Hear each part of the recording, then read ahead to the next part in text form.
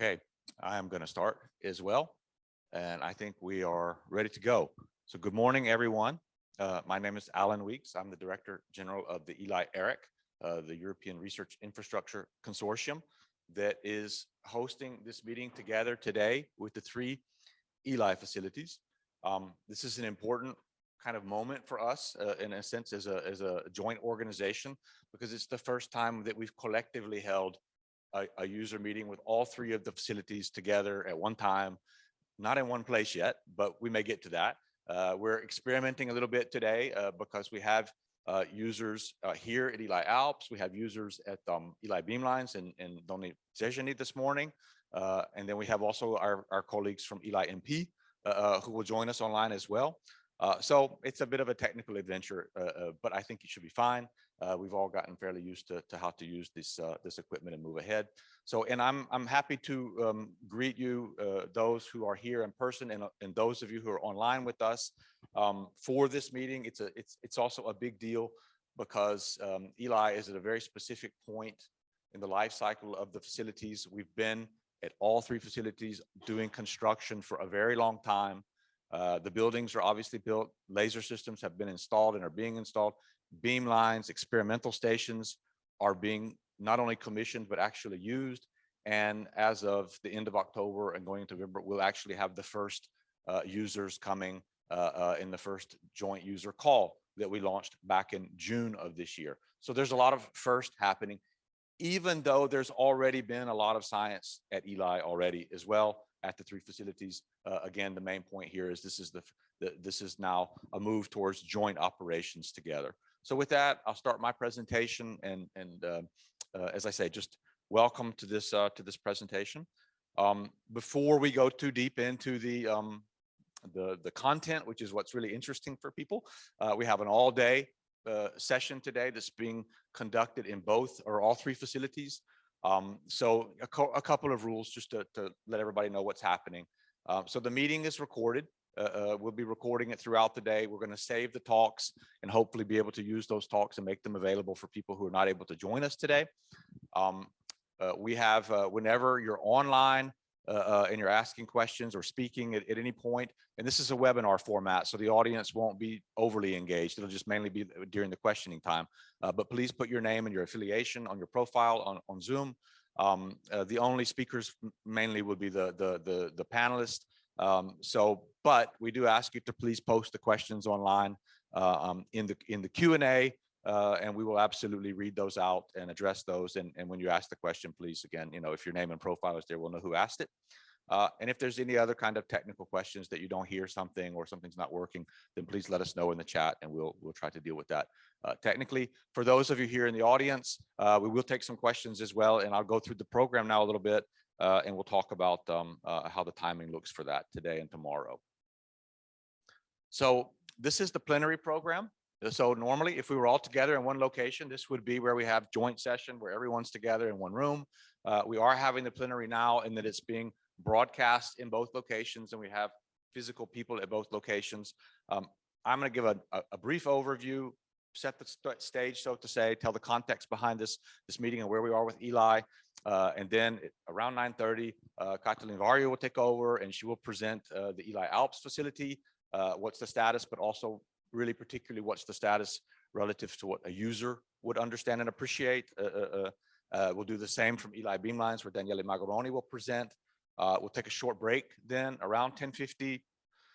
Then we'll come back and we'll have our colleagues from ELI Nuclear Physics give an overview of the facility and tell what kind of instruments and lasers are in the first user program there.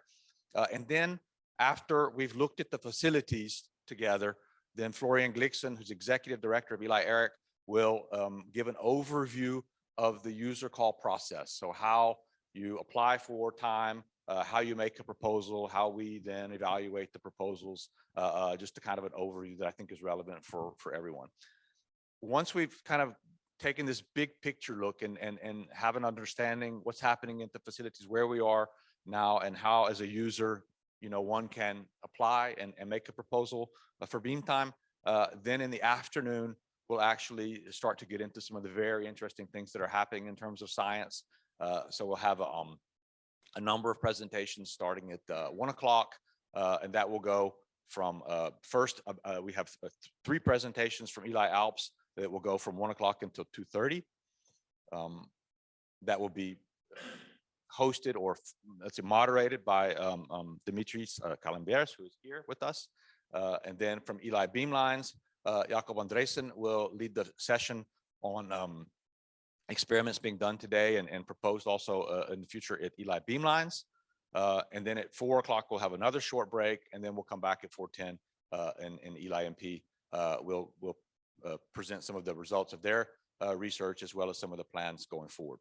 So we should be done around 5:30, 5:40. We'll see how the timing goes. Normally we don't finish early, but I will finish early already to get things started off in a good way. And then we'll have a summary and wrap up of the day. I think it's important to know that there are also sessions tomorrow.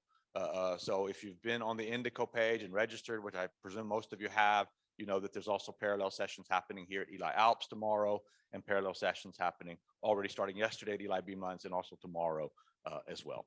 So that's kind of the plan for the day. It's a full day, and it's a combination of watching the screen, and for those of you who are in the room, it'll it won't be always interesting watching the screen all day, but we'll also have personal talks, and we try to mix it up a little bit so that you have a taste of both.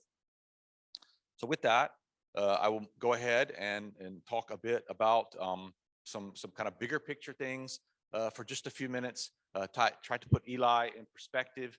So I think it's important just to say before we even go ahead that laser science in laser-based science is, I think, a better way of saying. So the kind of experiments that we can do using lasers as primary sources and using lasers to drive secondary sources is really not at the beginning, I would say, but is really at a point where we're starting to see tremendous growth in the field because we have a number of state-of-the-art systems coming online, particularly in Europe at the time. Europe is really leading, is very competitive in terms of the number of installations for high intensity, high energy lasers, as well as for ultra-fast state-of-the-art laser systems that are down to single cycle and sub-femtosecond pulses.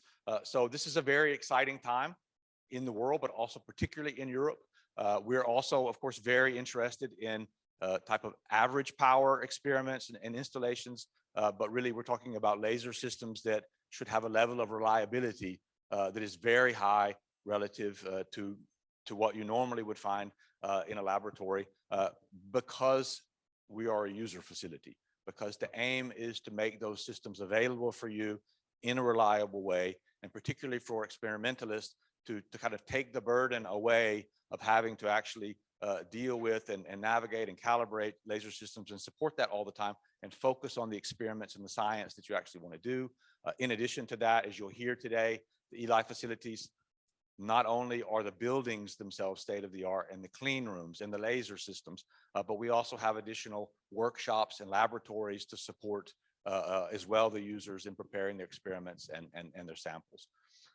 In the ELI facilities alone, just the 3 facilities, we have 5 laser systems that are petawatt class laser systems, as well as a number of laser systems that are absolutely world leading in terms of high repetition rate and attosecond experiments. So the first facility, just in alphabetical order, is ELI attosecond, which is where we are today, pulse systems, ELI ALPS. And you will hear in a few minutes from Katalin. She will tell you more about it. ELI ALPS is a world-class center, particularly for ultra-fast physics, although we also have a high-power, high-intensity laser, petawatt-class laser here. Just to give you an idea, if you're not here physically, if you've not been here, the facility is quite large, particularly large for a laser facility. We have over 30,000 square meters on several hectares of land, again, supporting not only the dedicated laser building or experimental building, but also the workshops and the offices and laboratories around that. There are nearly 300 people employed here from a number of different countries, which I will talk about in just a moment.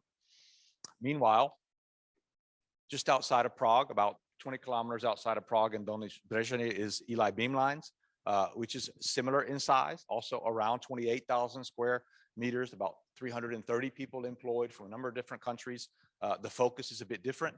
So we are 4 major systems. There are 4 major laser systems with a lot of emphasis on ultra intense lasers, also high average power with the L3 laser, a 1 petawatt laser that operated up to 10 hertz, the L4 laser, a 10 petawatt system with a shot a minute. So these are really ambitious. But again, we also see that we have a high average power laser with the L1 system, which has been online for quite some time, a high repetition rate, and a lot of versatility in the laboratory there, as you'll hear today from Daniele. So many fields of science, again, we're not really specifically aimed at people who are experts in lasers. We're actually opening up the grounds for research to disciplines coming from outside of the area, because it doesn't require that you have to be an expert in laser systems to be able to do an experiment at the ELI facilities. And then there is also another facility coming online down in Romania, in Margarone. So the ELI nuclear physics facility is again leading in this field in terms of the installation that we have with 2 10 petawatt class lasers operating in a very large facility, eventually also combining with a linear accelerator that will be driving a gamma source, and really being able to combine these systems. So these are not just standalone systems, being able to combine them on an experimental space and with targets to do kind of unprecedented experiments in this field, pioneering what we're calling a new field of nuclear photonics. So you'll hear from all 3 facilities, and I look forward to what they will tell you, and I hope that you'll find it exciting. One of the things that we've seen over the years is a bit tricky sometimes with 3 different ELI facilities to understand exactly what are we at ELI doing, because you get different information from one facility or another facility. And as a user, I don't always have time to track specifically what's happening at ELI. It's just a lot going on. So it's always been the idea that we will eventually bring ELI together under one umbrella from the user's perspective and operate as a single organization from the user's perspective, so that there's one point of entry, one portal that a user goes to find out information about ELI, irrespective of which facility it's at, because you just don't really want to focus on the geography of a facility. You rather focus on what kind of science can I do at the facility. So the idea behind that, going back more than a decade, is to create an international organization to coordinate and manage the activities and the operations at the 3 facilities. And that organization is called ELI-ERIC, which is a European Research Infrastructure Consortium, which mainly means that it's a management body set up by countries. And there are countries that have established it, and member states of the European Union that pay for it and the operations of it. It's not the European Union that pays for it. It's actually the member countries that pay for it out of their budgets. Today, we have 4 member countries and 2 observers who are in the process of becoming members. That's the Czech Republic, Hungary are the 2 hosts. Italy, Lithuania are founding members. And we have Germany and Bulgaria as founding observers on a path to membership. And then, of course, as I just showed you, the ELI-NP facility, we expect that Romania will also join this consortium, as well as a number of other European countries. And it's mainly a European consortium, although countries from outside of Europe can also join ELI-ERIC, and that's something that we will also look to encourage. Just to give you a sense of that, when you look at ELI-ERIC combined, so we talk about ELI-ERIC includes the 2 facilities today, ELI Beamlines, ELI ALPS, in the future, of course, also ELI-NP. But if you just look at the 2 combined facilities, ELI ALPS and ELI Beamlines, we're looking already at an organization that is nearly 600 people. So between the 2 facilities, you have almost 600 people from 41 different countries. So very international organization already. We've already been establishing and working through collaborations with a number of institutes around Europe and around the world. So more than 100 total collaborations between, again, the 2 facilities.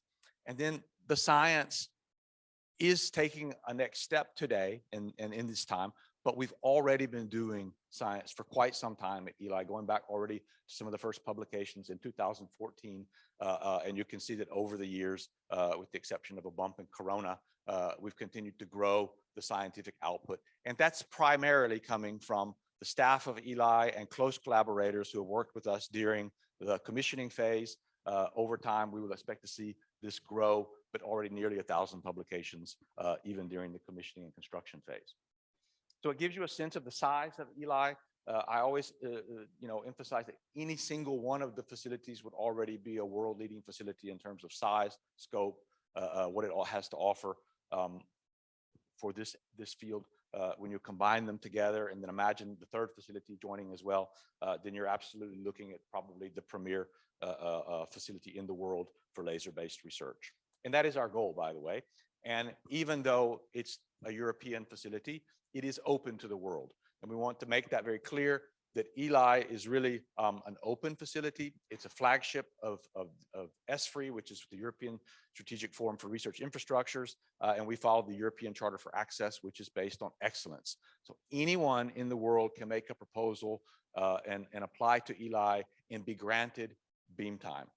So all you have to do is understand what kind of proposal you're going to make. Florian will tell you more about that. And have a proposal that's then evaluated by an international peer review panel. The only condition is that the results of that experiment have to be open. They have to be published in an open journal or in a journal that subscribes to open processes. And then eventually also the data has to be opened up over time. We allow for a 3-year embargo for the primary investigator to work with the data and have time to publish. If you want to extend that, then you can simply ask and we can extend it for a period. But eventually the idea is all the data over the lifetime of the facility will be maintained and curated by ELI-ERIC and will be available also for other researchers in the future to access. We have another type of access as well, which is called mission-based access. And mission-based access is where we look at thematic areas, for example, viruses, or for example, semiconductor technologies. Those are thematic areas where we at ELI can issue a specific call to grant access so that we can focus in on certain topics that we think are important, not only for ELI, but for Europe or for the world, and invite proposals around those thematic areas and reserve beam times for those years. Also with mission-based access, we can reserve and provide beam access for educational purposes for people that are working on PhDs or master's degrees. Again, the results are published and open and peer reviewed. And then finally, there is proprietary access where one can just simply pay for access because you want to do a measurement and you don't want to share the data. So in that case, okay, we can arrange that, but then simply just pay for the access to the beam time. So those 3 modes of access, and Florian Gliksohn will later tell you more about particularly the excellence-based access and how to do that, which I think is relevant for most of you at this point. Just to say that the ELI-ERIC science team is already in place, and we're very excited to have Andrew Harrison joining us. He's the director and CEO of the Diamond Light Source. Before that, Andrew was the director general of the ILL, which is the world's premier neutron source. Andrew has already more than 2 decades of experience operating and managing user facilities and really focusing on how the science can be opened up and used for users, external users coming into the facility. This is very important for ELI because we're at a point in time in our life cycle, and we're one of the very few among just a handful of large-scale laser facilities aimed at users and really focused and has a mission specifically to provide access for users. So we're very excited about that. As well, we also have who's been leading here for quite some time already and been with ELI ALPS since the very beginning, Katalin Varjú, who's the science director, who works with Andrew, and Daniele Margarone, who's been with the ELI Beamlines for more than a decade as the science director, the research operations director at ELI Beamlines. So these 3 really form a core management leadership team for science. And we believe that this is an important aspect to have this kind of team together to coordinate and work across the facilities to manage the user program as well as the future of the science. And at ELI-NP, I also would like to introduce Sidney Gallis and Calin. And Calin is running the ELI-NP project and bringing it online during the construction period and will manage the operations. Sidney Gallis has just recently rejoined ELI-NP. He was working with ELI-NP years ago, went back to France, and now he is recently, within the last year, rejoined ELI-NP. Sidney is a nuclear physicist with a strong background in a world profile, and we're very excited to have a very experienced team as well at ELI-NP to bring that online, and we look forward to ELI-NP joining our management team in ELI-ERIC in the future. I spoke a few minutes ago about the first user call for ELI, and I think it's a big deal. I mean, even though we have been having users come, you could already see with the number of experiments we've had, et cetera. We've been commissioning the facilities really since 2018. I think we've started to have users on an active basis, maybe a little bit slower during COVID, but there have been experiments going on. I think what we see now, though, is we are bringing more and more of our laser systems and our secondary sources, and most importantly, our beamlines and experimental stations online. And as those come online, then we want to open them up to a broader range of users from multidisciplines, many different disciplines, and from really all over the world. What is important now going forward is that we are operating the user call and the access for the users together as a single point of entry, as I said to you earlier. And Florian will tell you more about that, but we've already started doing that. We have our first experiments that will run from the end of October now through probably April of 2023. In the first call, we had over 44 proposals at the 3 different facilities. There are 10 different beamlines and sources included in this first call. All the instruments were tested during the commissioning. We know that they work, and that when the users come, that they will be able to really collect the data and conduct their experiments as planned. And we are always encouraging users or potential users to contact the facilities, to contact our scientists and talk to them if you have an idea for an experiment, or you're not sure how it could work and you have questions around the feasibility. We are very open to get into a dialogue with you and to talk with you. So please start with our website, UP, the user portal at eli.laser. And there we've combined together all the information as well as links to the other facilities, to the 3 ELI facilities where you can get more information and contacts as well. We do have, and that's important for today, because if you didn't put a proposal in for the first call, well, too late, but we will tell you a bit about it today. But we have a second call that will start in January. And that second call will run, be accepting proposals probably until about April. And so we will also be introducing new instruments, which you'll hear about today, into the call. And we're very excited to have people making proposals. And what I can say, and what we see already from the first call, we anticipated, but I think it's really going to be the case, there is a lot of demand, and we will very quickly find that it will be a lot of interest in using instruments. And so, you know, it's not a first come, first served basis. It's an evaluation based on scientific excellence. But sometimes it helps to get started early and to really talk to the facilities and understand how you want to formulate your proposal. So please do prepare for that. And there's just an example of the user portal, which, as I said, Florian will tell you a bit more about what's here in terms of information, but really more about the process. How do you apply for beam time? And then in this first call, just to give you an example or a taste, and you will see more today, and then you'll hear more things that are coming down the pipeline. But already with 10 different instruments, we can see there are 4 instruments here at ELI ALPS, which we had 11 different proposals for. At ELI Beamlines, we had 5 different experimental stations, or 4, sorry, in the call. There were over 16 proposals, and at ELI Nuclear Physics and Margarone, there were nearly 17 proposals for really fundamentally just 2 experimental stations and 3 experimental slots. So already there's demand, but you can also, I think, just looking at this without going into detail, but what you will probably see today, I think, is a very broad range of science that can be done at the ELI facilities. It's very, very broad, many different types of instruments, and it covers many areas of science, and particularly physics. Just to give a short mention, because this is very important, I think we wouldn't be able to really effectively conduct this first user call, and particularly these user meetings today, if we were not already working together among the ELI facilities in a project, along with 11 other partners from around Europe, including in Salamanca and Dresden, CLF in the UK, Forth in Greece. The Impulse project is a 20 million euro project that's running for 42 months. It started back in 2020, and it's one of the biggest Horizon 2020 projects around laser science ever. And certainly it covers all of the larger scale facilities in Europe working together to discuss and figure out ways to operate large-scale laser facilities in very similar ways, or to find standardized ways to operate, and particularly for the ELI facilities to coordinate how we run and operate the facilities. And that includes all three of the facilities. And I think that's been an important kind of anchor for us to be able to work together. And just maybe one of the last things I want to say is, for those of you who may be just kind of new to the field, and you're just beginning to think about experiments that you would like to do, and you're not sure, how do I propose something, or how do I even do it?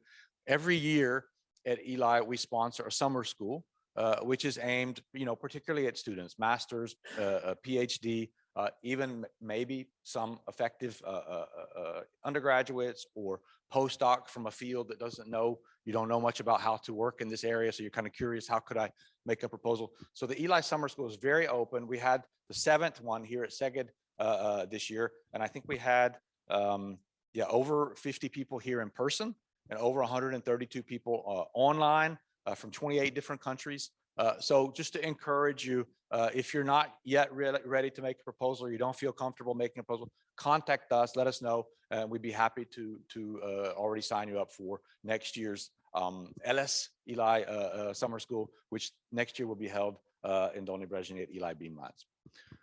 Okay, I think that's just about it for me at this point. I just wanted to make an introduction to kind of invite you all to enjoy the day. Thank you very much for joining us.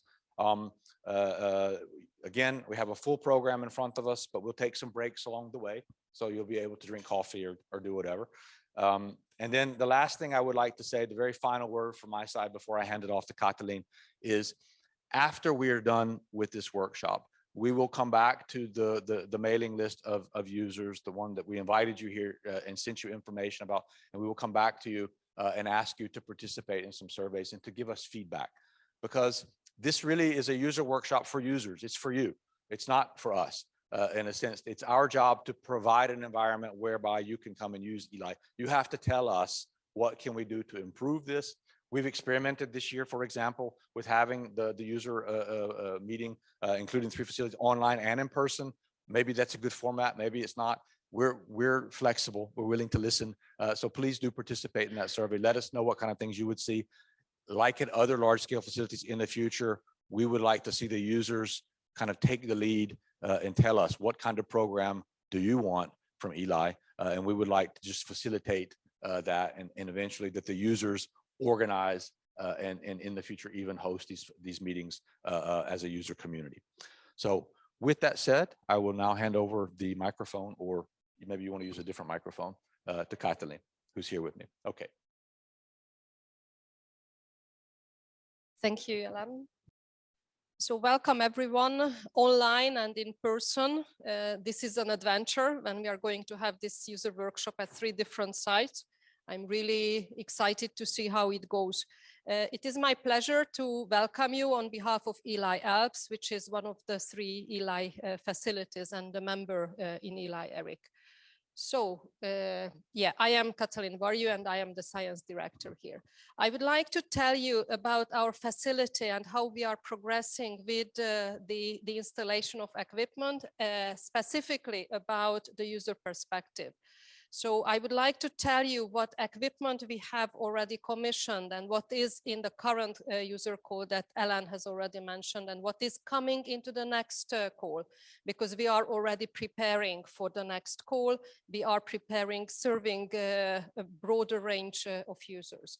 So as a user facility, it is very important for us to develop a portfolio of research opportunities, and we are building here capacity, capability, and uniqueness that we believe will be exciting possibility for the scientific community. We have here lasers. I'm going to give you details about what type of lasers we have. We also set up secondary sources, light and particle generated by laser pulses, and specific experimental end stations. We also believe that a wide variety of metrology and simulation tools to understand the physical processes is also a key importance at a research infrastructure. For those of you who are not present, I have a few photos, a virtual tour of ELI ALPS. We have a grandiose building. As Alan said, it's quite large for a research facility. In the laboratories, we also have state-of-the-art equipment, and we also have, luckily, very talented and motivated people who are working here, but we are always hiring. So if you would be interested to work with us, please contact us. So as I said, I would like to introduce to you our research equipment. It's categorized to 3 different categories: to laser, secondary sources, and end stations. All the details, the technical details, you can find on our webpage. What I want just to bring to your attention is that whatever is already in green, it's available to the users. Whatever is blue will be available by mid of next year, and the red ones will be available to users by the end of next year. We are in the final phase of our implementation project, and this is how more and more equipment are becoming green. As I already said, secondary sources are also coming online and being used in user experiments and for the experimental stations as well. I promise you the details to be available at the webpage. So what are the recent advances? So I'm not just giving the same talk over and over again. The recent advances of the ELI-ERIC facilities is summarized very briefly in the annual report, which is also available on the webpage, so look it up. And this tells you how we are progressing in our projects and how we are going towards the integrated ELI-ERIC operation. I would also like to mention that we are not just installing equipment and letting it run as they are, but we are aiming at improving and developing and upgrading all the equipment. This is something that we do as researchers to figure out how equipment can be made better, but also as a user facility to facilitate broader and the better possibilities for the user community. There are a few major ideas where we do development. One is the post-compression of laser pulses to produce really the attosecond pulses that it says in our name. We need really short pulses. So this is one of our mission, is to make our laser pulses as short as possible and going towards the single cycle regime. And our researchers here have achieved the post-compression with the mid-IR laser and with the Silos laser already pushing the pulse duration below 2 cycles. The next major area of our research is to develop secondary sources and improve the flux of the already available pulses and improve temporal characteristics of these sources. And the third one is that what we realize from user proposals already coming in, that users are always interested in using combinations of sources that we are offering. So for each new user or every second new user, we need to add to the pump probe possibilities that we are offering at the facility further and further additional pulses in the pump probe scheme. So this is, in brief, or on one picture, our infrastructure. This is the laboratory areas, which is probably the most important from the user's perspective. We have the laser labs, we have target areas. Some of the areas are shielded, radiation shielded, the bunkers where we take the high intensity interactions, and other areas are unshielded. But the clean room condition and vibration isolation and stable environment conditions are a key to having a reliable, reproducible operation of our systems. So I'm going to give you some details of this equipment, really focusing on what is available in the user call and what is the new compared to the last time I gave a talk about the ELI ALPS. So the first activity group I would like to introduce is the mid-IR activity. We have now a laser system which operates in the mid-IR regime. The central wavelength is 3.2 microns. It's tunable between 2 to 4. The system is operating at 100 kilohertz and the available pulse energy is 150 microjoules. We also have in development another mid-IR laser which will be available at somewhat lower repetition rate, but much higher pulse energy, so that the interaction that we can initiate with this laser is going to be more intense. These are just some plots about the performance of the mid-IR laser. As I said, for a user facility, we need to be very reliable and reproducible in terms of the source characteristics. And I also have here some results that I have mentioned about post-compression of the pulses going below the 2 optical cycle limit. And of course, the laboratory is equipped with a variety of diagnostics. This laser is operational since October 2017, and ever since this is being used in user campaigns. During the summer, this laser was relocated to another laboratory to make space for the larger mid-IR laser. And this is now recommissioned, and it is going to start experiments in the first ELI-ERIC call.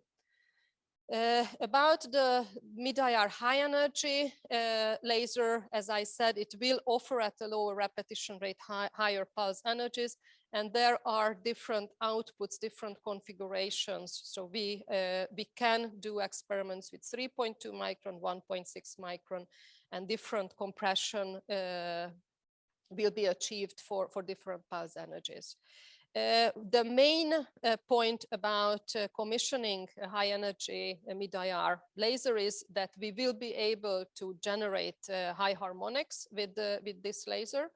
And this is also in construction, in development at our partner Class 5 Photonics. And actually the vacuum system is already standing. It's waiting for the laser to be ready, and then this can start producing below water window pulses at the second durations. The next group of activities is what we call the HR, high repetition rate activities. This actually means 2 lasers that are operating at 100 kilohertz, fiber laser technology, and the beamlines and end stations that these lasers drive. The laser, the HR1 laser in a long pulse mode have been operational since the end of 2017, and this has also been used in many user experiments. Recently, the completion of the development last year has happened, and now we have it in a few cycle operational mode. The CEP stability is still an ongoing problem, which is being tackled by the developer AFS. The higher energy version of the 100 kilohertz laser, HR2 laser, is also in development, and by the end of this year, beginning of next year, it's also going to move to Szeged, and then it can be actually also offered in the second ELI-ERIC call. Right now, the commissioning status is that up till the first compression stage, it is operational. The second compression stage, which will take it down to the 7 femtosecond pulse duration, is still being commissioned at the developer. And as I said, these lasers are actually driving beamlines, 2 high harmonic generation beamlines. One is actually dedicated to gas phase experiments. This is why it's called HR-driven gas HHG gas beamline. And I have here a few parameters of this beamline. As I said, it works at 100 kilohertz, and it is set up for XUV IR pump probe studies. We have flexible configurations achievable for the different pump probe arrangements. and there are various diagnostics installed on the beamline. What you can see here in the bottom left is a rabbit trace that was recorded with this beamline. If you have been in the lab, you have seen that this interferometer, which is, why is it jumping? The interferometer is 4 meters long. So this is not a small interferometer, but the interferometric stability for the rabbit trace was actually quite nice. So you can see that putting so much effort into our vibration isolated laboratories actually paid off. For this beamline, we generate about 250 picojoules of XUV pulse energy. And by the time it reaches the target, after some reflections, we still have 50 picojoules. This is the focused energy at the position of the target. And we have measured the average pulse duration in the pulse train, and it's below 170 at a second. We are waiting for the laser to achieve CEP stability, and then we can start optimizing single attosecond pulses with this beamline. We have achieved a very high flux compared to the repetition rate, or with respect to the repetition rate in a pump probe alignment beamline running at 100 kilohertz. So this is again just some plots about this beamline. For the high average power that the laser is providing, we actually had to use a very specific gas cell for the high harmonic generation, which was designed in-house, and the design is being patented. It's cooled, water cooled, and there is a possibility to move the cells without breaking the vacuum if we want to experiment with different gas cell dimensions. The other beamline is almost identical to the one that I have just introduced before, except that this is equipped with an XUV monochromator, a time compensated XUV monochromator, because this beamline is dedicated for condensed matter physics experiments, and there it's not that much the attosecond pulse duration, but the very specific narrow band radiation, which is coming important. This monochromator has been tested, it's commissioned, so now we can really use it in experiments using monochromatized XUV pulses. And at the output of this beamline, there is a permanent end station, a nano-ESCA end station. In the afternoon session, you will hear about what experiments you can do with the nano-ESCA, but also there is a position to use a liquid target, a liquid jet end station. You will also hear a talk this afternoon about what experiments can be done in the liquid phase. As I said, we have dedicated end stations. The ones that are being used in the high repetition rate beamlines is a velocity map imaging end station and the reaction microscope end station. The VMI has been commissioned on the gas high harmonic generation beamline, but actually right now we are moving it to mid-IR applications. These end stations are mobiles, so whatever the user wishes, we can adapt the end stations to the actual user experimental needs. We also have some equipment to study chemical reactions. We have a transient absorption spectrometer setup, which is also kind of a mobile setup. On an optical breadboard, you can move it to different laboratories. Right now, the experiments are happening in the HR laser lab. So they are using a smaller fraction of the HR laser, and then they can study transient absorption. This is user ready, and it is being used by users in the proposed experiments that have been submitted. The nano-ESCA, this is a photo emission electron microscopy. We can look at electrons emitted from a surface. in different modes. We can look at the lateral distribution of electrons. We can look at momentum distribution of the electrons, and we can even separate the spin up and spin down electrons with this equipment. A talk is coming in the afternoon. The next group of equipment is what we call the Silos group.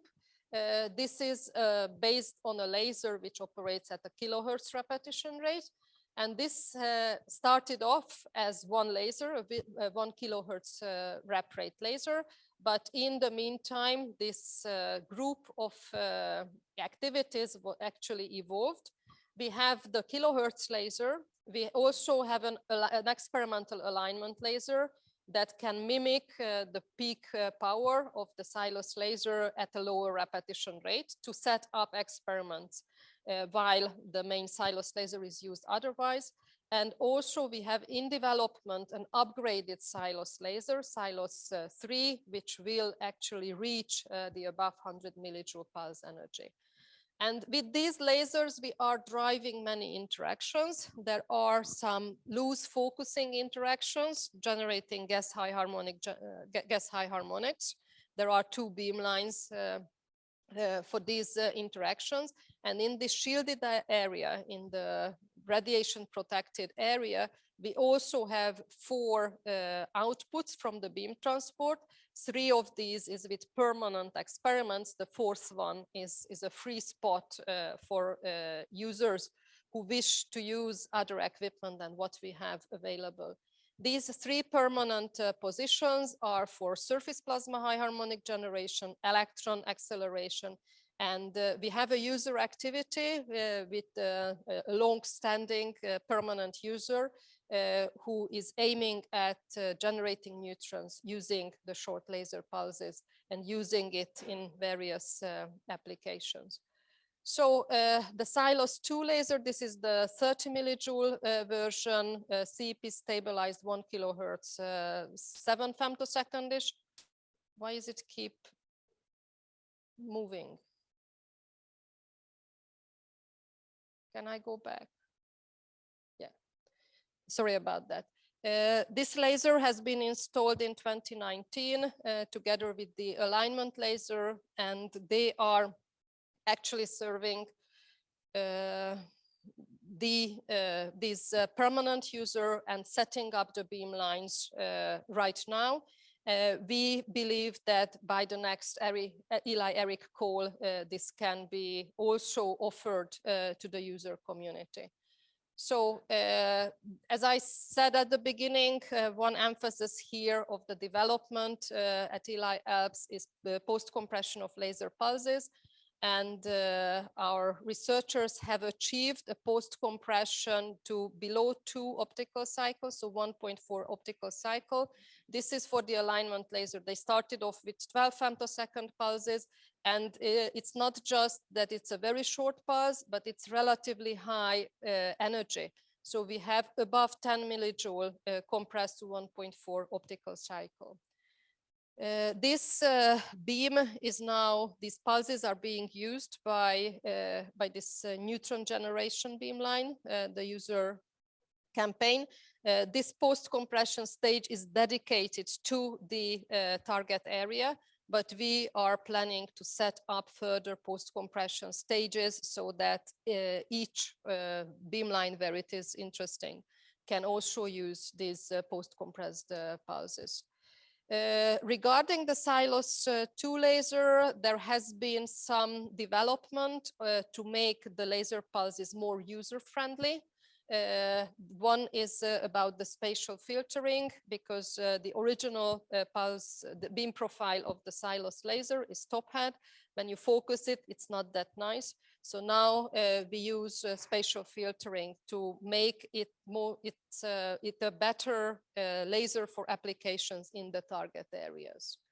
And also there is post-compression studies being done on the Silos laser. So at a kilohertz repetition rate, we are trying to reproduce the results that have been achieved with the alignment laser. The Silas 3 laser is being developed at the factory site of light conversion, and this is the current status. They are progressing according to the project plan, and this laser will be commissioned here at ELI ALPS premises by the summer next year. So maybe not the second ERIC core, but definitely in the third ERIC core, we would like to propose addition of this laser as well. So about the beamlines, what will be available for the user call is the Silas gas high harmonic generation compact beamline. This is compact because this beamline fits within the room. And here the phase matching regime that we are exploiting is high pressure targets in loose focusing. Very nice results were achieved with this beamline. Microjoule pulse energy in the XUV. You have here a few spectra depending on what gases you use for generation. You obviously get different type of radiation. With this beamline in a user experiment, we have seen a second order effect. So XUV nonlinear effect was measured. The publication is in print right now. And now the major emphasis is to go towards single attosecond pulses. So there is a campaign to use polarization gating and limit the harmonic emission to a single half cycle. The other attosecond beamline driven by the Silas laser is called the long beamline, because in contrast to the previous one, this doesn't fit into a single laboratory area. It actually goes through 4 laboratories, 4 adjacent laboratories. It's really long. We can go up in focal distance up to 40 meters with this scheme. And also the gas target that we are using for generating the high harmonics is made up of 40 centimeter cells. And in total, we can go up to 6 meter lengths of propagation target with this beamline. This beamline is in commissioning. The pump probe arrangement is not yet set up, but by mid next year, when the ELI ERIC Call 2 is going to take effect, it will be already set up, and then the pulses can be temporally characterized, not just spectrally. For the higher intensity interaction in the shielded area, we have a surface plasma oscillation beamline to produce SHHG radiation. This is a beamline which is designed to produce surface plasma high harmonics, but it's more than that. This is set up to study plasma dynamics in detail. And the other permanent beamline, as I said, is set up to accelerate electrons with the Silas laser. This is already being put together here on site. So if you have a chance to go to the lab, you will see that from the outside it looks complete. Not the inside, but the outside is already complete. Also on the Silas laser, we are using a chemistry end station. This is for time resolved reaction control. This setup is for gas phase sampled, and we can do photodissociation, Coulomb explosion in gas targets. And right now this is driven by the Silas laser, but only a fraction of the energy is used to drive these photodissociation effects. In the future, we are also going to make available different pump probe schemes where it can be illuminated, not just with the IR pulses, but XUV and terahertz pulses as well. And the last group of, the last one before the last group of activities is for the petawatt laser. It is arranged around the petawatt laser, which is the petawatt at 10 Hertz laser that we are setting up to achieve. Right now, we are at partial specifications with this system, and we will start operating this system at a lower repetition rate, because setting up your beamlines, you don't want the 10 Hertz, you want single shot or burst mode, but not a continuous 10 Hertz. So this is where we are aiming right now to reach a lower repetition rate operational mode of the laser. We are working on it together with Amplitude. And then in the long run, when the beamlines will be set up, all commissioned, then we will turn our attention to the high repetition rate operational mode. So this is the current status of the laser. This can provide at 10 Hertz 10 joule compressed pulses in the target area. But this is just a partial achievement, because the aim for the beamline is actually to reduce the repetition rate so that it can be applied in the beamline commissioning phase. The petawatt laser will drive 3 different experiments in the high shielded target area. One is a surface plasma, high harmonic generation, so plasma physics. Another one is electron acceleration. And there is a third output, which is just a versatile end station, a versatile target station, where we set up a focusing position. The user will be able to position their samples in the focus, whatever target they wish to use, in solid, in liquid, or in any related form. And there will be diagnostics around to study what is happening as a result of the interaction in this very high intensity regime. And the last activity is the terahertz activity, because with our sources, we go all the way from X-ray to terahertz, so long wavelengths radiation. And this is actually 2 separate terahertz facilities. The smaller energy, higher rep rate terahertz facility is called NLTSF, Nonlinear Terahertz Spectroscopy Facility. This operates at 1 kilohertz rep rate, and the pulse energy, the terahertz pulse energy, is in the 10 microjoule regime.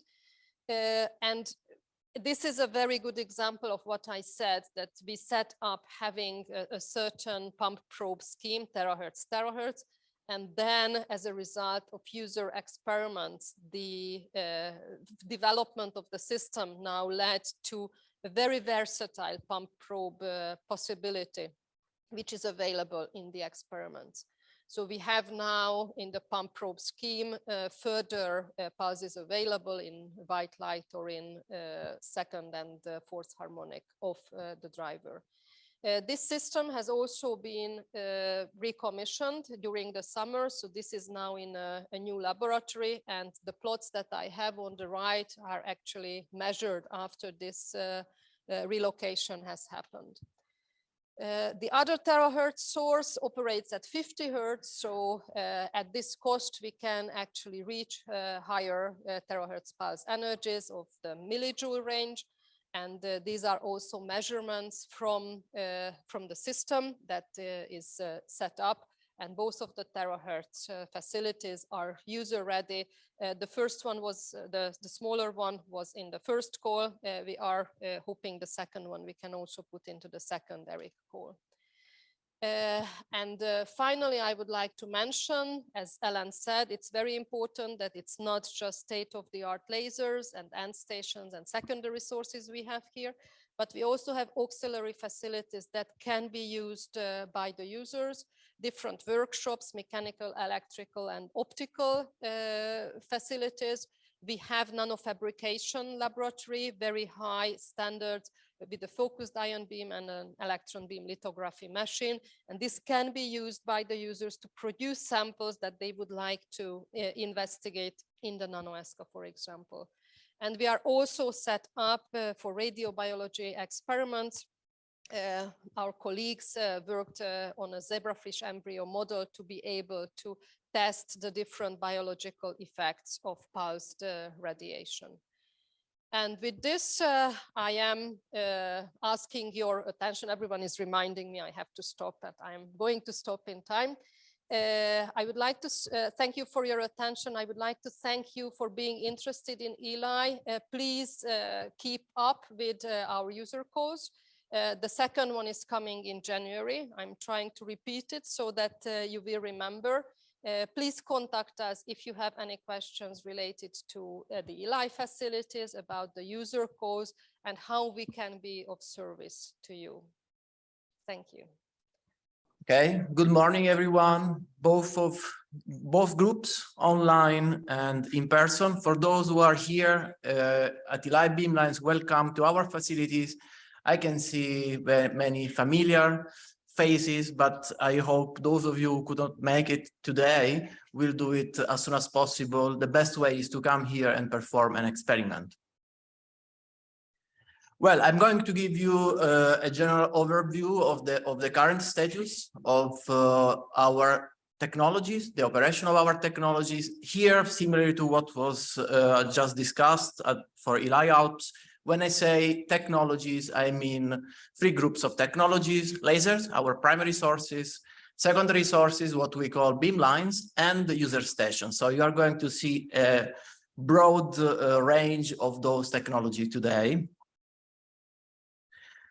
The first part of the talk will be very short, but I would like to address those of you who are not very familiar with our facilities. So I will give an overview of the ELI Beamline Center, and then I will mainly focus on the user program as it was anticipated by Alan today. And in this sense, I'm going to give you an overview of the current user offer. So we started actually back in 2018 to provide beam time for users, and also what we are about to put online, so the near-term user capabilities. And finally, I would like to flash just a few minutes free experiments that we call flagship experiments. It was mentioned by Alan. We have a project, a big European project, Impulse, and within this project, we want to enhance the capabilities of our technology for users. Actually, this will be also online as user calls, and you will see that there is also exciting science coming up, and in the afternoon, you will have a chance to address questions directly to those users who will be helping us in performing these flagship experiments. First of all, back to 2010, I would like to stress once again what are the main goals of ELI Beamlines. First of all, provide unique tools to support scientific excellence worldwide, and second, to do this through the demonstration of interaction of light with matter at extreme intensity. Here comes the name, extreme light infrastructure. So ultra high intensity, well beyond 10 to 21 watt per square centimeters up to 10 to 23. Now that we are in the process of providing these technologies to you, you will be responsible of these goals. So you will have to demonstrate the scientific excellence here. And of course, as I already mentioned, the tools are first the primary sources. So we have been developing over the years and now operating 4, or at least operating 2 of the 4 laser technologies, cutting edge laser technology, high power, high peak power, high average power, femtosecond lasers. So you will see today during the presentation, I will be mentioning the lasers as L1, L2, L3, L4. And if you can see at the parameters, actually we are spanning a broad range of laser intensities, peak power, average power, repetition rate from a 10 terawatt class lasers, kilohertz L1, up to the 10 petawatt class laser, the L4 laser, which is not a high rep rate, but still in its own class, it's a very high rep rate, 1 shot a minute. And what I want to stress here that all of our lasers are providing high energy in the single pulse, including the kilohertz. L1 laser is the 100 millijoule laser and high repetition rate. Of course, the workhorse, as it was mentioned by Alan, of our facilities, the L3 Hubble laser, providing both peak power, petawatt, and repetition rate 10 Hertz. So it's a state of the art in both for both parameters. Last but not least, we want to offer here not only primary sources, not only lasers, but also secondary sources. And that's why the high rep rate feature of our laser is important. So X-rays and particles. And those should help the users to demonstrate pioneering research, not only in plasma physics, material science, laboratory astrophysics, but also other disciplines like medicine, biology, chemistry, and many others with a strong multidisciplinary application potential. Again, this is your task now. The first and actually paradigm change is not only related to technology, but I don't have to explain. You can see here from these two pictures what was this area here in Dolny Brzeżany before ELI and what is now.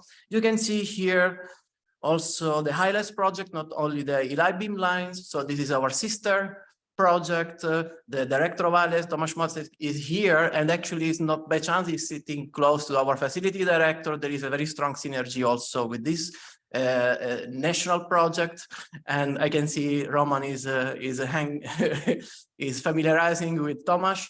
And in fact, ELI Beamlines hosts more than 300 employees, and the footprint is about of the facility itself is about 30,000 square meters.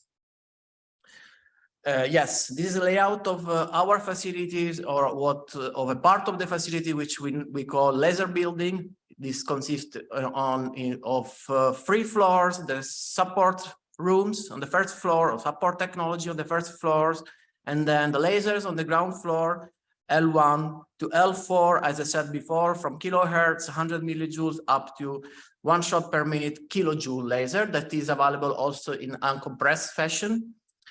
I will be talking about that. And then in the basement or in the underground floor, we are having 5 experimental halls, dedicated target areas, E1 for material and biomolecular application experiments, E2 for X-ray sources driven by petawatt class lasers, E3 for plasma physics and high energy density physics, where we want to offer a number of lasers simultaneously in the same target area. The E4 hall for, here I can see that you cannot, okay, now we can see all the screen.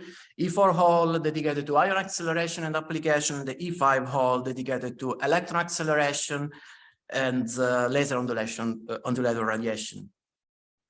At the moment, as I said, we are already offering the user beam time for the experimental chain L1 to E1, and actually we started in 2018. We have finalized the basic commissioning of 2 target areas driven by the L3 petawatt 10 Hertz laser. Actually, this was done in a single shot and at 3 Hertz and also 0.5 Hertz in the E3 plasma physics area and in the ion acceleration area. And we are about to start the basic commissioning also in the E5 electron acceleration area with the L3 laser. Here in red, you can see also that we have carried out the basic commissioning of the L4 uncompressed laser in the plasma physics area. And actually, there are 2 calls for user assisted advanced commissioning, both for the E3 and E4 area, so you can find them online. The L2 laser is still under development, and the E2 area will start the commissioning phase with the L3 laser, but in future with the L2 laser as well next year. And the same is for the laser undulation radiation in the E5 hall. Before going into the science opportunities, I would like to say that there was another big challenge. One thing that I did not mention in the previous slide is that potentially the building can allow the beam transport of all the laser, each of the laser into any of the experimental hall. But of course, this is a very nice feature, but quite challenging from an engineering point of view. This is an example, the output of the L3 Hubble laser at the first floor, and then the final interaction happens in the target area of the ion acceleration beam lines after a beam transport which is about 80 meters long. And of course, this is not easy. We are talking about a 23 by 23 centimeter square beam, 30 femtosecond laser, propagating in vacuum for 80 meters and bouncing about, in this case, 13 times.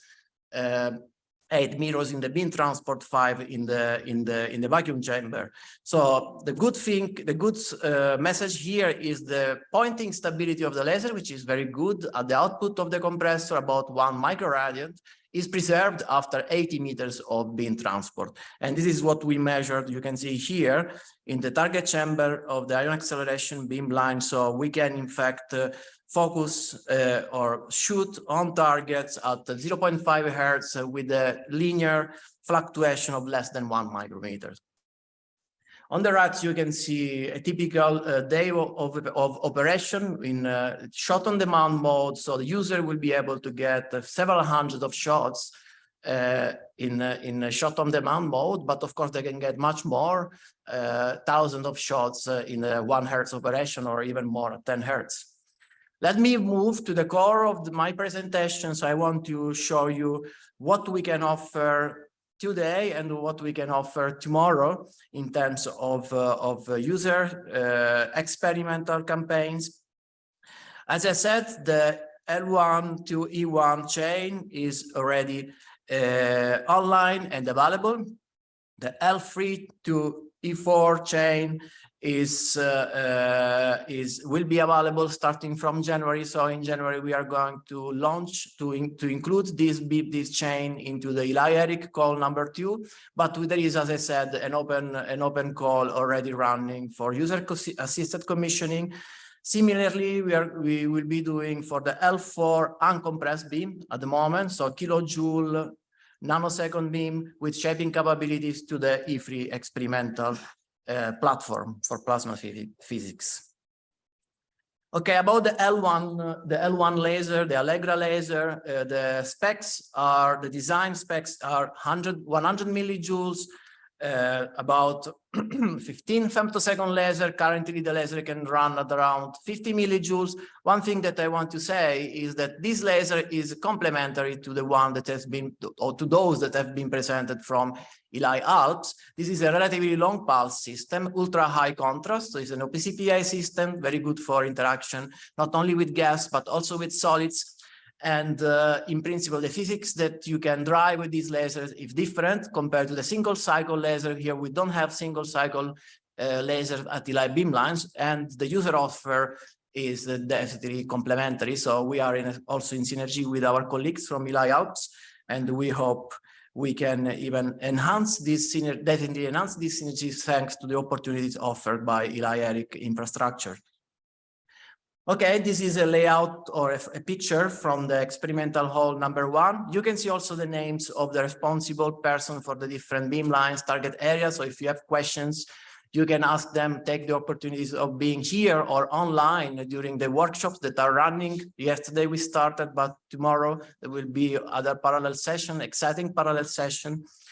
Here you can see, so the L1 to E1 chain. Also in this case, we transport the laser for a few meters, probably 10 or more. I don't remember exactly now. In this case, we have two main secondary sources driven by the L1 laser, the high harmonic generation in gas. In this case, we can provide the soft X-ray radiation, so XUV radiation, to enable MO science and material science and other user applications. Then the PXS beamline that can provide hard X-rays, in this case for different range of applications, diffraction, spectroscopy, radiolysis, and others. And also we are offering possibility to perform ultra-fast optical spectroscopy from the mid-EIR to the DUV. In this case, we are having complementary support lasers that can be used either to drive different type of experiment or also to drive the X-ray sources with a lower energy in the laser pulse. Here, what I want to say that this target area is fundamentally related to dynamics. So the typical experiment is the pump probe experiment with femtosecond resolution, down to femtosecond resolution time, where you can use as a pump or as a probe the X-ray source or the optical laser and vice versa. And the good thing is that here, the kilohertz laser also allows the user to accumulate a lot of statistics. Okay, here just a few specs about the X-ray sources, at the kilohertz X-ray sources. So as I said, harmonics in gases. In this case, the range of wavelengths spans between the 10 nanometers and 50 nanometers. In this case, we have a coherent source. For the PXS source, this is incoherent, but the spatial coherence is very high. And the number of photons per shot at the source is about 10 to 11. But of course, then when you want to use it on the user sample, you have to consider this is a 4 pi source. So that we are having at the moment, with the current availability of the L1 laser, 8 keV photons with a flux of about 10 to the 6 on the user sample. This is a quite rich slide. I'm not going to explain it into the details. Again, you can ask the specialist during the parallel session, but just to say that we can accommodate different groups of experiment at kilohertz using our secondary sources and our user stations in the E1 hall.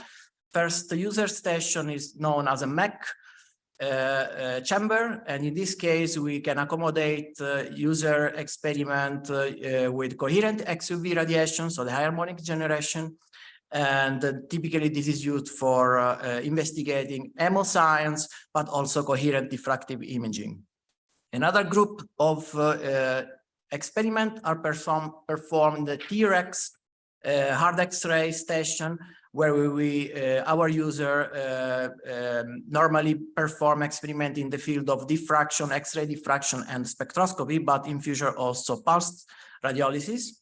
And then the ultrafast optical spectroscopy, where, as I said before, we use complementary laser, but we can also use the L1 laser, so pump probe experiment in the field of stimulated Raman scattering and also time-resolved ellipsometry. This is already some statistics, since we have been running this experimental chain since 2018, and you can see that the number of applications is quite high. Also, this end station have been offered within the ELI call 1, so we received 17 applications. We try to accommodate most of them. And if you look at the plot on the bottom right, also in terms of user publication, the trend is quite positive. So we can expect only to be better, especially when we plug in the other beamlines and user station at ELI Beamlines. This is an overview of the current performance of the L3 ALPS laser that have been developed in cooperation with by Livermore, but in cooperation with the ELI Beamlines laser team. The design parameters are 1 petawatt, 30 joule, 30 femtosecond at 10 hertz. Currently, the laser can run at 0.5 hertz and also 3.3 hertz, and in single shot on demand. You will see some result from the basic commissioning exercise. What I can see here is that the contrast of the laser at the moment is quite good, 10 to the minus 11 at the 20 picosecond range. We experienced some issue in the past with the ASC pedestal, but this is solved, and you will see also the results. This laser can drive different beamlines. The first one we have been commissioning is the ELI beamline, the ion accelerator part of the ELI beamline. You can see this here in the picture. And in this case, we were able to focus the laser reliably at beyond 10 to 21 watt per square centimeters with a rep in single shot, and also with a rep rate of 0.5 hertz on solid targets. And in fact, you can see here on the right a plot showing the proton spectrum and how this evolved in time, also thanks to the improvement of the laser contrast. What I like to show here, or to say here, to stress, is that the beamline is quite, the reliability and reproducibility of the ion source is quite impressive, at least for me, both in single shot. You can see here the energy spectrum of the proton in single shot, but also in the rep rate. On the bottom right, you can see a series of shots, 100 consecutive shots at 0.5 hertz. And as I have highlighted here, the proton energy stability, cutoff stability is extremely high, few percent or less than one, actually less than about 1%. And of course, this comes from the stability of our laser.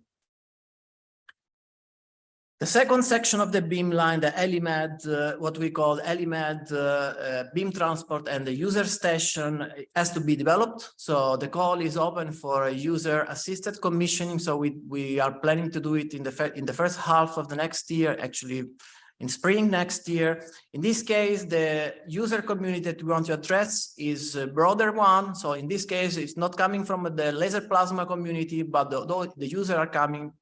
And we have a lot of interest from other communities like biology and medicine, chemistry, and also cultural heritage and so on and so forth. And here we want to, in fact, offer something more. So in a certain sense, to be closer to conventional accelerator facility, and particularly taking advantage of one of the unique features of laser-driven ion beams, that is the pulse duration, 1 to 10 nanoseconds, that allows to deliver on samples, for example, biological samples, those rates that cannot be delivered with any other accelerator machine, so above 10 to the 9 gray per second. No time to go into the details, but there will be a session dedicated to this tomorrow, so please attend the parallel session. Also, the L3 beam in a couple of weeks will be used to commission the electron acceleration area, so the ELI ELBA beamline in this case. And as you can see here from the picture and also from the optical layout, this target area or platform will offer beam time to users who want to work in the field of electron acceleration, but also in the high field physics area. There was a nice workshop yesterday, parallel session. So you can see here the L3 beam can be split, and then a counter propagation laser electron collider regime can be offered to user. So the idea is to start with the first phase and to offer beam time for electron acceleration next year, and then to move to the second phase of the more complex setup for the laser electron collider. Also, what I did not mention before, the L1 kilohertz 100 millijoule lasers will offer in future capability for user who wants to work at kilohertz and at relativistic intensity, so well beyond 10 to the 19 watt per square centimeters. And some pilot experiment has been run by the local electron acceleration team, showing that high quality electron beam can be produced at kilohertz. In the kilohertz regime. So one of the experimental station that is available at the moment to perform electron acceleration can in the near term be offered also to the user. And this is of course one example, but the idea here is to use L1 at some point to offer extensive beam time also for relativistic laser matter interaction. We will be organizing different user workshop. One of them is tomorrow on the alpha beamline. Last but not least, the biggest laser we are having. This is not a diode pump laser, it's a neodymium glass technology. It's a kilojoule, 1.5 kilojoule, 150 femtosecond, relatively long pulse. So a type of physics that we can drive here is different, for instance, from the one that can be driven at ELI ALPS with the 10 petawatt short pulse laser. Furthermore, this laser will offer the possibility to be delivered on target in the uncompressed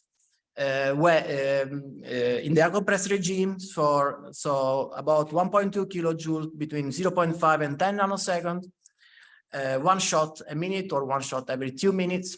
That is, of course, this offers new capabilities also for the communities coming from the high energy density physics, inertial confinement fusion areas. Of course, this laser is very large, and you can understand from this picture why we call this laser the beast. This is the compressor of the L4 laser, and in fact, the commissioning of this compressor is a reserve R&D project in itself. So we hope that we can finalize this, or we plan, we are sure that we will finalize this commissioning by the end of the next year. So we will start offering beam time in 2024 to the users. But again, the uncompressed version is already available. And in fact, one of the playground for the plasma physicist, well, the major playground for the plasma physicist will be the P3 experimental platform in the E3 hall. Definitely, this will be very unique when we will combine the L4 kilojoule uncompressed beam with the L3 petawatt class laser. In this case, again, you can perform pump probe experiment in a different regime compared to the kilohertz laser in E1, but pump probe experiment using, for instance, the L4 nanosecond laser as a driver and the L3 secondary sources, protons, X-rays, electrons, betatron radiation as a probe. And this can be done in the experimental chamber available to user in two different configurations, long focal length and short focal length. No time to go into details. If you have questions, you can ask Stefan Weber. Please use the occasion being here or online. But one thing that I mentioned earlier, we already performed the first commissioning of the P3 chamber using the L4 nanosecond laser. The user-assisted commissioning or advanced commissioning call is online, and this will be also in the ELI-ERIC call in January. So please be active and start preparing your proposals. In this case, of course, if you use only the nanosecond laser, we will address some ad hoc community, those working in the high energy density physics, inertial confinement fusion, as I mentioned, but also this platform will allow to investigate LPI physics, shock physics, and others. Our idea is to provide not only the laser, but also advanced diagnostics and target resolution. So you can see a few examples here. No time to go into the details. And then I did not mention at the moment our development laser, the L2 dual laser. This is an R&D project, or it is being implemented through an national R&D project, Adonis. In this case, we are trying to reduce a little bit the peak power, so not petawatt, but 100 terawatt laser, but running at higher rep rate than L3, so 50 hertz. And now we have some idea also in cooperation with the high laser to try to push it to the 100 hertz rep rate. It will be an ideal laser to drive the X-ray sources, both the laser undulator radiation that I will be showing in a second, but also the Betatron and Compton beamline with this laser. It's an CPA system, so ultra high contrast as well.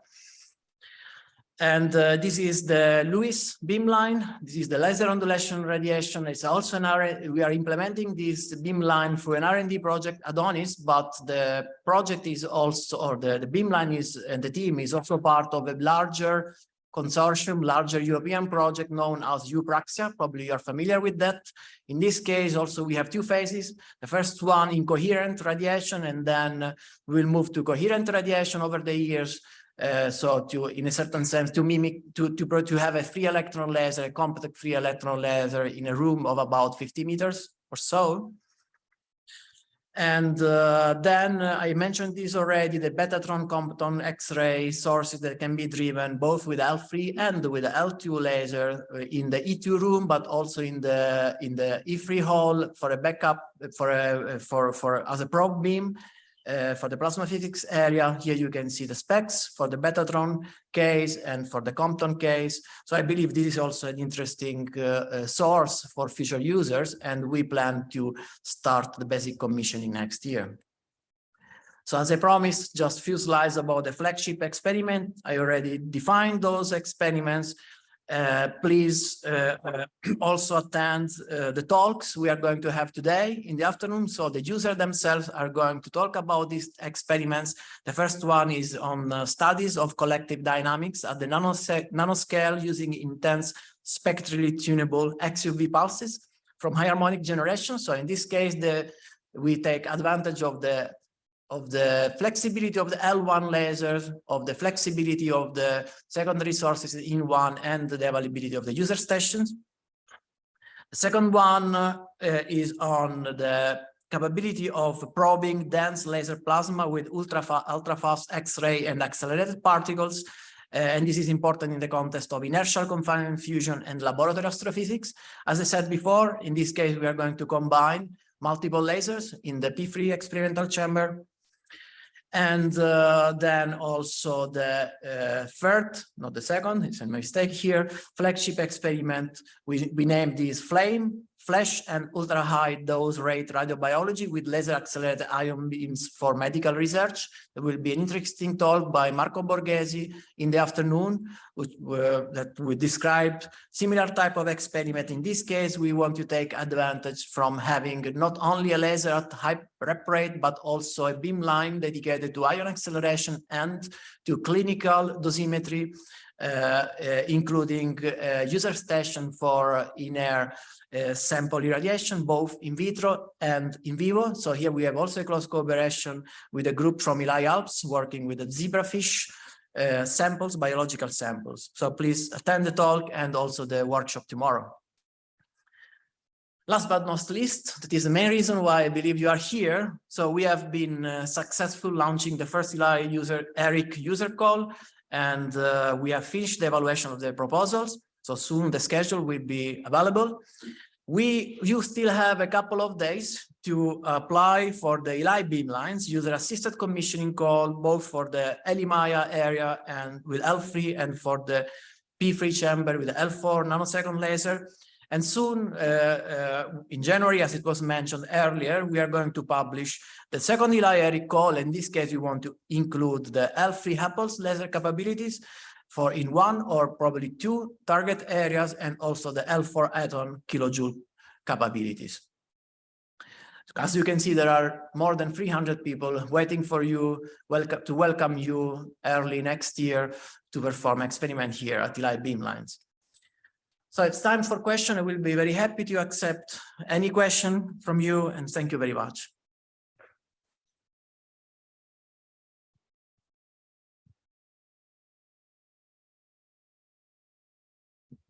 Yeah, I cannot see.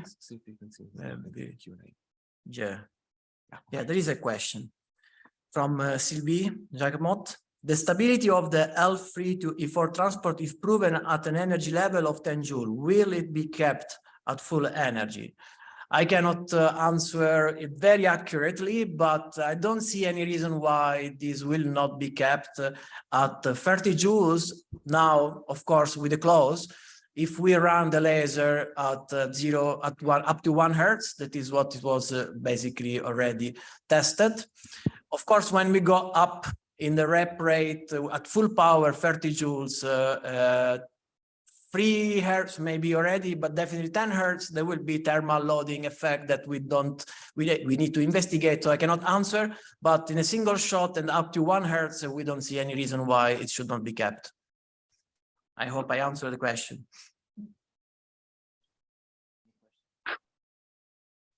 Any question? If you have question, just speak up, unmute yourself. And yes. Can you hear me? Yes. This is Alan here at ELI ALPS. It doesn't seem we have any other questions here in the room in ALPS. It seems like there's one more question online. Can you see in the Q&A? I already answered. That's the one you answered. Okay, good. Yes. Okay.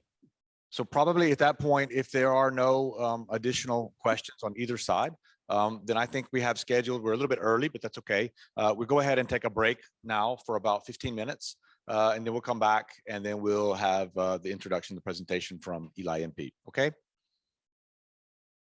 Yes, thank you. All right, thank you, Daniele, we appreciate it. That was very good. And we will see you guys in 15 minutes. Yep.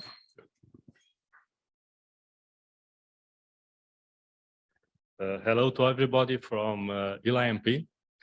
I think that we are living important moments this year. So it was we made a really important step forward in building our projects and in the transition from implementing this project and going towards the operation of the facilities as user dedicated ones. by launching the call for proposals and having this user meeting afterwards. It's just natural to see the point where we are standing now and how we want to proceed further with the users that are coming. So this is imminent now after having the selection of the best proposals for our facilities. So the collaboration with ELI-NP, I think we made also very big steps forward, because we started in the Impulse project, where we are going very well, as you heard from Alan. So we are collaborating, we are building together the basis, the foundations of the ERIC. We are defining together the rules and the procedures in such a way that ELI-NP, when we'll join the ERIC, will be ready to be integrated in the shortest time possible. So having this common call was another step that helped in approaching, in bringing together the three pillars of ELI-NP and also the other laboratories that are collaborating with us within the Impulse project, and to help us to learn how to work together, how to collaborate, and how to show to the scientific world that what we built in our facilities are top-class instruments that can lead to important and relevant scientific results. So today I will present you an overview of ELI-NP, where we stand now, and some of the perspective for the next user calls. So I will start with okay, so this is the usual figure that I like to use, because in one glance we can just see everything that is up and running at ELI-NP. So you see that beyond the main buildings that we have for hosting the experimental and scientific equipment, we have also buildings that are dedicated to users. So we have a guest house that can be used by people coming here to do experiments, and we have also a canteen. So that's it can be very useful when you are running experiments the whole week and you don't want to go far away from this point. You want to stay close to your experiment during the period you are spending here at ELI-NP. But the main buildings are, of course, the special building, the experimental building, where we have the high power laser system, we have the experimental areas and the laboratories. And I will just show you. So this is the layout of our main building, where we are performing, or we will perform the experiment with the users. And here we have the two main setups, the two main instruments that will deliver the extreme light at ELI-NP. One is the high power laser system with its three power outputs, 100 terawatt, 1 petawatt, and 10 petawatt. And in the future, we will have the second system that will deliver the gamma beams. Then we have a number of experimental halls that are dedicated to different studies by using the different beams that we can deliver with our instruments. So we have, as you see, 5 experimental halls dedicated to laser-only experiments. We have one that is dedicated to 100 terawatt experiments, another one that is dedicated to 1 petawatt experiments, and 2 areas that are dedicated to experiments with 10 petawatt laser beams. Then we have 3 areas that are dedicated to the gamma beam experiments, and they are ready at this moment for doing experiments. And then we have a special area that is the E7 area, where we can get beams from both sides, from the laser system and from the gamma system. And there, okay, we are going to prepare this area for the future experiments. Okay, so the main system that is operational today and is available for users is the high power laser system. As I said, we have a particular architecture of this system, having a common front end, but we have two arms that can be operated in an independent way in supplying two experimental setups at the same time. And this, between parentheses, it's useful in order to increase the beam time that we can deliver to users. But in the same time, they can be used together in the same experimental setup to do experiments, unique experiments with high power lasers in the same target area. So we have the three outputs from each arm. So we have the 100 terawatt beams that can be delivered at 10 Hertz. Then we have the output at 1 petawatt that can be delivered at 1 Hertz. And then the maximum power that we can deliver from our system of 10 petawatt, okay, that can be delivered at 1 shot per minute. In the table, so everything is operation since 2020, and in the table you see the parameters that were determined for each output. You see the energies, so we have from 2.5 joules up to 240 joules, and the duration is more or less the same, lower than 25 femtoseconds for the pulses. And the quality of the beam is very good. You can see here the stress ratio and also the pointing and energy stabilities that are really very, very good. So with these beams, we are going towards the users. And if users want to learn more about the capability of our laser system and the characteristics of the beams that we can deliver, they can read the two main papers that were published by us in high power laser science and engineering. One, it was published in 2020, describing the laser system and the capability to deliver 2 times 10 petawatt. And the one that was recently published in 2022, where we are giving details also on the laser beam transport system with 10 petawatt. So here, users can find a lot of details on the characteristics of the beams that we can deliver at ELI-NP. What we did during the last period, since we had the system operational, so since 2020, it was a gradual transition from the implementation of the project to the operation. This cannot be done suddenly. It is a learning curve that we have to go on because we have to be careful to avoid damaging the system and to learn everything that is related to the experimental setup, but not only to the experimental setup, but also to the operation of the high power lasers. We know, all of us, and we are aware that the problems are not increasing linearly with the power, but they are just going up, most probably exponentially, even if not even faster than that. So we try to be as careful as possible in ramping up the systems in our facility in such a way that we are able today to say that, okay, we are at the point that we have finished the commissioning experiments for 2 of the power levels at 100 terawatt and 1 petawatt. And we are going towards the 10 petawatt commissioning grants. So in the table, in the graph, you can see that, okay, so we started at the lower power at 100 terawatt, and we are finished today. Then we went with E5 experimental area, and that is, let's say, almost finished. So we can say that it's finished for the commissioning, and at the beginning of the next year, we can deliver beams for the users.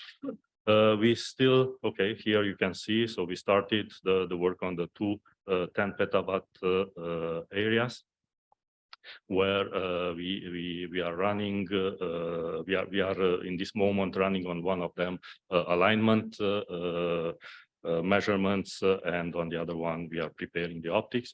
So we hope that at least one of them, so at least the E1 area, will be ready next year we hope for the experiment for users, but we will see towards the end of the year how the commissioning is going on.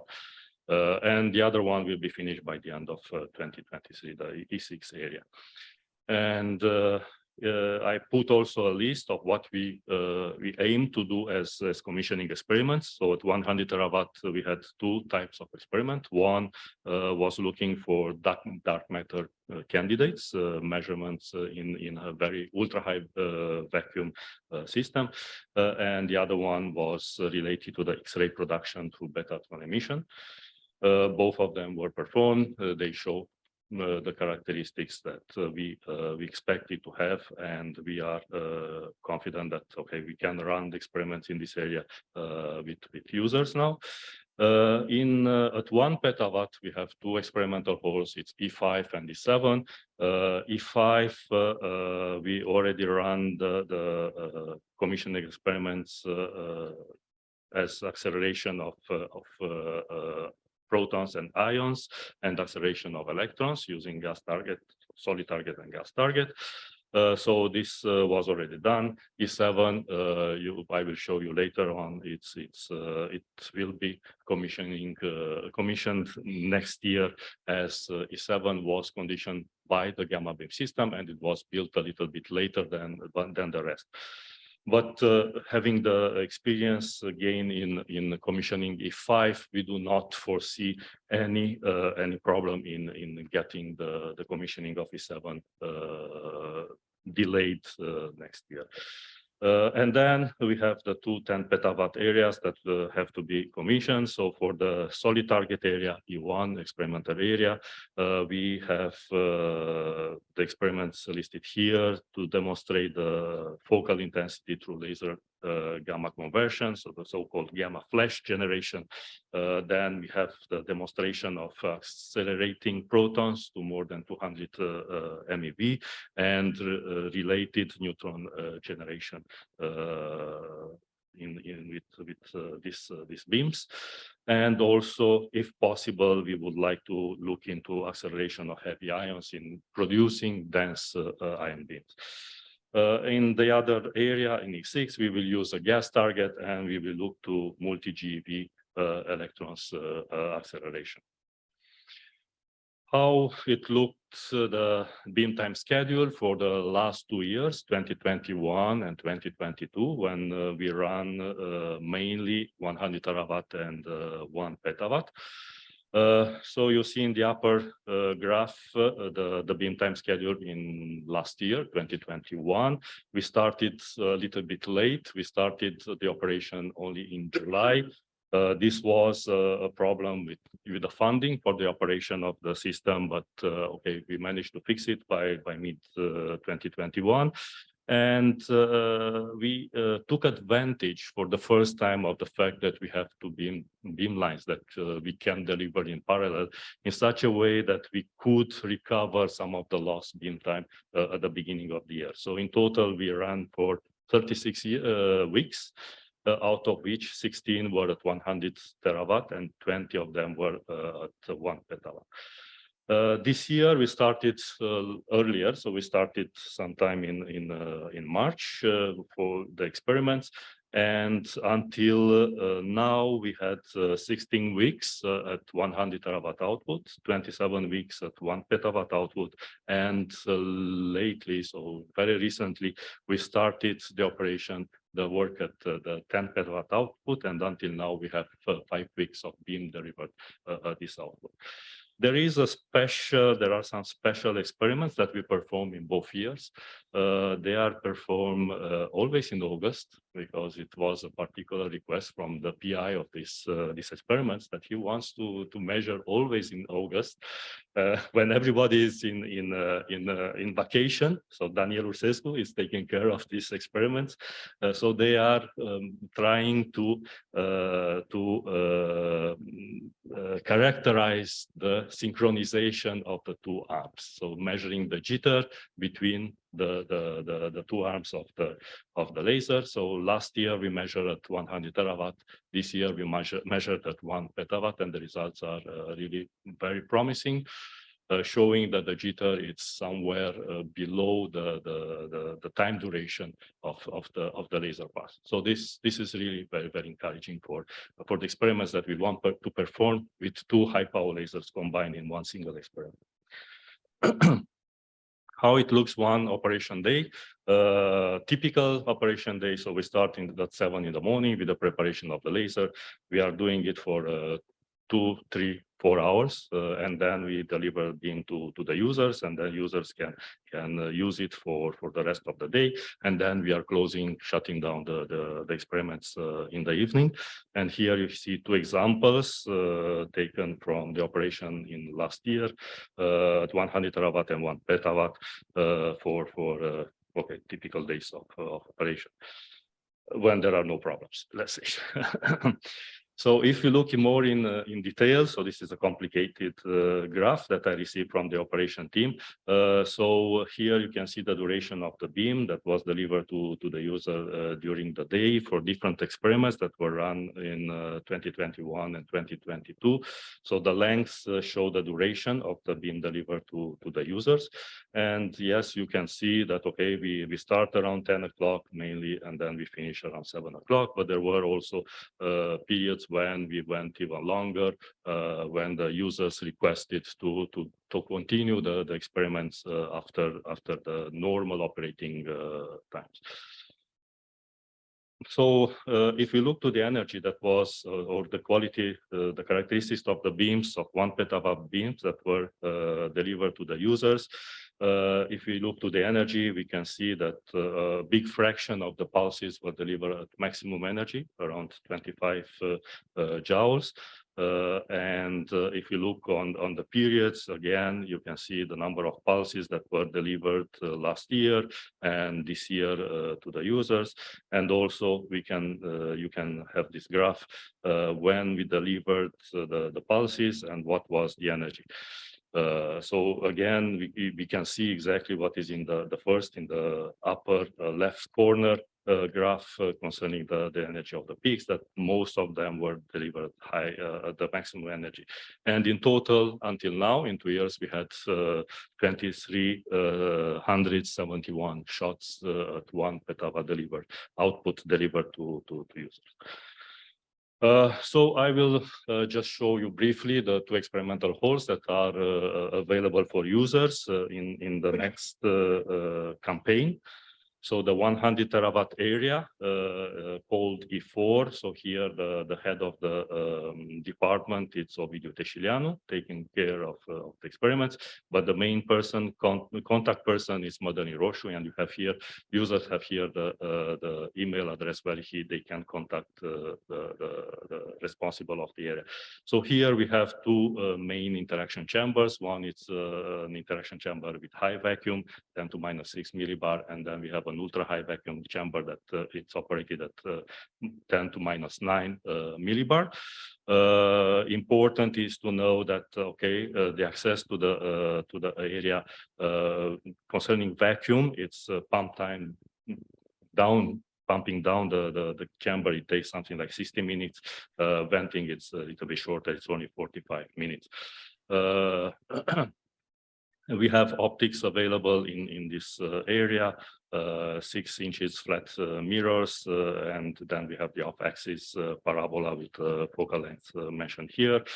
And you can get more details on the experimental setup following the link that I put here to the experimental facilities that we have in ELI-NP. The characteristics of the beams that were measured in this area are listed in this slide. So we have the energy that can get up to 2.5 joules. The duration is below 20 seconds. The central wavelength it's 810 nanometers. The beam diameter is about 54 millimeters, the one that is non-focused, and then the stability of the beam on target, it's plus RMS is plus minus 7 microradian, and you can see here the plots on the lower right side showing the stability in the horizontal and vertical directions of the beam. So this is really very good. And the energy stability, it is about lower than 2.5%. So these are measured numbers of these characteristics of the beam, and we can have a repetition rate of 10 Hertz, but okay, shots on demand are possible, this output. When we used in our experiments the parabolic mirror with focal length 1.5 meter, we got a spot size of 22. There is, so I can hear myself in the room. I'm sorry, yeah. So the diameter is down to about 20 microns, and the energy in the area of 1 over E squared, it's about 70%. And you see here in the graphs the quality of the beam delivered, focus beam. We have a number of diagnostics, several of them. I will not go in detail, so you have just to contact the person I just mentioned before, or the head of department of video, and then they can give you more details on how we are using this diagnostic for doing the experiments in E4. This is just to show you an example of what we did in the last years. We accelerated electrons in this area. So Domenico Doria was the PI of this experiment. We had used gas jet targets using pure helium or a mixture of helium with nitrogen, and the results were that we get to up to 220 MeV energy of electrons in helium gas, and when we used the mixture, we went up to almost 320 MeV. Yeah, okay. Now the next area where we perform experiments, it was the E1, and we did the commission experiments. So here we have one main interaction chamber. So this is the C1 interaction chamber, but we have other two interaction chambers, the C2 and the C3 chambers that can be used for the experiments. In this case, okay, the interaction chambers are larger. So when we are pumping down to the 10 to minus 6 millibar vacuum, it takes something like 90 minutes. But okay, and venting and opening, it's 60 minutes. So this is important for the users to know when they operate these experimental setups. They have to take into account these times for opening and closing the interaction chambers. We have also in this area a small soft wall clean room. It's not shown on the graph, but it is there. So there people can work and mount different experimental setup before and testing them before putting them in the interaction chamber. The optics that is available at this moment. So we have this 12-inch by 8-inch rectangular flat mirrors with motorized mounts, and the two off-axis parabola that are mounted into the system. Then the characteristics of the laser beam that are delivered in this area are shown here. So we have energy that is up to 24 joules. The duration is less than 24 femtoseconds. The central wavelength is 810 nanometers. The beam diameter it's about 200 millimeters. And the stability, the pointing stability of the laser, it's RMS, it's plus minus 1.5 microradian. Energy stability, it's again below 2.5%. Repetition rate is 1 Hertz, but shot on demand are also available for this beamline. The focus properties of the beam that we achieved during the measurements were as follows. The diameter, it was down to 3.6 microns, and the energy that was in the peak at 1 over E squared, it was about 65%. And you see here in the graphs, okay, the laser spot, focus laser spot, and the stability, the pointing stability, microradian of the laser beam. Again, also here we have a number of diagnostics, but what is more important, we have a multi-target system that allow users to mount several targets so that they can run several shots without the need to open the interaction chamber. So we can work in a more efficient way with experiments. So we can load in this on this wheel 32 targets, and they can provide the number of targets usually needed for 1 day of experiment. The precision of aligning the target is somewhere to micron level. As a result that we obtained during the commissioning experiments, so we had two kind of experiments with solid targets. So we had aluminum, plastic, or diamond-like carbon targets. So you see, we achieved a level of intensity that is more than 10 to 21 watts per square centimeter. That was very good. And we could also play with the duration of the pulse. So when we elongated the pulse, even if we were running at a lower power, we got a higher energy of the accelerated particles. So at the maximum or near the maximum power with the duration of the pulse that it was about 26 femtosecond, we accelerated protons to about 30 MeV. But when we played with the duration of the pulse, we managed to get protons to higher energies, more than 38 MeV, and carbon to more than 15 MeV per nucleon. And then we had the measurements with the gas target. So here we used again pure helium or a mixture of helium with nitrogen. And here we accelerated the electrons up to 2 GeV, about 2 GeV, and with some monoenergetical equal behavior. So as you see here on the left side, you see the image of the electron spectrum on a Lanex as it was deviated by a magnet put after the interaction point. Now, what is next concerning the users, and when we are speaking about the next call, we have to take into account also these facts. It is the commissioning of the 10 petawatt experimental area, E1 and E6, and the commissioning of the 1 petawatt experimental area. So in the figure, you can see the two areas, E1 and E6. E1 is here, as I show you. So it is an area where we get the two 10 petawatt beams, and we can also get 1 petawatt beam. We have two short focal parabolic mirrors, one plasma mirror. We have a clean room for the access to the E1. And then we have on the other side, on the E6, we have again the two 10 petawatt lines. We have the 1 petawatt line, and we have also, besides the short focal mirror, we have also a long focal mirror that stands here, and then it can focus the beam into E6 experimental area. So these are photographs from the area of E1 and E6, where at this moment we are running in E1 the alignment measurements with a 10 petawatt laser, and we are preparing the E6 area for the experiments next year, for the commissioning experiments next year. So what is important to see here, one of our colleagues, Petru Kenuke, who is putting in operation the alignment system for the parabola, for the short focal parabola, 10 petawatt parabola that is mounted in the E1 chamber.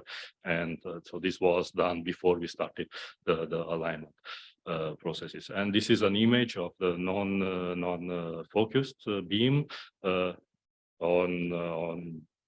it's focused, sorry, on the parabola. Yeah, so but it's at low power. It's just playing with the beam at low power. And we are also preparing the targetry system for mounting it in the interaction chamber. On the other side, so the E7 interaction chamber, it was installed. It is ready for the commissioning. and it will be commissioned at the beginning in the first half of the next year, and then it will become available also for users. So this area was developed mainly for doing quantum electrodynamics experiments, as you see here, radiation reaction, pair reaction in vacuum polarization.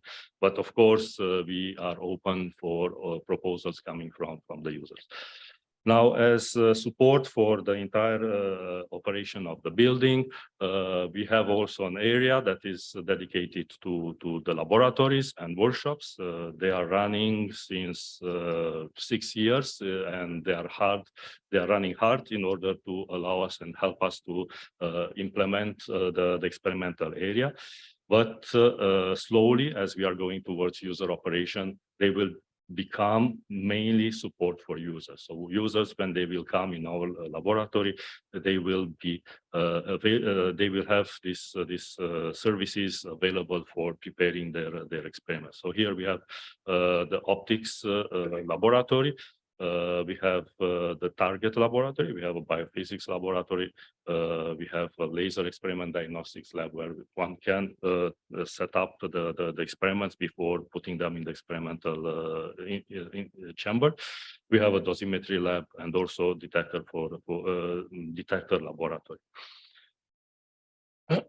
So I just show some images from these laboratories, but one and the most important one that users might need the help, it's the target laboratory, and this laboratory is prepared to build thin and thick films, and also they can build micro and nanostructured targets.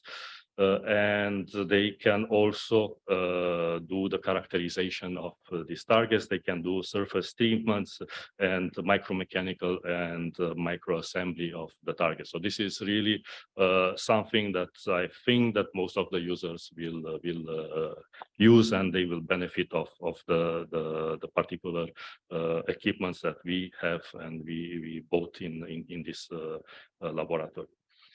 And the last but not the least, we have a group of theory that can give support to the users in preparing their experiments. So the group, it is led by Paolo Tomasini and Andrei Bercianu.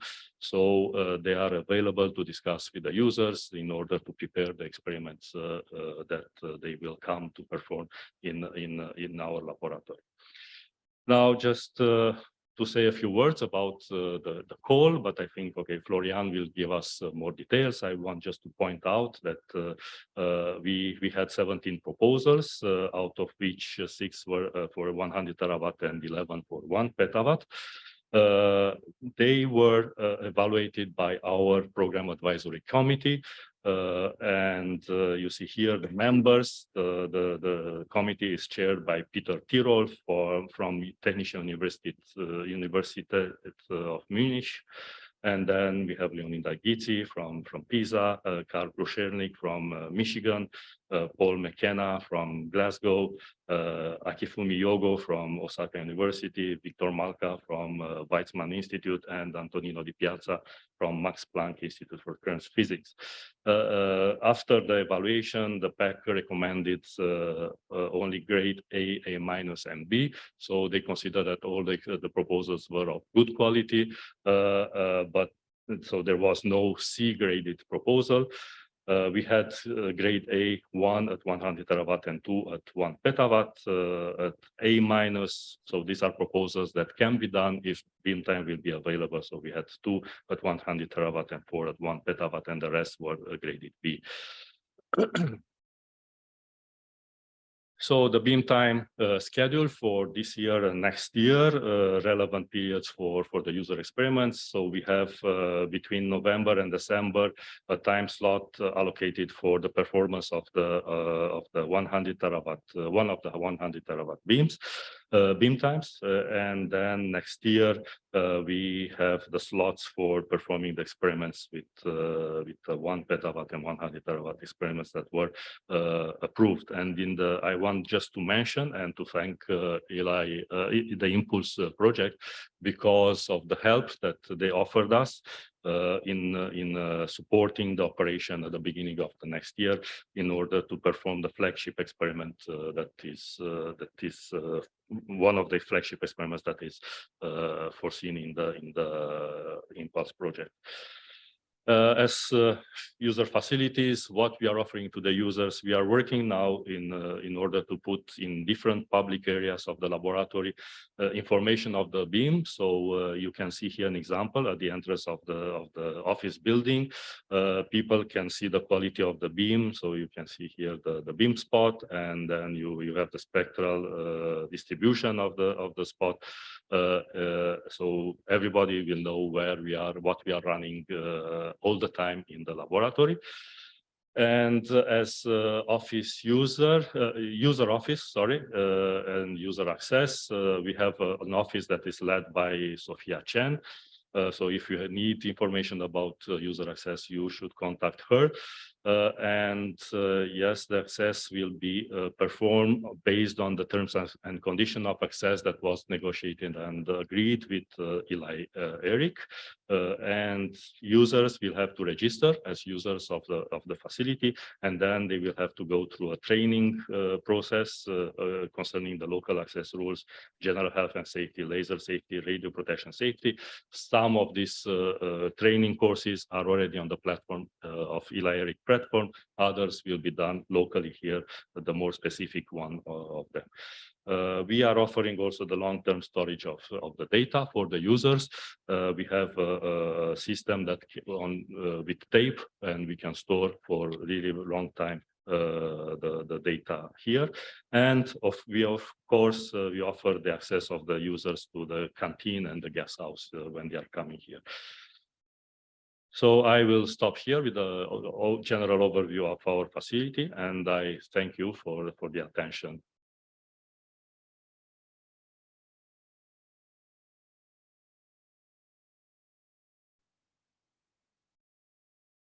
It's full screen. Minimize this. Okay, very well.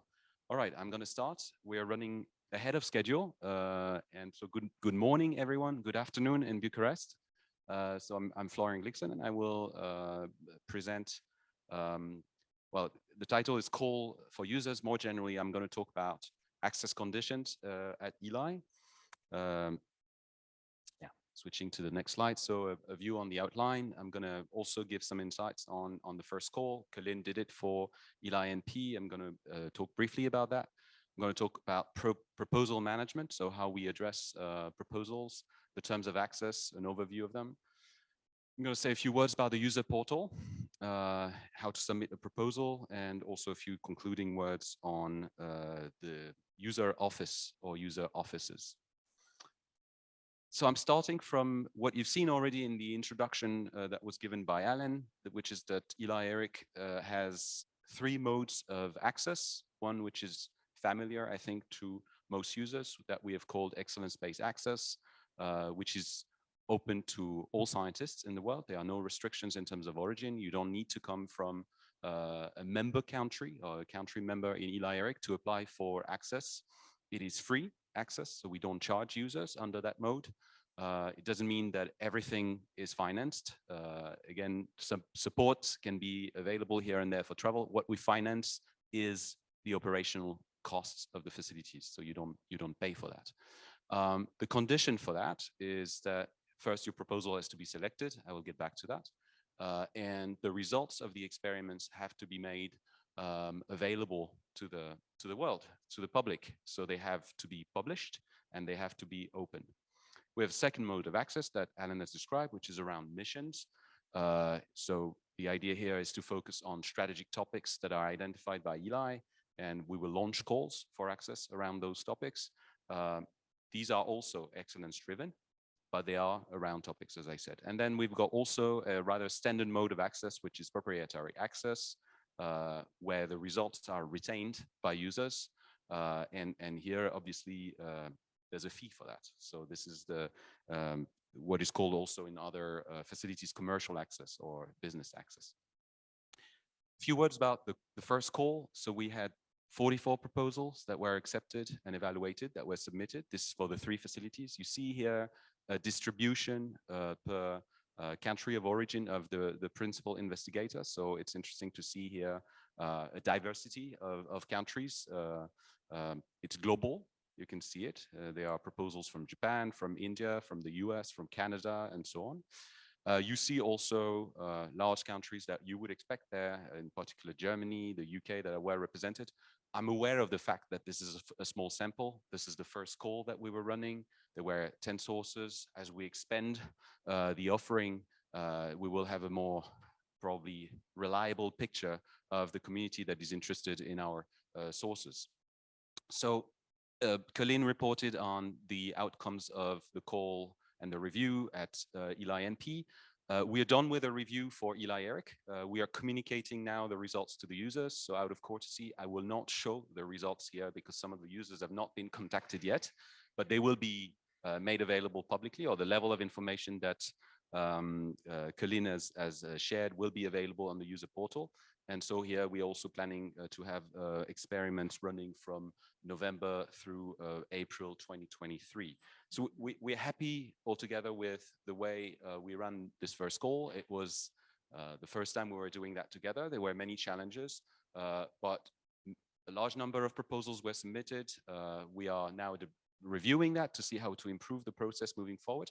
But we also want to thank the users for their interest at this early stage, and we look forward to not only having them on site, obviously, but also to their feedback. So we will be in touch with all users, even those who didn't get access, to debrief a bit with the whole process, the quality of the information that was communicated, and the user friendliness of the user portal. I will say a few words about the user portal yet later on in this talk. Traditional way of approaching proposals and reviewing proposals here, you have to submit a proposal. The points I want to emphasize here is we have a single point of access. There is a single portal. You will see the URL on another slide.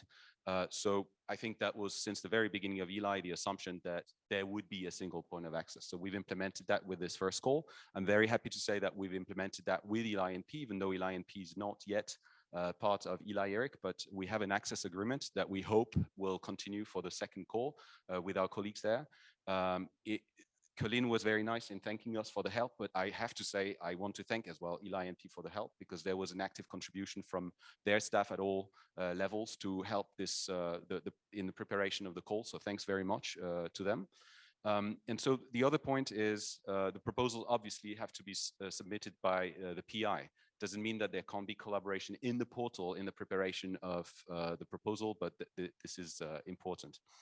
The proposals are subject to acceptance of terms and conditions of access and also GDPR information notice. So these are documents that are available on the portal. I'll say a few words about the terms of and conditions of access, but this is also pretty standard. As soon as the proposals are received, we have a feasibility assessment. This is an assessment of the technical feasibility of the proposals, but also of the safety aspects of the proposals. Here, I want to emphasize one thing. Users are really strongly encouraged to contact the ELI staff ahead of their submission to check, to discuss the feasibility of their proposals. So we are very much open to that. You will see on the portal for the instruments that are available for access that there are contact people that are indicated. So these are the people you should approach as users to discuss your ideas and check whether they are feasible from a technical standpoint or even a safety standpoint. We are not yet completely harmonized within ELI when it comes to how we process that. I think the level of assessment is the same, but the way we interact with users, the timing of this is still something we're working on. I think we're really aiming at having a standard process in the second call in terms of how we communicate the results also of feasibility assessments to users. But I'm very happy with already in this first call, the way this has been processed. I think this is an area where all 3 facilities had already experience with the commissioning user-assisted experiments that they had in the past. So we are working in that area, but we are fairly mature here in our capacity internally to do that. When it comes to peer review, here the assessment is the assessment of the scientific merit of the proposals. We have for that a group of independent experts who review the proposals, and the PAC, the Program Advisory Committee, provides advice to the ELI management at ELI-NP and at ELI-ERIC, who ultimately decide on what are the proposals that should receive access. This is an overview of the members of the program committee for ELI-ERIC. You see that we have 4 panels, so 4 sub-panels that were formed. So we chose the topics. We will expand that program committee in terms of number of experts, but also in terms of sub-panels in the next call to cover the whole offering. There is a panel at ELI-NP that was mentioned by Calin already with prominent scientists there. This is also an area where we're debriefing now to understand whether, how we should expand, how much we should expand. It was difficult for us to do that, to scale it, because we just simply didn't know how many proposals we would receive. It was fairly all right now, but we would like ideally to have really all proposals reviewed by at least 3 reviewers in the case of ELI-ERIC. In the case of ELI-NP, this is a collective assessment, if I understand correctly. So we are also aiming at harmonizing the way we organize reviews.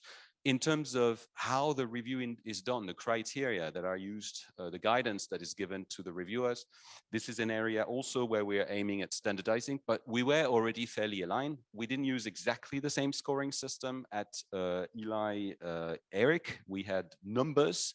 At ELI-NP, you saw that these were letters.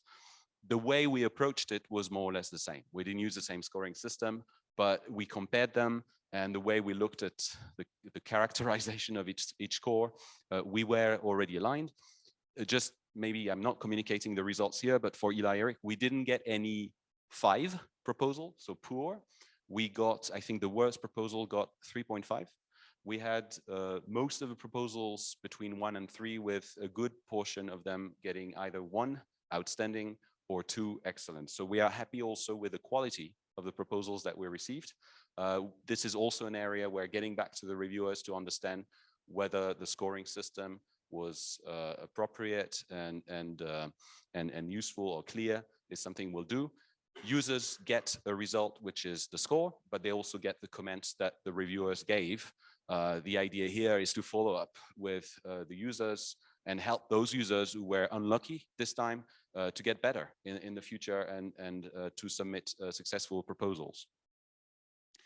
Other phases in this after submission and selection are also quite obvious. The scheduling is done after the final approval of the proposals by the ELI-ERIC Director General or the ELI-NP Director based on the assessment of the peer review panel. So the scheduling and preparations are managed by the facilities individually. The instrument scientists that are designated in the user portal are directly involved in this and work with the local user offices to prepare the experiments. There are obviously training aspects that are required, both online and offsite, depending on the type of experiment. This is an area where there's a lot of work being done within Impulse to standardize that, but also to develop an online platform that we plan to use already in this first call for the proposals that have been selected. So we are using a Moodle-based training platform to do that and have also there a nice user experience for those who will come to visit us. The experiments will then take place at the facilities. We're all looking forward to that with this first call. And then obviously for us as an organization, having feedback and continuing or maintaining the link with the users is very important. So we are aiming at having for all 3 facilities the same experiment report or the same format that is used, also looking at the satisfaction of users and their assessment of the quality of the access that we have been providing. So very important for us to get feedback from users. Data processing and access is something that was already mentioned by Calin. I will get back to that in a minute when I talk about terms of access, but we will provide long-term storage and access to data after the embargo period, public access to the data sets. So this is a service that we're offering and that we plan to develop. It's not only about providing data sets, but also services around the data to help users analyze the data and derive value out of that as fast as possible. And as I said, as an organization, one of the key performance indicators of ELI is publications and quality publications. And it might be surprising, but many facilities, many user facilities struggle to track the publications that from users. So putting in place a system that allows us really to see the output in terms of papers and measure the impact of those papers is very important. So I'll say a few words as well on the conditions that are related to publication in our terms and conditions for access. So I'm moving on to that now with the terms of access, and I'm focusing really on the terms that apply to excellence-based access, which, as I said, is free of charge. The Program Advisory Committee is the guarantee for us to have a selection of the best proposals. And the condition, as I said, is for the results to be made open. So this is just a reminder of the basic terms behind excellence-based access. Intellectual property is an area that we are covering in the terms of access, where the logic is, again, quite standard, I think, which is that the facility on the one hand, or ELI on the one hand, and the users remain the owners of their respective background IP, which means what they are coming up with in terms of IP ahead of the proposal or the experiment. Each party will own the foreground that it generated during the implementation of the experiment by its own personnel or researchers, so users or ELI staff, without using the resources of the other party, regardless of the place of the research and development activity. Now, there are situations, obviously, where foreground IP is generated jointly, and there we will negotiate joint ownership agreements. So we are starting with this. We'll see with this first call how much IP is to be dealt with, but we're putting in place also their standards so that we're able to manage that moving forward with the upcoming calls. Data management, a few words, very important. ELI-ERIC generally is, as I said, committed to open science, open data, and to fair data. So fair is findable, accessible, interoperable, and reusable data. ELI-ERIC is about to join the European Open Science Cloud Association. This is an important step in line with this commitment. We have a data policy that was one of the first policies approved by the General Assembly of ELI-ERIC. Now I want to make a point, which is that fairness, for those of you who are familiar with the concept, is an ambitious goal. We're not yet there. These are also fair is something that needs to be conceptualized for our facilities. This is something new for later facilities, so it's a long endeavor. We're committed to that. We're committed as a first step, as a core requirement, to make the data accessible and open. So what it means is having a DOI for the data set. So we will provide a DOI. Make the data accessible. It means having a data catalog where the data sets will be accessible during the embargo period for the users, after the embargo for the users, for the PIs and their team, after the embargo period for the whole community. So what's important for us at this stage is to really facilitate the capacity for users to access the data sets remotely, control the integrity of the data sets, and allow users to cite the data sets. So this is what we're starting with. Fair data, again, is a commitment that will take more time, but we will engage with users to define the concepts around fair data at ELI in the coming calls. Publication requirements, I mentioned that earlier, very important for us to see how successful ELI is in delivering excellent, world-class and new science. So here an overview of the requirements we have in the terms and conditions. We require that users who are selected for access publish via open access with a strong recommendation for gold open access and cover the cost of publication. So we had a lot of work around that, looking at the policies that are currently in place at other user facilities in Europe. We consulted with those facilities to see what they believe is feasible, because we didn't want that to be also an obstacle for users and restrict access. And we understand that this is now what is in place in most facilities. So we're starting with this open access, obviously, but this recommendation for gold open access is something we are indicating already at this stage.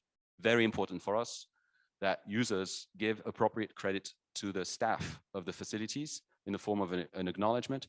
There are obviously situations on a case-by-case basis where we will negotiate that there is co-authorship. Obviously depends on the level of involvement of the staff in the experiment, the idea itself, and its implementation. But that's the basic requirement: appropriate credit in the form of an acknowledgement. Provide information, provide credit to the facility, and also cite the DOI of the instrument that is used to obtain the results. As far as I know, we don't yet have DOIs for instruments. This is something that we are going to promote moving forward, also to facilitate, again, the capacity for users to cite the instrument and link to the information related to the instrument at a point in time. So this is something to make things easier and more convenient to users. So we'll work on that and inform users about instruments that have a DOI. We want, obviously, users to inform us when they publish. So we will maintain that link, and the user offices will be in touch with users on a recurring basis, just to make sure that we get, without delay, information on publications derived from research at the ELI facilities. And in some cases, Calin mentioned it, money from EU projects, or as a matter of fact, it could be national grants as well, will be used to support access. So there's a requirement to cite or to acknowledge the financial support. There's also something that's not mentioned in the terms and conditions, but I want to say, I think more and more it's important for scientists to communicate around their research, not only by, in the form of an article, but there's a communication effort around it. It can be something that you want to post on various, online websites, or even social media, etc. So I think moving forward, we will be happy, and we will welcome users who contact our communications team to get support in promoting their research and their results. So this is something that also more and more user facilities are doing, and that we will encourage. In the last part of this presentation, I'm going to focus more on the practical aspects, what you can find on the user portal, how you submit proposals, and so on. So you see here the URL. We have here all the information on past and ongoing calls. This means you see here the structure, the announcement themselves, the instruments that are available. I'm getting to that in a second. Practical information that you typically find in user guides, the terms and conditions that I've just covered, contacts, and also an access to a secured space where PIs and users in general can view their proposals and the status of those proposals, and in the future, much more, we hope, in terms of information, that the history of their interactions actually with ELI. I want to make a point also that is important for everyone to understand. ELI-ERIC is organizing and is the single point for users to find information and apply for access for these modes of access that I've mentioned. This doesn't include the calls for users that ELI ALPS, ELI Beamlines, and probably also ELI-NP are organizing to support the commissioning of their facilities. So these are calls here that you find on the portal for instruments that have been commissioned, that have been demonstrated. And so this distinction should be really understood. The facilities are still commissioning. They rely a lot on user support to do that. The aim is really to bring those instruments online so that you can find them on this portal. So important for you to not confuse the two. What do you find in the user portal? You find general information, as I said, the list of instruments. Beam time availability is something we will communicate. I think moving forward, we will also provide more information on scheduling. That is not something you can find at the moment, but we're working on having more scheduling information available there, submission deadlines. As Alan said, as some other colleagues said as well, we're launching the second call in January. The date is not yet set, but as you saw from the earlier presentations, we're already gathering information on the offering for the second call, with a number of, I think, exciting perspectives there in terms of new systems coming online.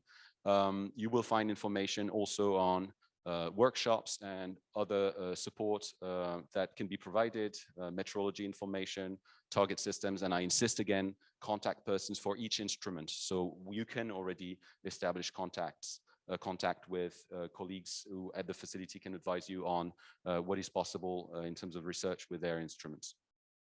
There are other pages, user guides. So a few words here. This is practical information on travel conditions, travel support when available. There are sometimes immigration aspects that can be covered.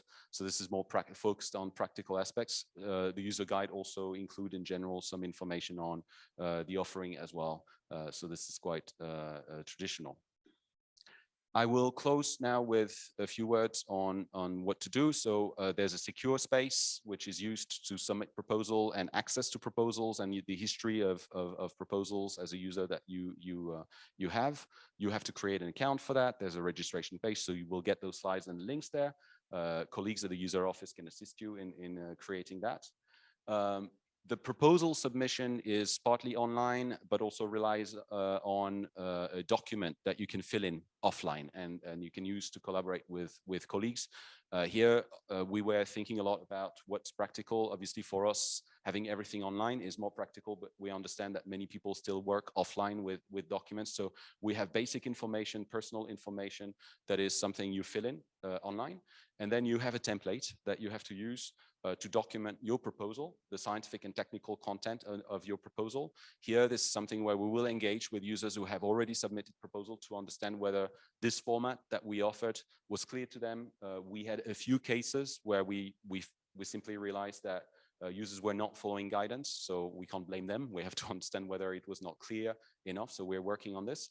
But the scientific and technical content here is about basic information on the experiment, the requirements, facility requirements, but also the requirements from the sources, the diagnostics, target requirements, safety requirements, remote access, if any, or ethical issues that are involved. I think here it's simply to understand what's the background behind the proposal, and what is likely impact, what is the new science that is expected from the proposal, so that the relevance and the again, the impact of the proposal can be assessed. This is just a view on the template. We're expecting in general 5 pages, more or less, of per proposal. So we're not expecting something very extensive.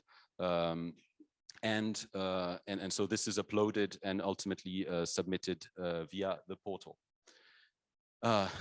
One last thing which is important is you submit again and you accept the terms of access, which are, if I may say, the contractual terms under which we provide access. I will close this presentation with a few words on the user office. We have a lot of support, a lot of activity within Impulse, with involvement of the 3 facilities in the development of the ELI user office. We have already established presence at the 3 facilities with staff that have been running already user relations, in particular in the context of commissioning. So we have staff that have already gained quite a lot of experience dealing with users, but there's a long way to go still to get to a mature system that we can rely on. What I think is very important, and I would say in my capacity as a representative of ELI-ERIC, is we will really focus on user friendliness, on the quality of access, and on providing the same level of quality at the 3 facilities. I know that the colleagues at the facilities are engaged and committed to this. So we ask a lot for feedback from users. So I am really inviting all of you who have ideas about that and wish to contribute to that effort to reach out to us if you're willing to help. You have links here to the local offices at the facilities. So we heard from Calin that Sophia Chen is the person leading the user office at ELI-NP. At ELI ALPS, we have Zita Varadi. At ELI Beamlines, we have Jitka Misikova. And so you can reach out to them. You will find the contact details in the portal. This is really for the support that you can have ahead of proposals in finding out who are the people who can advise you on the offering. This is obviously a contact to have when you've been selected to arrange or prepare your experiments in touch with the in collaboration with the instrument scientists. We are recruiting right now ahead of the user office at ELI-ERIC that will coordinate the effort of building that integrated user office. And this is a position that will be filled in the very next few weeks. So I will close with this, my presentation. I'm repeating one thing that you've heard already in my talk and in the earlier talks. Stay tuned. We will announce a new call in January. We are working on the user portal to improve it and learn from the experience of the first call. And we look forward to your questions, but also your proposals. So I will stop here and I'm ready to take questions if there are any.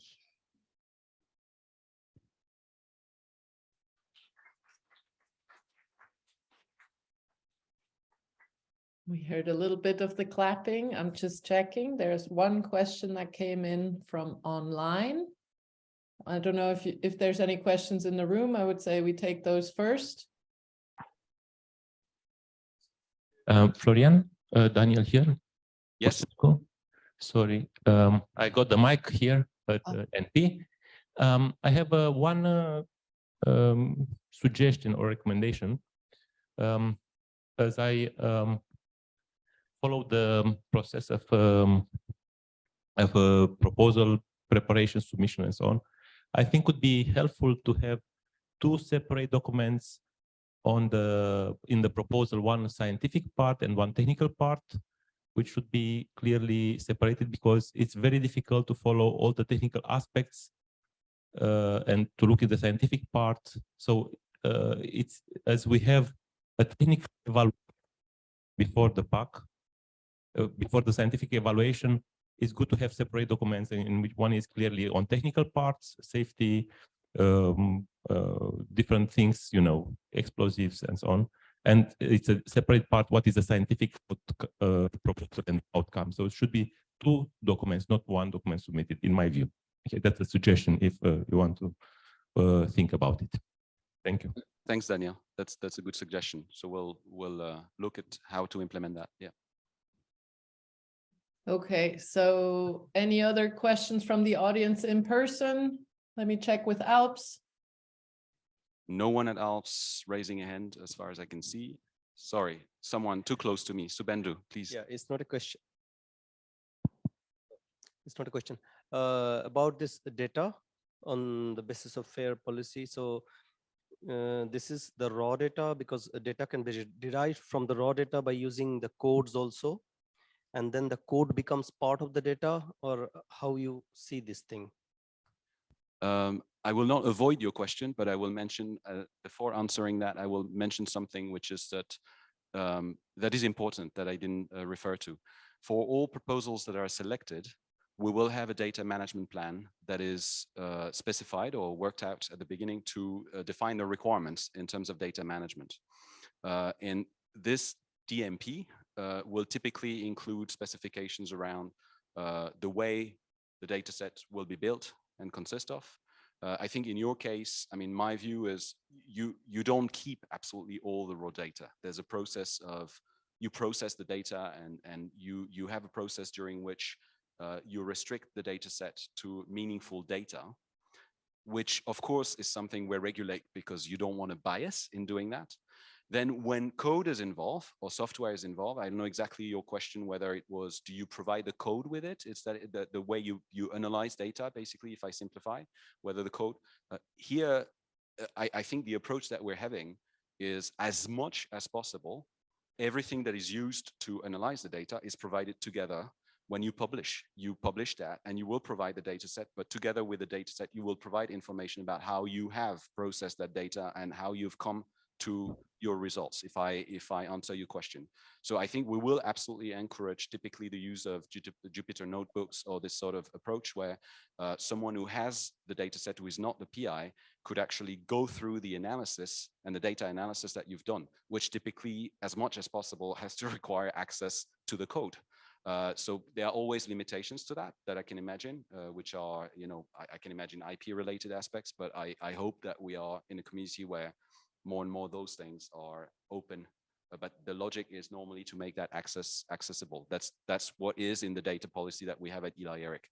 I think this is typically at this stage, at an early stage where we are, you know, piloting this.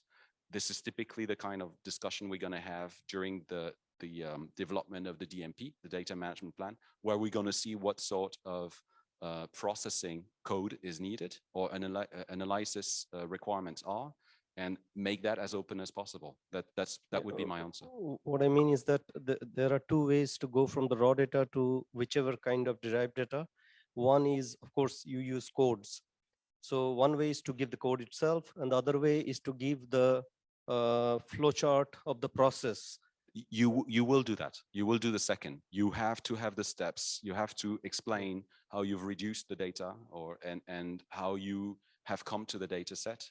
What you need transparency there, again, for the integrity of the research. Okay. Okay, thank you. And there is one question online. Yes, if you don't mind, I read it. Will there be special funds of ELI for covering publication charges? So as I said when I presented, at the moment the publication policy is that we don't support publication costs. This is something we debated with the General Assembly of ELI before adopting our so-called scientific dissemination policy. We consulted with other user facilities because we were afraid or concerned that this would be a barrier to users, that they would simply not be able to afford those costs. The feedback we got from those user facilities is that when actually they were offering to cover the publication costs, no one was asking for it. So that's a surprise to me, but so we followed the feedback that we got. Just to give you an idea, this is like 17 user facilities light sources that were reviewed. So we have to test that. I will not commit on covering the cost now. I would say if users feel that it's a barrier for them, they should let us know so that we see how much that is really a problem for the community that we're addressing.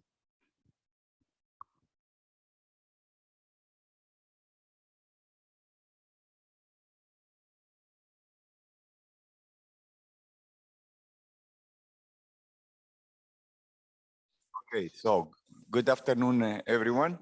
I'm Dimitris Charalambidis. I'm an advisor here, a scientific advisor at ELI ALPS, and I'm chairing this session, which is on highlights, research highlights and development highlights at ELI ALPS. The session has 3 speakers that will cover science from gas, liquid, and solid state physics and chemistry. And actually, this science is implemented through the most advanced end stations that we operate here in ELI ALPS, which are the reaction microscope, liquid jet end station, and the nanoESCA end stations. The 2 talks will be online and 1 will be in person here. And the first speaker is Professor Giuseppe Sansone from the University of Freiburg in Breisgau. Giuseppe, the floor is yours. Thank you, Dimitris. I hope you can hear me. We do. Perfect. Thanks for the introduction. I'm starting my screen sharing. I hope you can see my screen. And I will also go to the laser pointer, and then I think we can start. So I will show you, I will present you one important project that you are currently running at ELI ALPS, one of the flagship experiments, which we usually call the Nonlinear ATTO project. But let me start you with a kind of outline on my talk. So I will discuss a few points, starting from the nonlinear attosecond spectroscopy and metrology, then moving to the electronic correlation in real time. And then I will spend a large part of my talk on this process, the 2-photon double ionization of helium. As I will show you, this is a very challenging experiment, a very fundamental one, and we hope to be really able at ELI ALPS to perform the real first measurements of this process. How we want to do this? We want to use coincidence spectroscopy, and within the Nonlinear ATTO project, with the strong support of also the Impulse project, we are setting up an end station for performing these experiments. And I will show you also some nice pictures from the lab where now this end station is being built. But let me start with some kind of very brief introduction about attosecond nonlinear metrology. This is a very challenging field. Only very few groups worldwide can perform experiments based on nonlinear processes. for the temporal characterization of attosecond pulses. One of this group is the one in Crete. Here you can see some example of intensity, nonlinear autocorrelation performed using intense XUV pulses. There are other groups in Japan, and more sources are coming now up. But this is still very challenging because of the very low conversion efficiency of the high-order harmonic generation process. So when it's very intense, driving laser fields, which for the moment are in the large majority of the cases limited to a few tens of hertz. On the other side, with attosecond pulses, we know we can study electronic correlation in real time. Here, I just want to report one of the first experiments, probably the very first one, which was performed in Vienna in the Krauts group, where they investigated the process of Auger decay in krypton. And they were able, using a probe approach, really to determine in time, to resolve in time the Auger decay process, and also to estimate the lifetime of the process. Now, what we are interested in is somehow a combination of these two aspects in our project. So we want to combine intense attosecond pulses for studying electronic correlation, and in particular, fundamental electronic correlation in atoms. And here I just show you a schematic view of what is really one of the fundamental processes based on the nonlinear interaction between an XUV pulse and an atom, which is the two-photon double ionization of helium. So in helium, we have just two electrons. So if we shine an intense attosecond pulse on these atoms, we can have the first ejection, the ejection of a first electron, while the second one is still sitting close to the parent ion. And if the XUV pulse is intense enough, a second electron will be emitted. So we will have a process of two-photon double ionization. Now, what is usually done is to distinguish between two different regimes. The first one is the so-called sequential double photoionization. Sequential in the sense that we have the absorption of a first XUV photon, so the ejection of a first electron, and afterwards, the ionic core will relax to the ground state, and after the relaxation, a second photon will be absorbed and a second electron will be emitted. So there is a clear sequence between the absorption of the two photons. Of course, electronic correlation is not playing a role in this picture, but can already play a role if you, for example, consider shake-up states. Because when the first electron is ejected, there is also a finite probability to excite the second one to an excited state, and this is only possible through electronic correlation before the second electron will be ejected. And this is clearly visible also in the electron distributions, the energy distribution. The second mechanism is the so-called non-sequential photoionization. So, and here we can distinguish two different possibilities. There is a picture in which the two photons are absorbed independently from the two electrons. In this way, in this case, we don't require electronic correlation to play a role. Or, and this is probably the most interesting case for us, when we have the absorption of two XUV photons by the same electrons, and because of the interaction with the two electrons, the second one will be driven out of the ion. What is important to realize is that the typical time scale on which one can distinguish between a sequential and a non-sequential process, it's by simple consideration on the order of few tenths of attoseconds. So if you are going to perform an experiment with really short attosecond pulses, we expect that we cannot be able to distinguish anymore between sequential and non-sequential, because when we have a short attosecond pulse, when the second electron will be ejected, the first one will be still in the proximity of the ion, so there will be still the possibility for the electron to exchange energy on the way out from the ion. And this is clearly shown in simulation that several groups have performed. Here, just report two examples of simulation performed, one by the group of Ishikawa, already several years ago, where they were, particularly what they analyzed is the correlation map of the energy of one electron with respect to the energy of the other one. And they show in particular that in this region, in the central one, when very short pulse, we show very short attosecond pulse are used, this region here cannot be really explained in this independent picture. In particular, the recent abundance of events that can be only explained when the electronic correlation is taken into place. And this is even more clear if one is analyzing the angular properties of the photoelectrons which corresponding to this region in the correlation map. Because when we consider this region, the most intense one, and we look to the angular distribution, we get the usual dipole emission.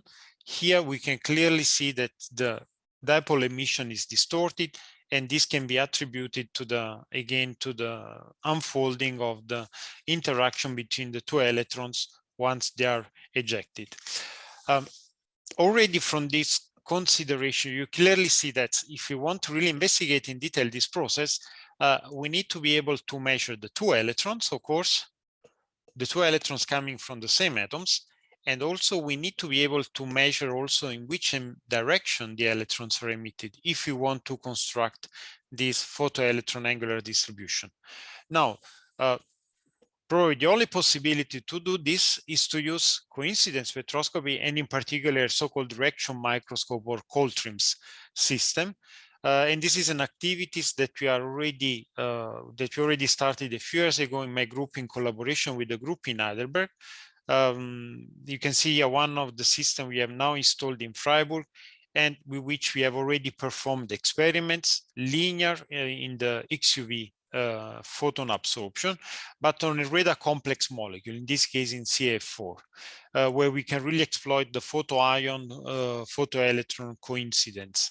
And with a similar system, one could also perform a photoelectron experiments.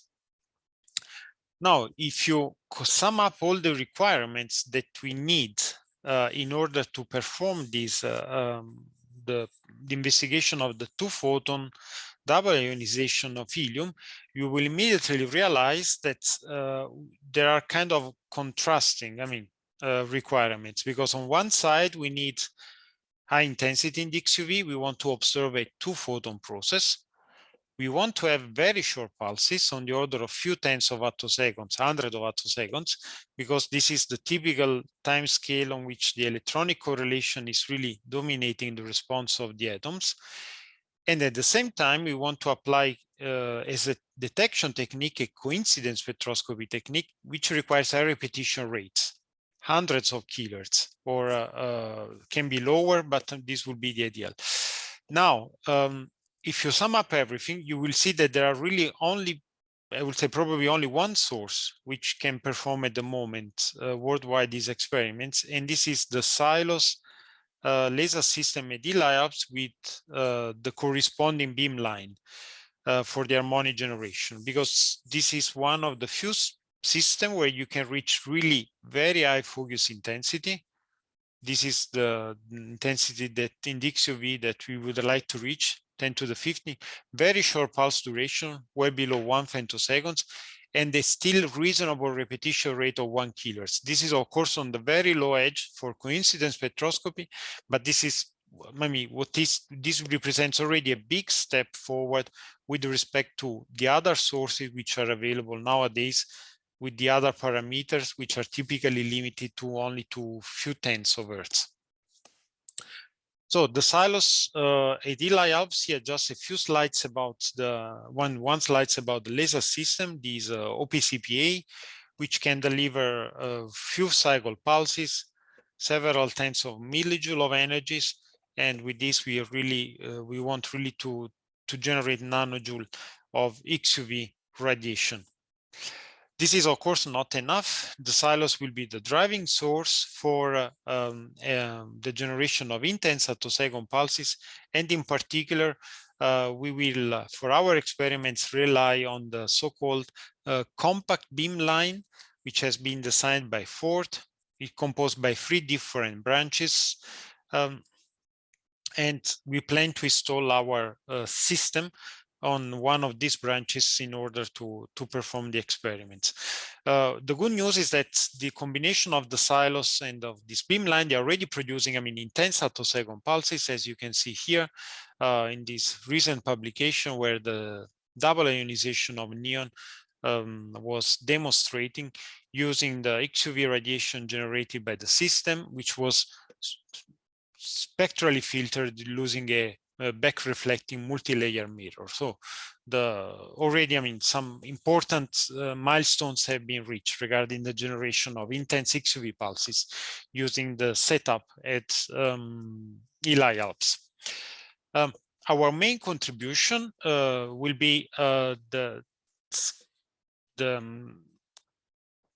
construction and implementation of a complex end station for the characterization of these correlated electronic dynamics in atoms and later on also in molecules. We have received, a quite large grant from the BMBF, from the Ministry of Education and Research in Germany, to build up a team together with the group in Heidelberg, the group in Crete, in Italy, in Padua, and of course the group at ELI ALPS in order to construct and commission this beamline at ELI ALPS. And of course, we are also very happy that we have also the support, the strong support within the Impulse project to pursue these experiments. I can show you now some aspects of the design of the beamline. We had intense discussion with all our collaborators in order to end up with the most suitable design for the end station that you can see here. So in particular, what you can see on the right-hand side is the beamline designed by Ford with chambers for the conditioning of the driving laser field and for the harmonic generation, which will take place here. And then we will have in our design a read-along propagation of the beam up to a split delay unit here, and where the beam will be back reflecting for the entire length of the lab up to the real end station, which is placed here. So I will go in some details about the different units here, the split and delay units and the end station. But this is the design, and finally, after a long construction time in the last month, we could really, start the construction at ELI ALPS of this end station. As you can see here, we had the first experimental campaign in September 22, just 2 months ago. With our team, we were at ELI for 3 weeks. And here you can see a comparison of the lab, the laser area before and after the first part of the installation of the end station. So you can see these very long pipes here extending over the entire length of the lab, for which the XUV pulse is propagating from the harmonic generation cell, the split and delay unit, and back towards the end station here. So why we decided to go for this design over the entire length of the lab, and then I will tell you more words in the next slides. So first of all, we are planning in the very first phase experiments just with a single intense XUV beam.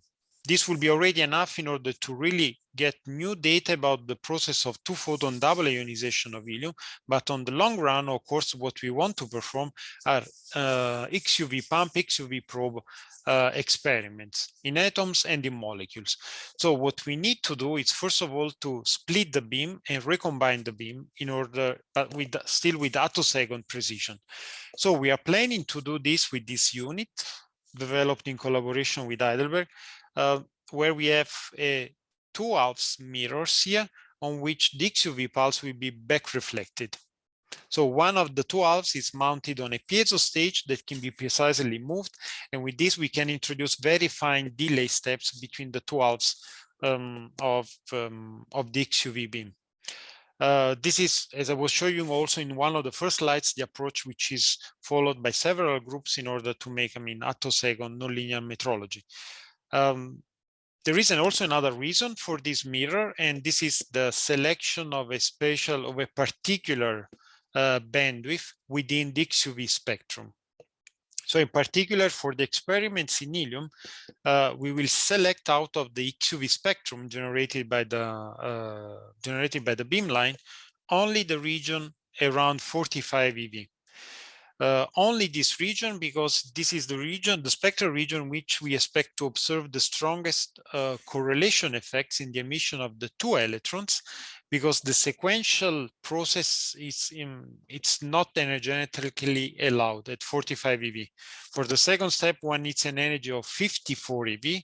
So if we select a well-behaved bandwidth around 45 eV, and if we measure doubly ionized helium atoms, then we know that this double ionization must contain a strong components of electronic correlation in the moment of the two photo-ejected electrons.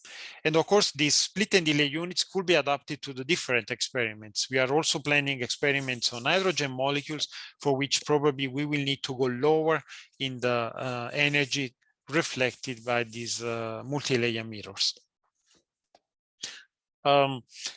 Then after the split and delay units, the beam is propagating for roughly 20 meters for the entire length of the room space up to the largest part of the end station, which at the moment is consisting of a focusing unit, an ion time of flight, and an imaging unit with an XUV spectrometer. This is only for the first part of the commissioning of the beamline, this structure. Later on, we replace the ion time of flight with our coincidence spectrometer that now we are still assembling here in Freiburg. But let me go through the different unit to give you some more details. So the focusing unit here is based on an ellipsoidal mirror. So for the experiments, we had long discussion about the best way to tightly focus the XUV radiation, and at the end, the best is to use an ellipsoidal mirror, not a back reflecting mirror. To use an ellipsoidal mirror at grazing incidence that was already delivered. And you can see also the first validation measurements that we did with the diode laser, simply an alignment laser. So we were able to achieve good focus, 36 micron, full width at half maximum, just as preliminary alignment of the ellipsoidal mirror. Of course, the very final tests of the precise alignment of the system will be done with the XUV radiation. Of course, we want also to characterize online and for the entire duration of the measurements, the characteristics of the XUV radiation. And that's why after the interaction region, we are already installed a toroidal imaging unit. So we will perform a one-to-one imaging of the XUV radiation using a toroidal mirror onto an XUV spectrometer, which is placed at the very end of the end station. So that we can monitor for the entire duration of the experiments, almost on a single shot basis, the characteristics of the XUV radiation and be sure that it is stable within a certain range. We can also in principle think to sorting out the data afterwards, but this is at the moment not planned. The real heart of the experiments will be, of course, a reaction microscope. This is not yet installed at ELI ALPS. We are still finishing the commissioning here in Freiburg, but we are really in the very last phase. All components have been produced. The main system of chamber has been assembled. I just show you here pictures of the spectrometer units, of the detector units, which will be built in the upcoming weeks inside the system, and the final test will take place here. But nevertheless, we will continue also in parallel at ELI ALPS with our experiments. And so what we are planning now is to have an experimental campaign later in this month using an ion time of flight and station, which has been provided by our colleagues at ELI ALPS. And this will be a very important test, because what we are aiming to, it's really to optimize the XUV intensity in the interaction region, in the focal region of the ellipsoidal mirror, to really quantify look into the ion distribution to quantify and to estimate the intensity that we can now reach at ELI ALPS. And this will be, of course, a preliminary crucial step in order to understand how feasible, how far are or how close we are to the conditions that we need in order to perform, our final experiments on the 2-photon double ionization of helium. And then, of course, we are also planning additional campaign next year, probably in February, for continuing the optimization of the XUV intensity in the interaction region. And so with this, I would like to thank you for your attention. Okay, now, Giuseppe, let me ask you, in the next campaign, what atoms are you going to use in order to ionize, or you will not do any ionization spectroscopy? No, probably, what we are planning to use is to start with neon, to reproduce those experiments that have been already obtained, and then, of course, helium, to really see if we can see double ionized helium, because this will be, the best situation, of course. And you will use 45 EV photons already, yep, right? Exactly. This is what we are planning, yeah, to use the final multi-layer mirror. Okay, Majed. Hi, Giuseppe. Thanks for the nice talk. It's Majed speaking. You won't be surprised by my question. Are you considering other usage in the nonlinear spectroscopy? Or could you speculate about that? Other experiments. We are considering also to perform experiments, as I was mentioning, in hydrogen at a lower, photon energy range, because there's been also theoretical prediction in the group of Fernando Martin how one could use an XUV pump, XUVB approach in order to really elucidate the coupling between electronic and nuclear dynamics without having the complexity related to the intense infrared pulse. So this is another experiment we are really looking, to perform. But we must check, especially with the multi-layer mirror, if we can get, a good multi-layer mirror in that region. Thank you again, Giuseppe, for Thanks. the presentation.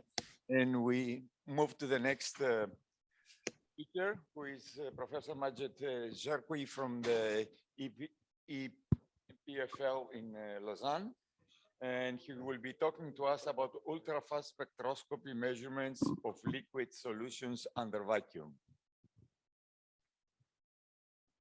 Thanks for the introduction and thanks for the invitation to come back. So what's happening?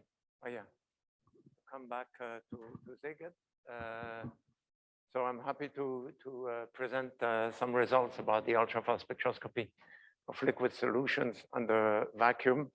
This is not work done here, but I hope there will be an opportunity.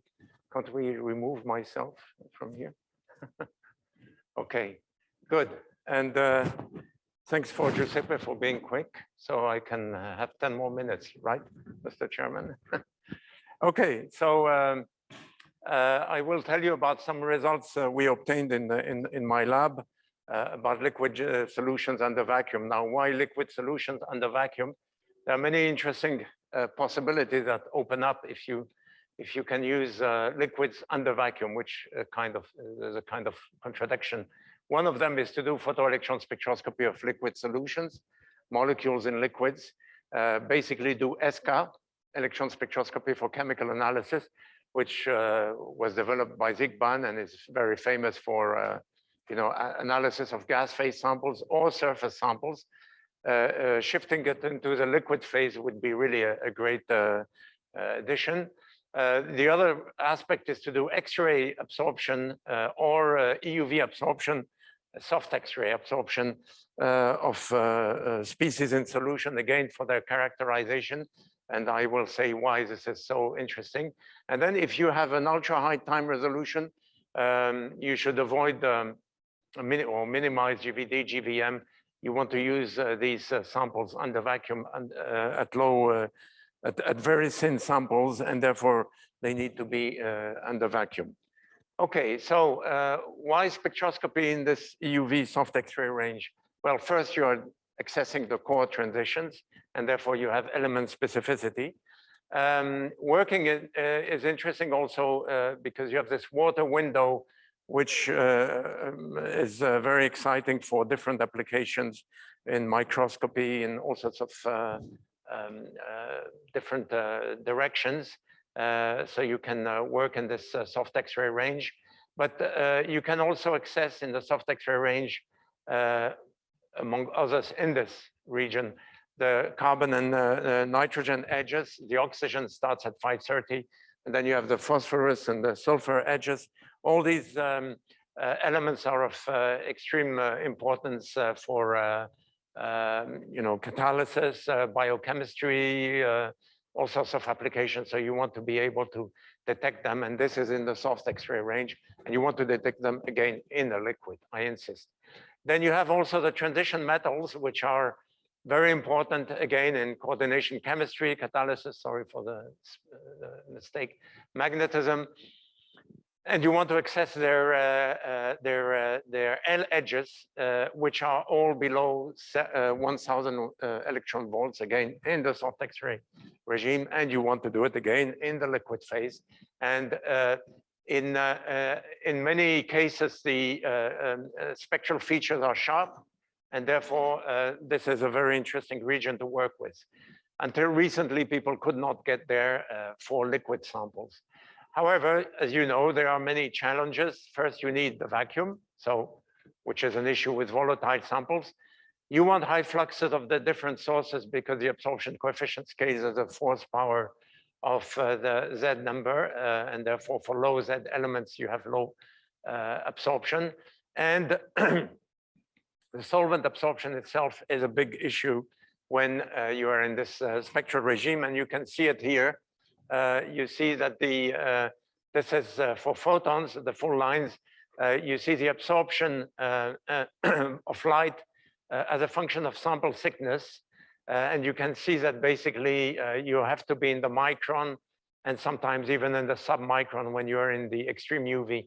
You have to be in the submicron region in order to go through the liquid sample. So you need really thin jets. Okay, so as I said, I will tell you something about photoelectron spectroscopy, which we did in my lab. And this was with cylindrical jets, which are not thin, but anyway, in photoelectron spectroscopy, you're looking at the surface. So you don't penetrate deep into the solvent and you detect electrons. And therefore, you again need vacuum for that.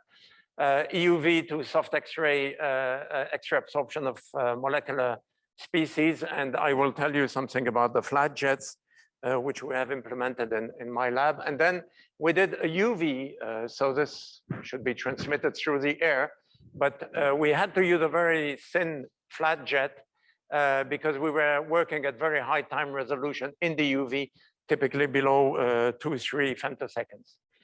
Okay, so the photoelectron spectroscopy of liquid jets already in the early 70s, Zygmunt, when he developed the ESCA method and for which he got the Nobel Prize, also considered doing photoelectron spectroscopy of liquid samples, and he devised different schemes. But the real takeoff came thanks to Faubel, sorry, it should be an L, Manfred Faubel, who worked through the 1990s to develop thin cylindrical jets that you could inject into vacuum at high speeds, typically 50 micron diameter.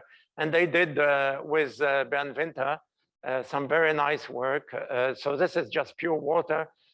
When you do, of course, the photoelectron spectrum of a liquid jet, you have the vapor that is the gas that is evaporating around it, and therefore you get the photoelectron spectrum. This is valence photoelectron spectroscopy, but they also did XPS of both the gas and the liquid. So you have to measure the gas separately, subtract it, and then you recover the photoelectron spectrum of the liquid alone. Then there was the idea of doing a time resolved photoelectron spectroscopy. And I'm talking about EUV to shorter wavelengths photoelectron spectroscopy, because some people like Toshi Suzuki in Japan or Andrea Lübke in Germany did with visible or UV pulses at 6 eV. But that's not what I'm talking about. I'm talking about EUV energies. And so Bernd Abel, together with Manfred Faubel, started doing the first type of EUV photoelectron spectroscopy of liquid jets, where you have the nozzle, the jet, going into vacuum. You pump it with a UV pulse here, and you probe it with the HHG EUV radiation, and then you collect the electrons that go into the analyzers. So we did basically the same experiment in my lab. This is the nozzle, the catcher to freeze the solution, and time of flight spectrometer. And basically, it was really under identical conditions as before, and we tried different type of systems with this. So the setup we have in Lausanne is a typical HHG setup, nothing fancy. The idea is not to do attosecond pulses. We just want a comb of different lines that we can choose. So depending on the gas, we went up to 120, but typically we work between 30 and 60 EV. We have a grating monochromator, the Poletto design, and we can select the harmonics, and then we had liquid, solid state, and gas phase experiments. The setup is called Harmonium. It's named after a very nice Sicilian wine, which I highly recommend. Unfortunately, they don't pay me for giving them publicity like that. And anyway, so it's part of, by the way, it's part of the Lausanne Center for Ultrafast Science, which is itself a member of Laser Lab Europe. So if you want to do experiments, you can apply there. I'm not competing with ELI, sorry. Okay, so the different experiments we did, we first identified the laser-assisted photoelectric effect, which was known for atoms and was demonstrated for solids by the group of Margaret Mernin. And we managed to see it also in liquids. So basically, this is when you have the photoelectron at time 0 that is dressed by the pulse. So here we use 35.6 EV photons, and they were addressed by the field of the near-infrared pump pulse. So when you're at time 0, you get these side bands, which are due to lattice. So basically, you have the photoelectron undergoing transitions between Volkoff states in the continuum. This is interesting because it allows you to have the cross correlation between the optical and the EUV pulse.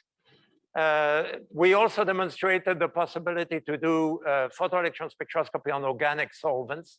This is steady state work, but it's important to widen the range of solvents that one can use, because of, you cannot dissolve any molecule in water. So that was quite useful.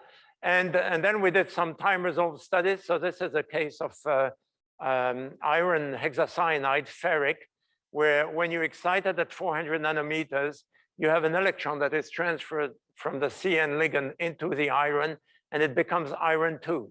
So this you can see very nicely in the photoelectron spectrum, valence photoelectron spectrum, because here you have the ferric, the signal of the ferric, higher binding energy, of course, and this is a signal of the ferrous steady state. So when you pump the ferric system, you should have a shift of the edge here, of the threshold, and this is exactly what we see. And then we can time resolve this, the evolution of the ferrous signal, the iron 2 plus, and we see that the electron goes back on a time scale of half a picosecond. And if we change to another solvent, this time scale becomes longer. There's still something to understand here, because we have other compounds for which we see the solvent modulating the time scale for either the electron transfer or the back electron transfer. And this is something that needs to be further explored. By the way, here you see the Lappe signal, which gives us the time 0. So this is a very nice and comfortable way of getting time zero in these experiments. Now, more interesting is another compound we looked at, which is called ferrioxalate. This compound is again a ferric compound. And when you excite it, it undergoes a very complex chemistry. It loses one CO2 ligand. Then this system remains unstable. And after a while, it loses another CO2 ligand, but this time as an anion. And then this anion goes and attacks a ground state molecule, which it decomposes again through the cycle. So basically, this is shown here. The photon will split off one CO2, and then later, this unstable compound uses a CO2 minus anion. Now, the absorption spectrum of this compound is quite well known, and it's very intense. You can see here, I mean, I don't know if you get a feeling about the intensity, but this is a huge absorption cross-section. And the interesting thing is because one photon can destroy more than one ground state molecule, the quantum yield is more than one. So the quantum yield for the photochemical reaction gets up to 1.25 at the energy of about 266 at the third harmonic. But if you go further higher in energy, it goes to 1.5. So you destroy more than one molecule per photon. And that's why it's used as a means of calibrating photochemical reactions in many applications. Now, the point about this cascade of events is that it's very unclear.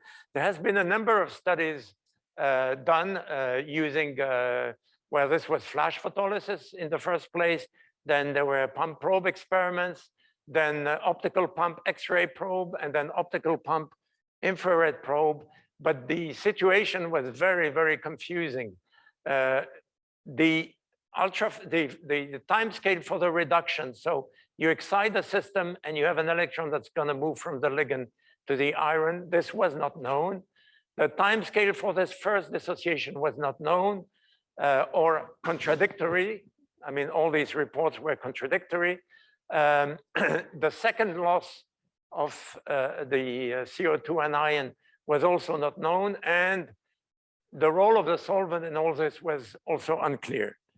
Of course, with photoelectron spectroscopy, we're not going to address all of these questions, but at least some of them can be clearly tackled, in the sense that when you do photoelectron spectroscopy, you're sensitive to the electronic structure of the metal. In that case, as I showed you before, for iron hexacyanide, you had iron 2 and iron 3. So when you reduce the iron 3 plus, you will get this shift at time zero that appears. So the threshold is shifted. And when we time this thing and we look at the time evolution over several picoseconds, what we see is a lappe again, which gives us time zero. And then we see a decay and then a flattening off. And if we now remove the lappe signal, this is what we get, a decay and then a flattening off. And the decay is about 25% of the initial intensity. And then this decay corresponds to about 2 picoseconds. Now, all the papers I mentioned cited this 2 picosecond time scale, and each one had his own interpretation. But what the photoelectron spectroscopy says, because it's sensitive to the electronic structure of the metal, is that 25% of the ferrous species are lost in 2 picoseconds.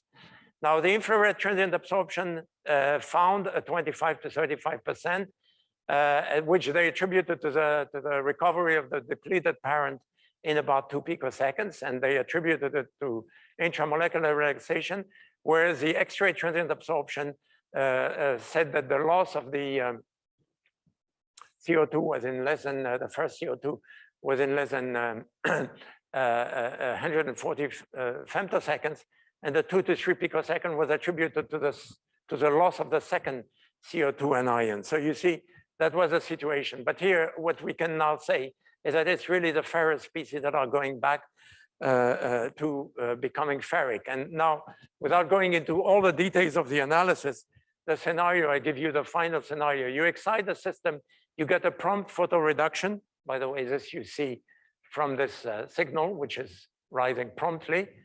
So you get the prompt photo reduction, and you dissociate 100% of the CO2s already at the beginning. And that is based on the X-ray, I would say, in less than 140 femtoseconds. However, 25 to about 35% of these species recombine in 2 picoseconds, whilst the rest has gone out of the initial solvent cage. So in a way, this rationalizes all the contradictory reports that have been given just by detecting the electronic structure of the iron atom. And now we have done more deep UV transient absorption studies that confirm this scenario. Now, I put the cage here. This is very, very generic. In fact, the cage is by no means like that. And we had done simulations many years ago with the group of Ivano Tavernelli, which showed that these helical looking molecule, this is like a helix, have the solvent, and in particular water, that intercalates between the ligands, and that is going to determine the dynamics of in-cage recombination, or geminate recombination, which we put to 2 picoseconds. One would need to do other measurements with other solvents to confirm this effect of the solvent. But cut long story short, in a way, we have solved many of the contradictions that were in the literature regarding this sample, which we are now pursuing with other techniques. Anyway, now going to, so this was with cylindrical jets for photoelectron spectroscopy. Now let's move to flat liquid jets. So the flat liquid jets were again developed by Manfred Faubel. In that case, the idea is to have 2 cylindrical jets colliding. So you have to be very careful about the flow and the geometry at which you make the collision. And that gives rise to these sheets of liquid. And the sheets go like that at 90 degrees. So here you see it by profile. And the next sheet is, you see it looking towards you. So they're really at 90 degrees from each other. So you can have more than one sheet, but at some point there is evaporation. And typically the thickness is 1, 2, 3 microns, which is more than enough for doing soft X-ray spectroscopy, i.e. above 150, 200 nano EVs. And in fact, in the group of Alexander Fröhlich, they implemented the same liquid jets and did systematic X-ray absorption studies of iron trisbipyridine, which contains, of course, iron, carbon, and nitrogen atoms. The sheet thickness is given here, and you see that 30 millimolar is a very reasonable concentration for doing any type of spectroscopy. This is what we use also in the hard X-ray regime. And you see the quality of the absorption spectra of the carbon K edge, nitrogen K edge, and iron L edge is absolutely exceptional. So we're in business for doing time resolved studies. And this is the absorption by the solvent, which is, of course, the oxygen of the water. Now, this was at the synchrotron. How about the tabletop sources like what you have here? Because this is important. So the same group, the group of Eric Nibbering at the Max Born Institute, also implemented the same experiment, but this time using their continuum from an HHG source, and they reached the nitrogen K edge, which was a very nice development, but they didn't do any time resolved studies in this case. And soon after, the group of Hans Jakob Werner in Zurich did the time resolved experiments on liquid ethanol and methanol. So this is a continuum of their source, which spans the carbon and the oxygen K edges. And of course, the nitrogen is in the middle. So they did the pump probe experiments. In this case, what they did is strong field ionization of the liquid, and they found a signature which they could time resolved. And I mean, I don't want to go too much into the detail of all what they did, but this is really one of the first experiments. Now, I happen to know that in the group of Eric Nibbering, in collaboration with Arnaud Rouzet and all the people at Max Born Institute, now they have done nitrogen KH time resolved experiments on the same compound. And I saw the data, but it's not published. It's of extremely excellent quality. So things are moving ahead for tabletop sources using these flat liquid jets. Okay, one more result from the group of Hans Jakob Werner is the generation of high harmonics in the flat liquid jet, which they did. So they were comparing two liquid jets,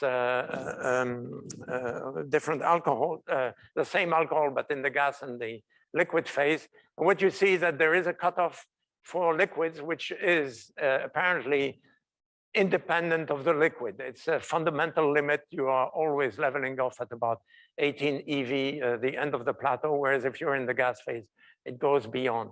So this is demonstrated in this paper and is also rationalized by calculations by the group of Angel Rubio in Hamburg. Okay, let's go back to the use of these jets. So now the second geometry for flat jets. So we had a colliding jet. Now we had the compressed jet, where you have the jet coming out and is being compressed by two gas streams that are going to allow you to tune the thickness. Because what I showed of the colliding jet, we are between 1 and 3 microns. You might want to go to even thinner, and actually you have to if you are in the extreme UV, because water is very strongly absorbing. And so the group of Koralek proposed a scheme where you can have now, you know, these flat liquid jets. This is increasing the gas flow. You compress the sheet more and more. But of course, when you do this, you are also injecting gas into the chamber. And here they did the X-ray absorption spectrum of iron hexacyanide at the iron L edge. The quality is more than respectable, and I think things can be improved in this direction.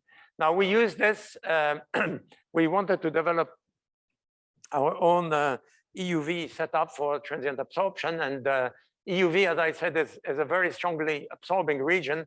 If you're at 50 EV, the attenuation length in water and ethanol is 80 nanometers. So you really have to use the compressed jet, which is what we did.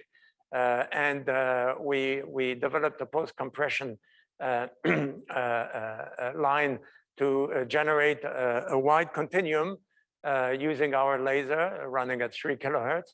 And we recorded the EUV absorption spectrum of IBR in ethanol. So you see it here. It was quite challenging, but it's feasible. So now we can say we're equipped to do these time resolved experiments. And you guys have a high rep rate system. So you have a big advantage here to do these things in a much more comfortable way. One more application that we use for this, as I said, you want also very thin jets if you want to minimize GVD, GVM in your samples. So we did an experiment in collaboration with a group of Francesca Caligari in Hamburg. So we took our chamber, everything, the jet to Hamburg. She has developed this source of UV radiation between 210 and 320, 330. That is sub 2 femtoseconds. It's published in this paper. And we wanted to use it to study molecules in solution. But of course, first, we wanted to look at the response of the solution. So we excited pure water with a near infrared sub 5 femtosecond pulse, which has an edge fairly significant going into the visible. And to our surprise, we got this very remarkable pattern. So we are talking about 210 to about 330 nanometer probe. And you see these oscillatory patterns at high frequency. Now, water doesn't absorb before 200 nanometers. So when we looked at the oscillatory pattern, these are high frequency modes, basically the water stretch and antisymmetric stretch, symmetric and antisymmetric stretch, they are like slightly below 10 femtosecond oscillation. So you very nicely see these oscillatory patterns, and they have to come from a wave packet that is generated fairly high in the ground state surface. So probably the UV part of, or the visible part of the pump pulse is generating by impulsive stimulated Raman scattering ground state vibrational wave packets. And because they are high enough, they can be absorbed by the first electronic state of water. And the fact that we see these typically 8, 9 femtosecond oscillations shows that the use of, I mean, that the GVD GBM is not significant if you use a thin enough sample.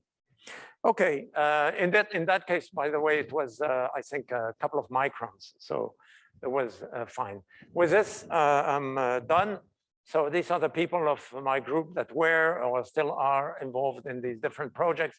Collaboration with Francesca and her group, of course, Luca Poletto and oh, I forgot Fabio, I think. And then for the organic solvents, we had a collaboration with a theory in Prague. And I thank you for your attention.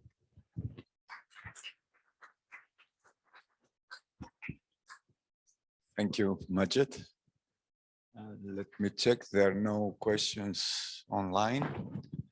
Are there any questions from the audience? I have a simple, I mean, technical question. Like when you have this liquid jet, then it has, when you have a liquid jet or liquid sheet, whatever, it has a gradient forming at the front, gas liquid interface. And then when you have a solvent, I mean, a solution of it, how does this affect the measurements that you're doing? So, okay, the photoelectron spectra showed that we have both gas phase and liquid phase contributions. When it comes to the solute, we don't see any, we don't see a gas phase solute and a liquid phase solute. We just see the solute. For the solvent, we see both the gas and the liquid, yeah. But you can discriminate between the two because you see them very, I think it was shown here in this, this is not by us.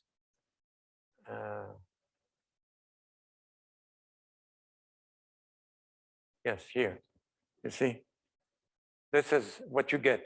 It's a mix of both gas and liquid. So you measure in order to subtract the gas, you measure the gas separately. In fact, you just move the nozzle slightly out of the way. You record what is coming from the gas, and then you subtract it. Thank you. Other questions?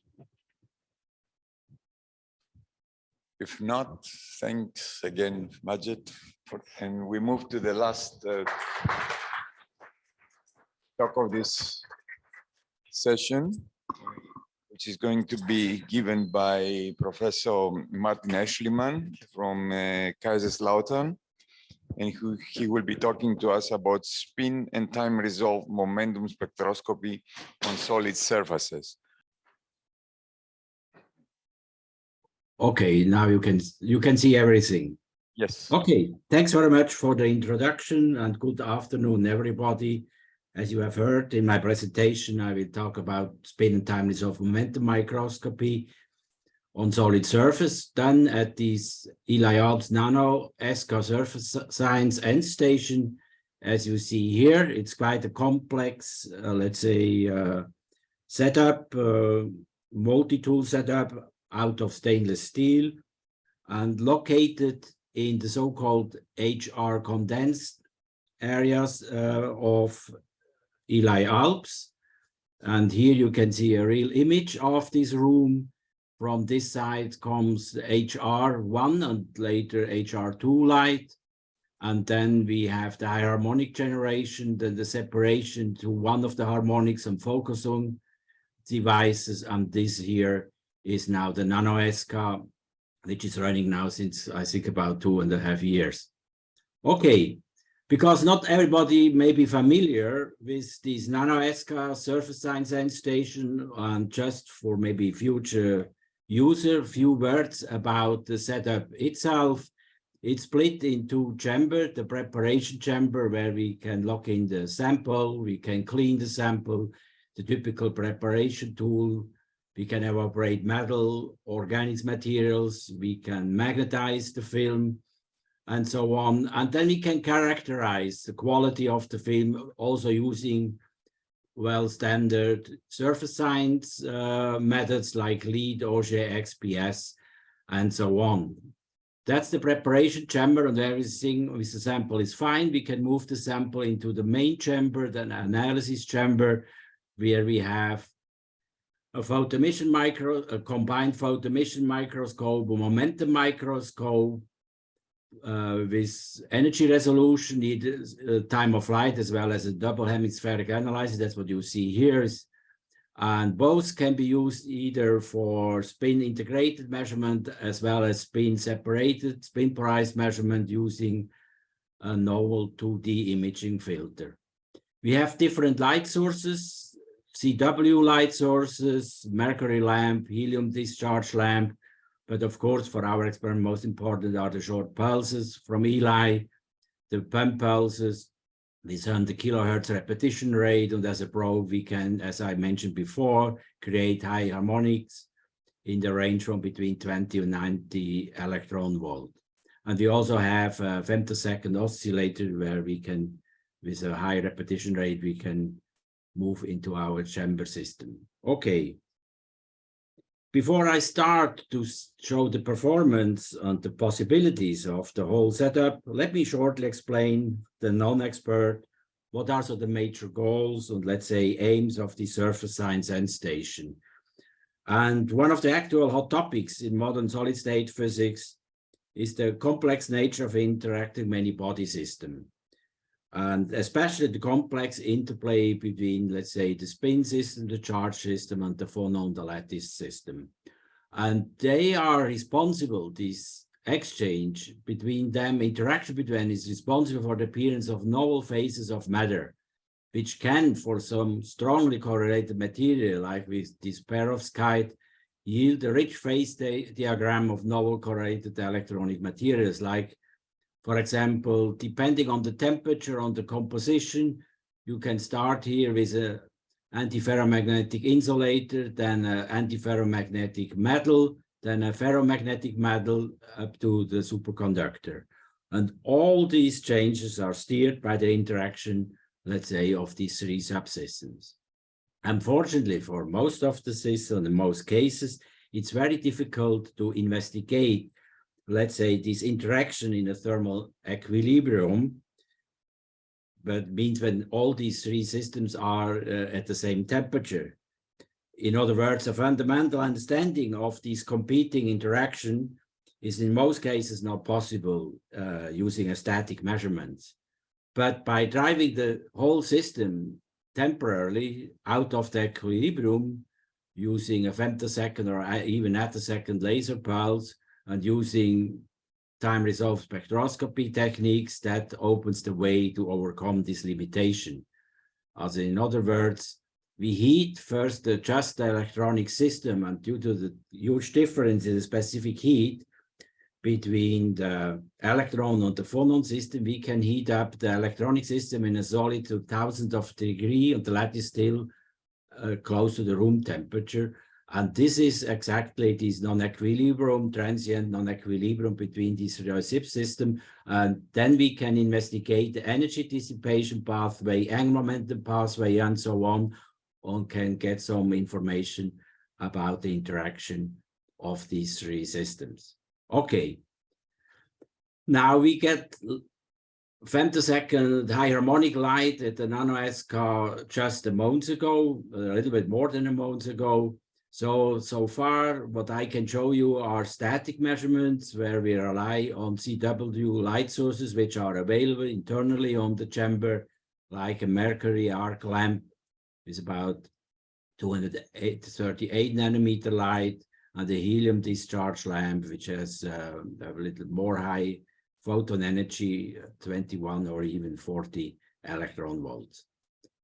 And let me start first with a project, what we call the electronic structure of a two-dimensional hexagonal boron nitride deposited on gold-coated rhodium-111 surface, which we studied with this equipment. It's a joint work between the ELI ALPS team here in Szeged and the team of the University of Szeged and the Wigner Research Center for Physics in Hungary, as well as my team at the University of Kaiserslautern.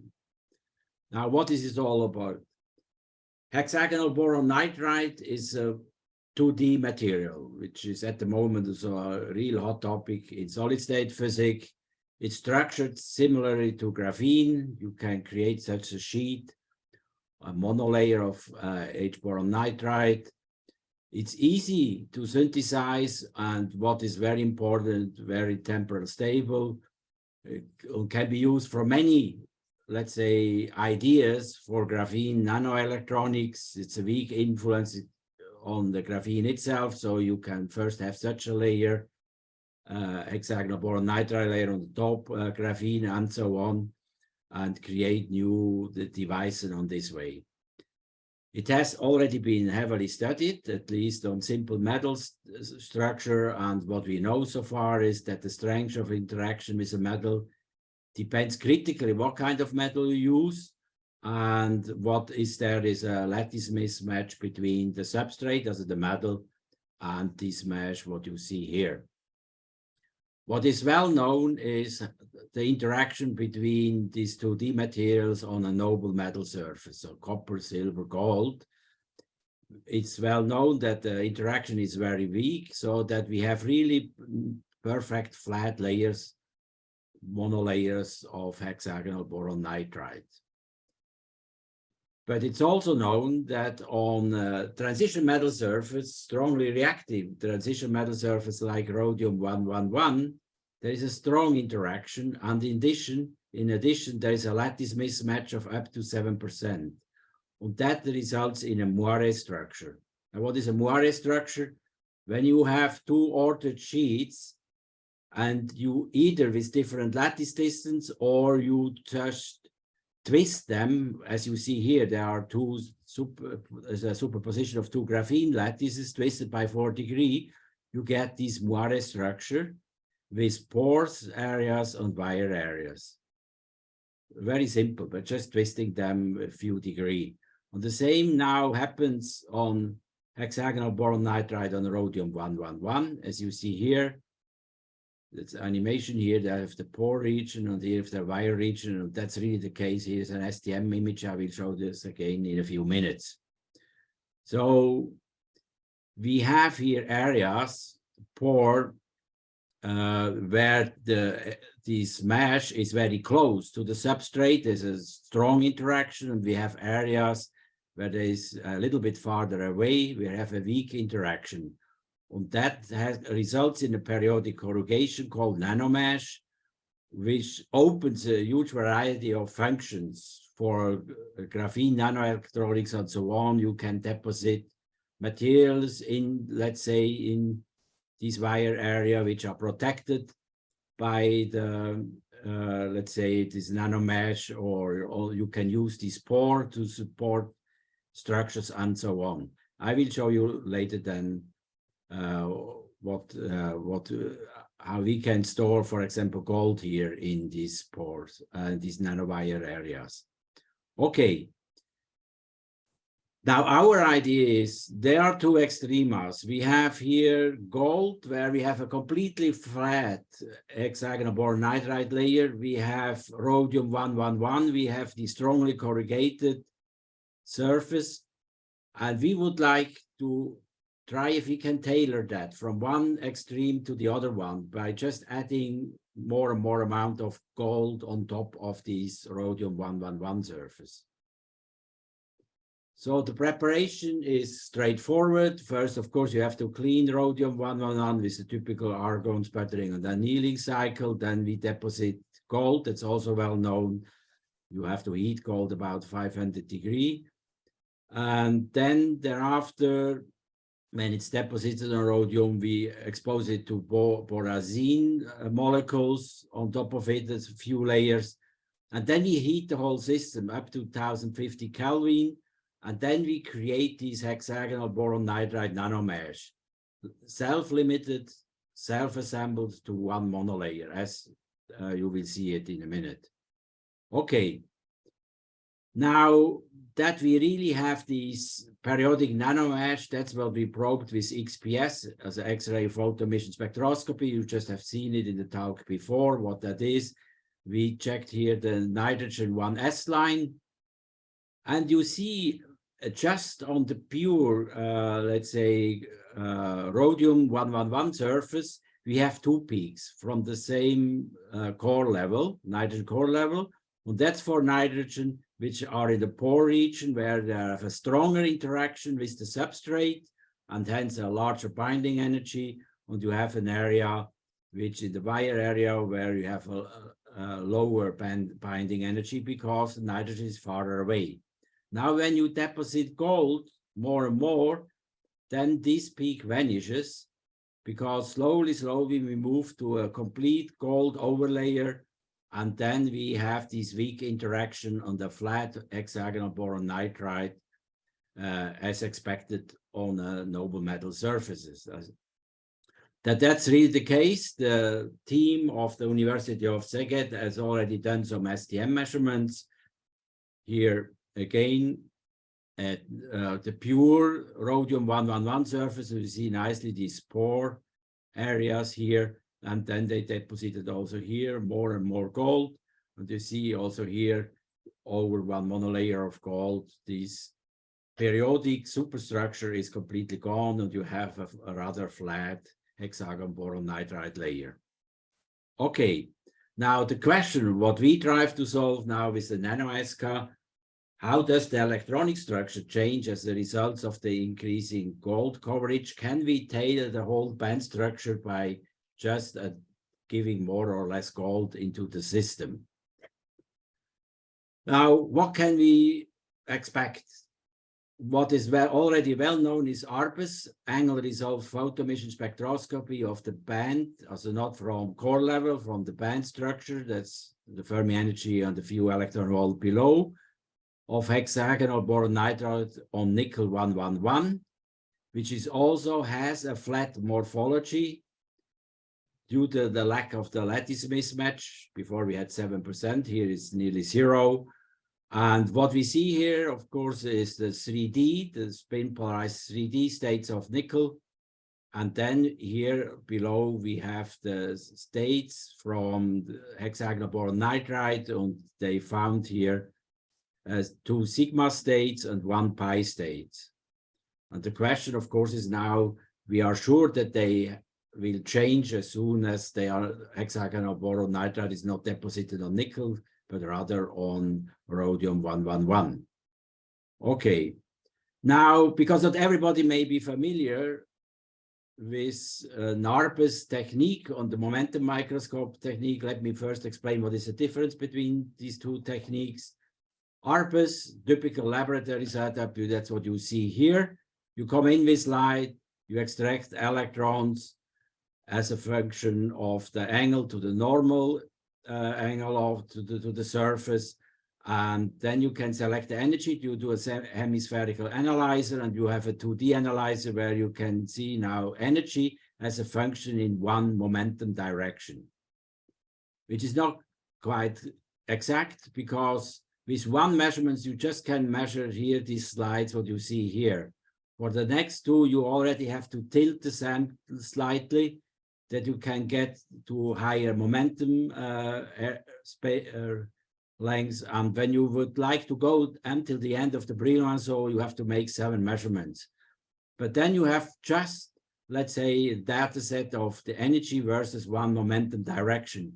But to really say something, you cannot do it just in a specific direction. You would like to have the complete 3 data cube. That means the kinetic energy as a function also of k in both k, y, and kx direction. So you also have to tilt the sample not only by p, but by sigma, So there's a huge bunch of measurements you just have to do for one measurements of a 3D data cube.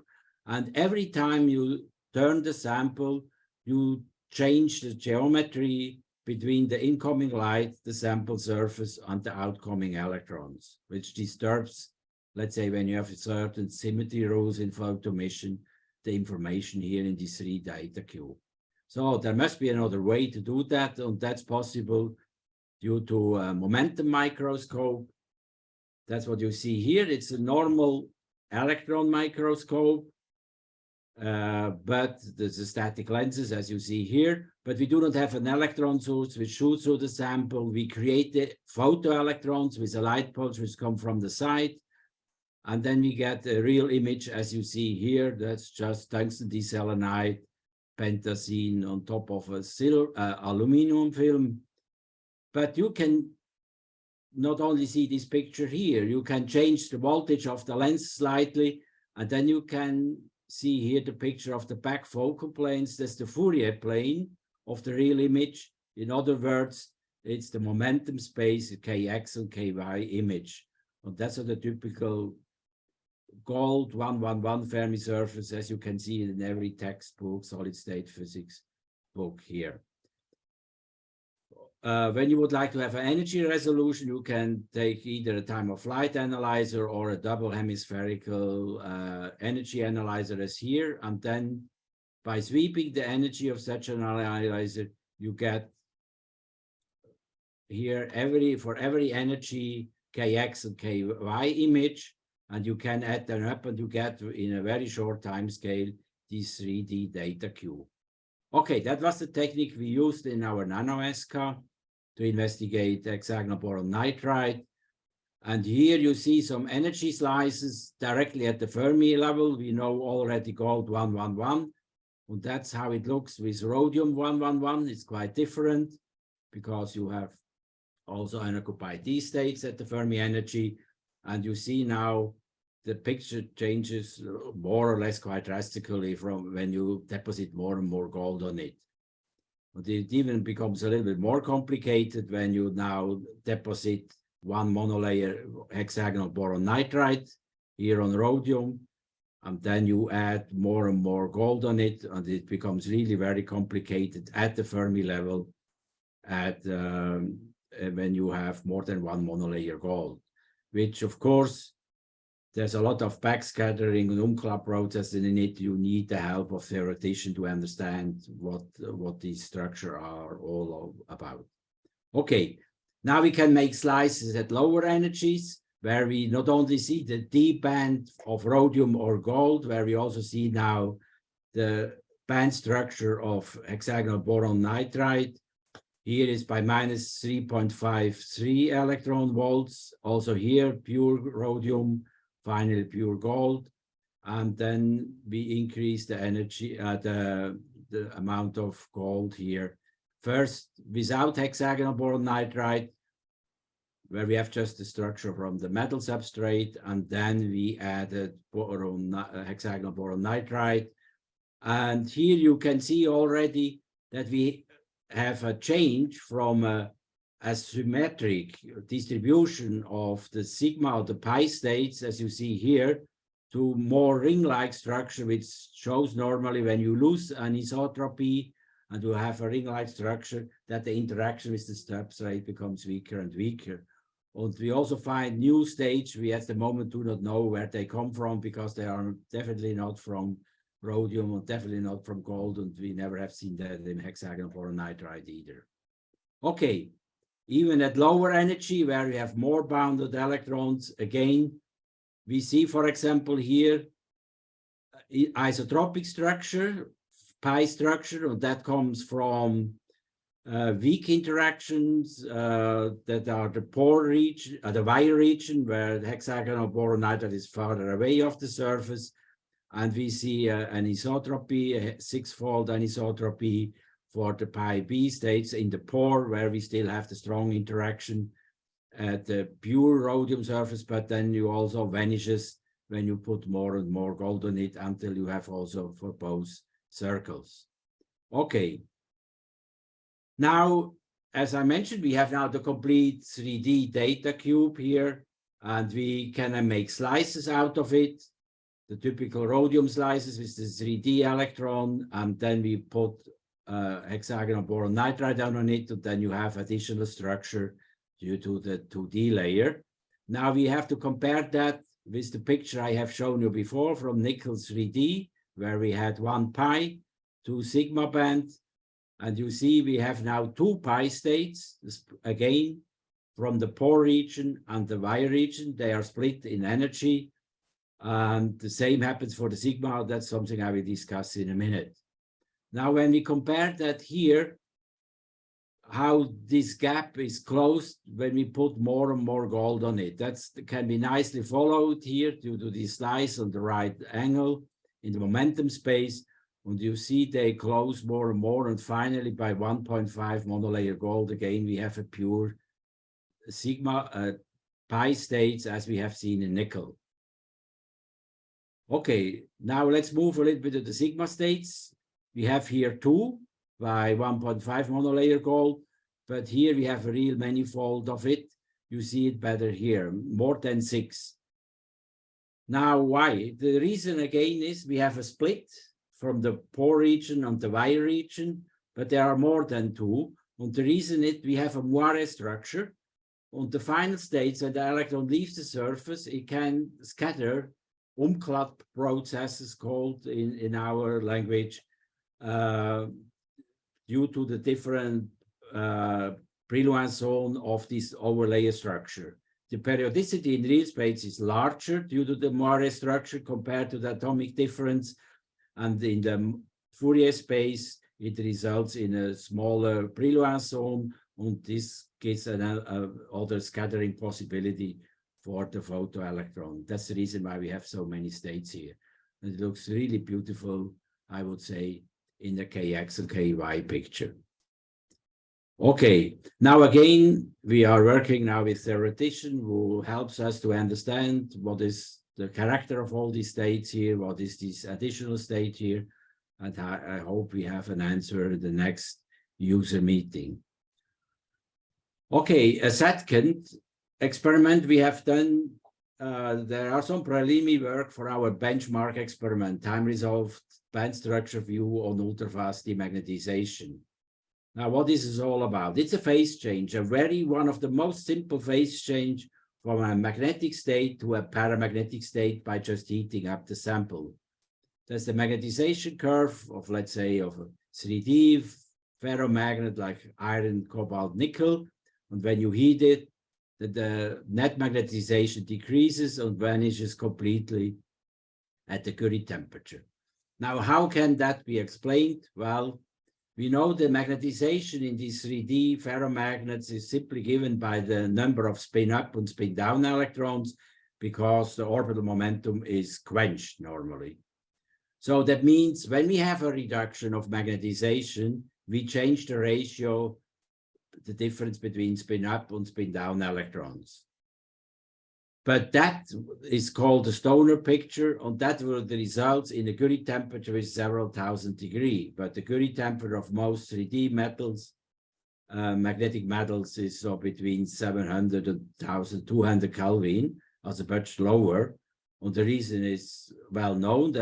You can create spin waves which has lower energy than a spin flip, what is called a Stoner excitation. Spin wave are also called magnons when you quantize them. Okay, now the question is now, how does the spin wave change the spin-dependent band structure? The simple picture of the spin-dependent band structure of a 3D ferromagnet is what you see here. It's the same shape of the band structure to the left and to the right, but split by the so-called exchange energy. That's the reason we have more so-called majority spin electrons than minority spin electrons.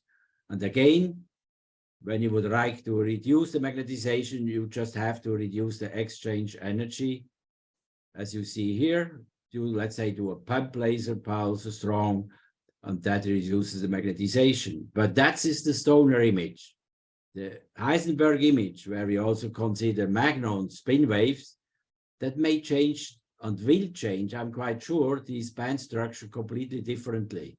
Nobody knows it so far, but I expect something what I call mirroring of the band structure, that locally we still have nearly the same exchange energy, but in every place spatially we have a different magnetization directly slightly due to the spin waves.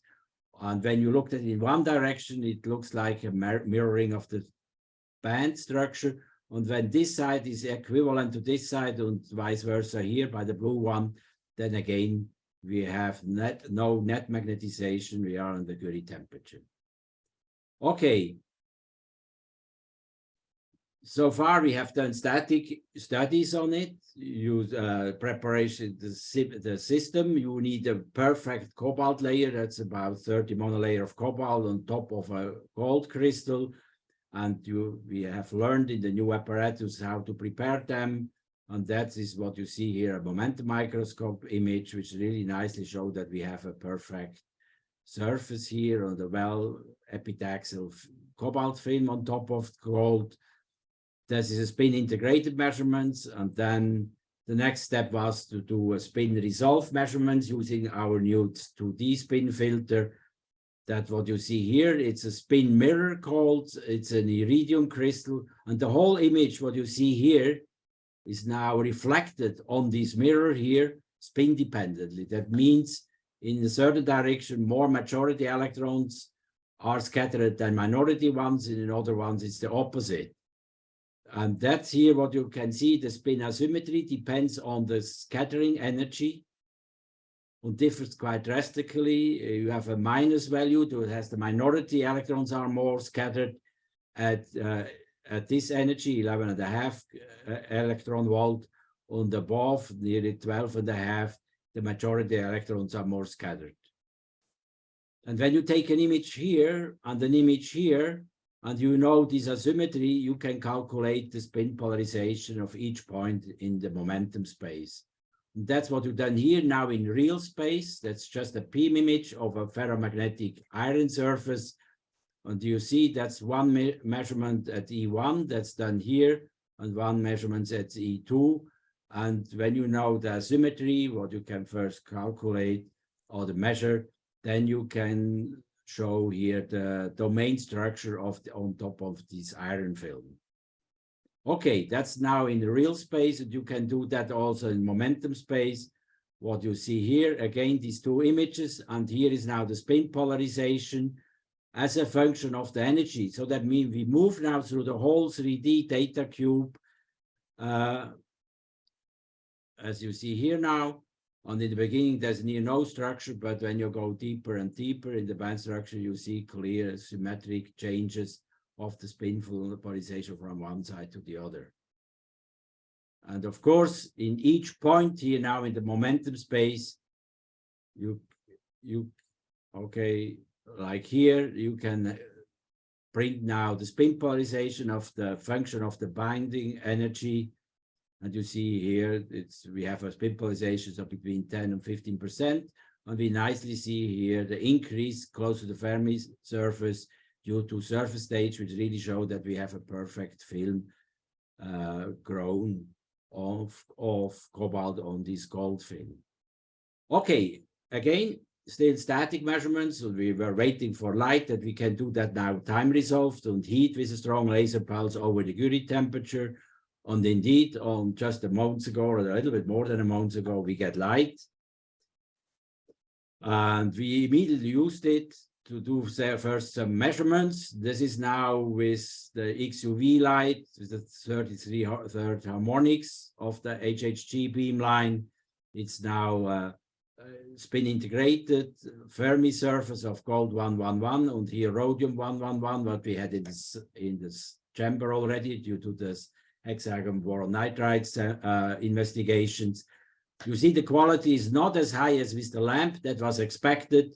Also for the first measurements, we are satisfied. Of course, we hope to increase it by playing around a little bit with the focus and with the electrostatic lenses and so on to get even nicer picture. But so fine, that's great. And even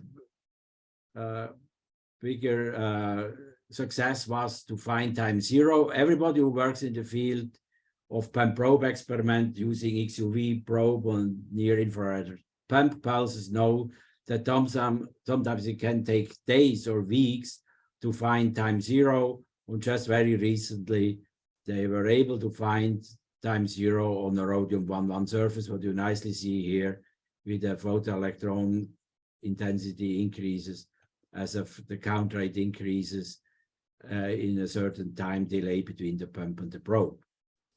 Okay, with these words, I would like to close my talk, my presentation about, let's say, the progress on the NanoSK. And I would like to thank all co-workers. Of course, most of the work was done by the ELI ALPS teams. The hexagonal boron nitride work was done and initiated, by the way, by the University of Szeged, and also some Tony from my group and Benjamin Stabmüller are helping the whole studies, what I just showed here. Thanks very much for your attention. Let's thank again all the speakers. And with this, this session is closed. We take a break of 5 minutes and we resume for the next one.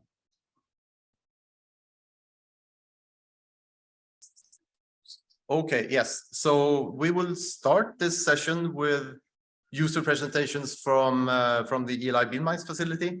My name is Jakob Andreasson. I head the research department for structural dynamics, and it's one of the departments responsible for the operations of user experiments here at the facility. So we will have 4 presentations covering different main areas that we are working on and will be working in.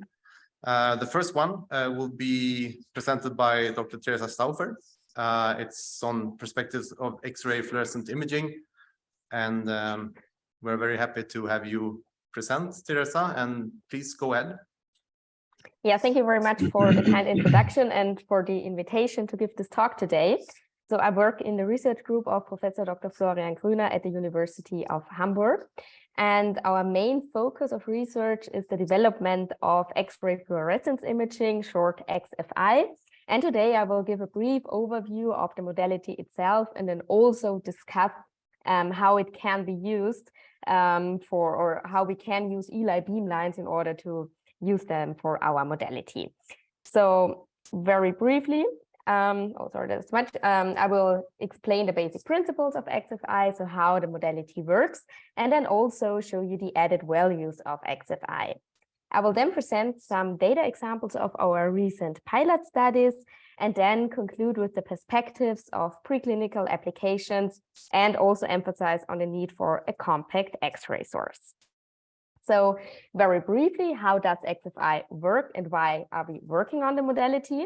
So the general principle is that if we label entities that can, for example, be immune cells, which are relevant in cell therapy, medical drug compounds, for example, in cancer treatments or others, nanoparticle carriers for mRNA delivery, antibodies, nano and microplastics, and other entities, this list is to be continued, we can then assess their biodistribution in space and also in time. And we do so by using a pencil X-ray beam in order to scan the object. And every time the incident X-ray beam hits the marker of the entity, so the label, it creates so-called X-ray echoes by exciting fluorescence of these labels. So the process behind this is the characteristic emission of X-rays. And since those characteristic energies are unique for each element, we can then determine in absolute quantities the amount and also the location of the marker element. And what are the added values now? So first of all, which is a very important characteristic, the modality is non-invasive, so it allows in vivo measurements. Then XFI offers a very high spatial resolution, because in XFI, this resolution is only determined by the applied beam diameter. And the typical values that we are using for in vivo or in situ measurements are between 200 micrometers and 1 millimeter. However, one can also go much, much higher in resolution when imaging single cells, for example. And there, one is on the 100 nanometer range. So this is shown on the bottom right side of the slide, where we imaged around 100 skin cells. And those were really scanned with such a nanometer beam. And in the end, the resolution then determines the total scan duration of a measurement. Yeah, then XFI provides high sensitivity and also quantitative data. And sensitivity in this context here means that smallest local amounts of the marker are detectable. And another feature is at the same time, we also get anatomical information, because as the incident X-ray beam hits the object, not only the fluorescent photons are emitted, but also other processes happen, mainly Compton scattering. And by recording the full spectrum, one can then calculate back from the scattered photons also the anatomical information. And you can see an overlay of the anatomical information and an XFI map on the upper right side of this slide. Yeah, then XFI also allows longitudinal studies because the marker elements that we are using do not decay over time, like in nuclear medicine, but instead we can measure after several days, for example, in order to determine the biodistribution, for example, of a medical drug over much longer timescales. Yeah, and finally, the last two features are unique for XFI, or at least very hard to realize with other currently existing modalities. And the first one is what we call multi-tracking, meaning that we can track different entities simultaneously in one and the same measurement, simply by using several different markers.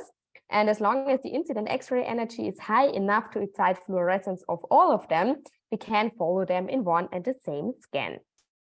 Yeah, and finally, multi-scale imaging is possible with XFI, which means that measurements on completely different size scales are possible, starting from in vivo full body scans and going down to ex vivo individual cells.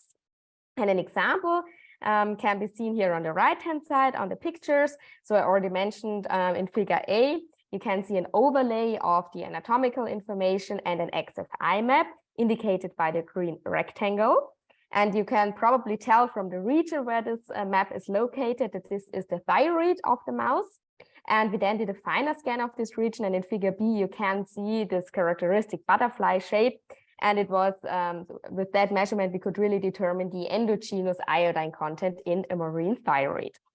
Now, one could imagine to do such a full body scan just to get a rough idea of the biodistribution and then extract cells from the regions of interest and then image those cells with much higher resolution. And here an example is shown where we imaged 100 skin cells, human skin cells that had been treated with a coenzyme labeled with iodine. Yeah, and the resulting maps that are shown here clearly show a very homogeneous uptake of iodine in each of the single skin cells. Yeah, now let's talk about some recent data examples of our pilot studies. And yeah, the probably most important one was the in vivo cell tracking, which we did about a year ago at the Petra 3 synchrotron in Hamburg. And we first did a reference measurement where we injected a molecular iodine-based contrast agent, so without any cells, and scanned the mouse twice, the first one right after the injection and then 12 hours after the first scan.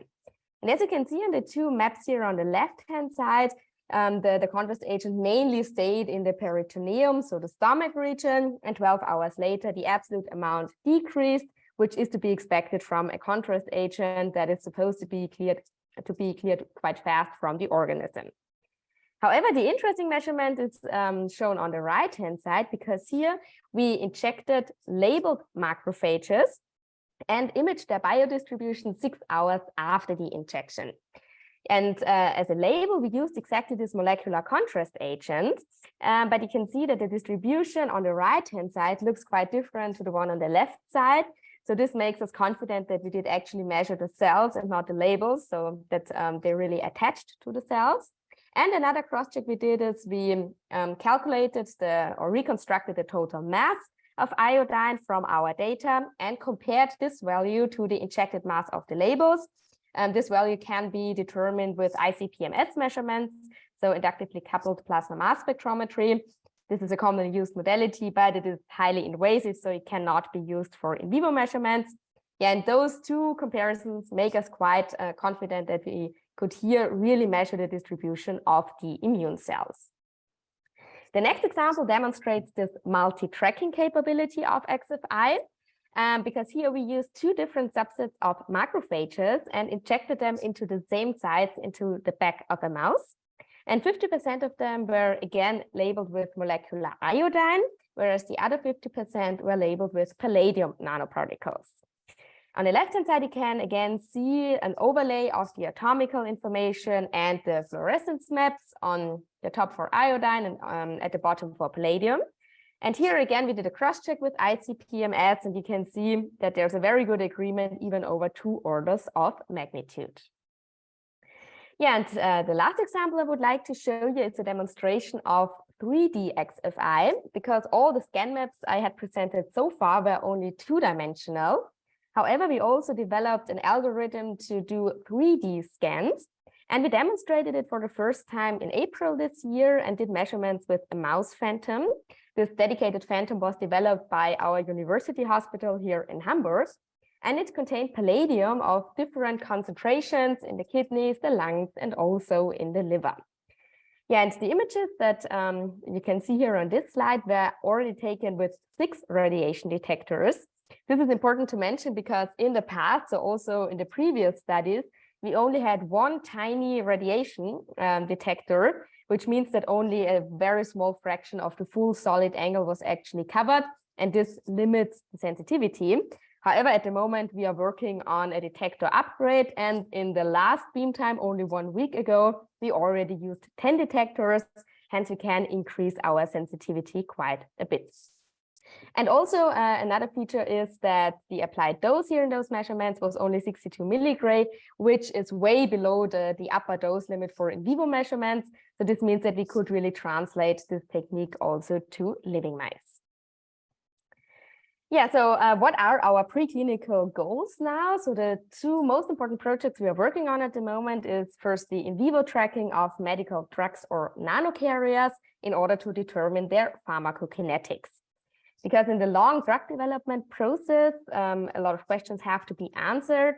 And one is, for example, do medical drugs actually reach their targets? So what is their efficacy? Or where else do they maybe accumulate? And can this be related to adverse drug effects? And in the context of tumor treatments, an important question always is whether the drugs can actually reach the inner volume of a tumor, and also over what time scale the drugs are metabolized has to be studied. Yeah, and the second big project we're working on is this in vivo tracking of immune cells. And with this, we want to monitor the targeting of T cells in cell therapy and also assess the immune response in immune-mediated inflammatory diseases, like, for example, in morbus Crohn, in order to develop novel therapies. Yeah, and now I would like to emphasize the need for a compact X-ray source, because all the measurements that I've presented in my talk so far were done at the Petra 3 synchrotron at DESY in Hamburg. And as you can see in this picture, such synchrotrons typically are quite large facilities. So Petra 3 has a circumference of 2.3 kilometers. So even though they are highly brilliant X-ray sources and tunable and provide all the parameters that we need, they are way too large to translate our modality into a clinical setting. And one potential solution could be the use of laser-driven X-ray sources, more specifically of inverse Compton scattering or Thomson sources, because those sources provide pencil beams, which are not suited for all medical imaging modalities. For example, in CT, one would rather have a cone beam. However, we need this pencil beam because it determines our spatial resolution. So it's ideal for XFI. And 2 years ago, our group published a design study, which really shows that such a compact laser-driven X-ray source can be used for XFI. But now, what are the required beam parameters of the source? So first of all, a very important criterion is the bandwidth, because one could also say, yeah, you can use conventional X-ray tubes. They are already present in every single hospital. However, this is not possible because those X-ray tubes have very broadband spectra, and we need a bandwidth of less than 15% full width half maximum, because as you can see on the spectrum here on the right-hand side, we have a lot of background caused by Compton scattering, and the broader the incidence spectrum gets, the more background we have, which then means that our sensitivity gets lower. The next criterion is what I've already mentioned. We need pencil beams because this beam diameter determines the spatial resolution in XFI. And ideally, we would like to have 1 millirad and 1 millimeter beam size at the target. Yeah, and finally, the photon flux that we would wish for within the bandwidth and also the divergence should be in the order of 10 to the 9 photons per second per square millimeter. Yeah, and looking at all those parameters, one can say that a Thomson source with a high repetition rate, so on the order of kilohertz, is needed. Yeah, and this is something we are already working on in a cooperation on a pilot study together with Gabriele Gretani and Carlo Lazzarini at the Alpha End station at ELI Beamlines. Yeah, and I hope that we will be able to do more experiments there in the very near future. And with this last slide, I'm already at the end of my talk. I want to thank the medical imaging team at the University of Hamburg and of course you for your attention. And I'm happy to answer your questions now. Thank you very much.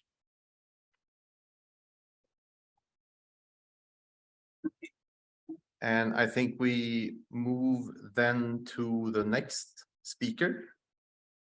And then we have Marcel Mudrich from Aarhus University in Denmark standing by and to present about XUV spectroscopy and imaging of helium droplets. So this is work done in the E1 experimental hall on what's called the MAX station using the harmonics generation source. So yes, please, Marcel. Yes, hi everybody. Thank you, Jakob, for the nice introduction, and thanks for giving me the opportunity to show some of the more recent results that are obtained with helium nanodroplets. So this is a much more fundamental topic. And so today I want to show a few results that we obtained on correlated electronic decay processes that we observed when helium nanodroplets are resonantly excited by XUV radiation. Next, I want to give a quick glimpse at an experiment that we recently performed at the MAC station at ELI Beamlines. So this was on igniting helium nanodroplets into a helium nanoplasma. And very last, I will just show a few interesting images about helium nanodroplets, which can actually be directly or imaged in Fourier space by X-ray diffraction imaging, which we hope to do at some point at ELI as well. So before I forget, let me thank all the people that have contributed. So in Aarhus University in Denmark, I have a small group here where Jakob, Björn, El Taif, Asbjørn, Agash, Abdul are the main players. But we are heavily collaborating with external people.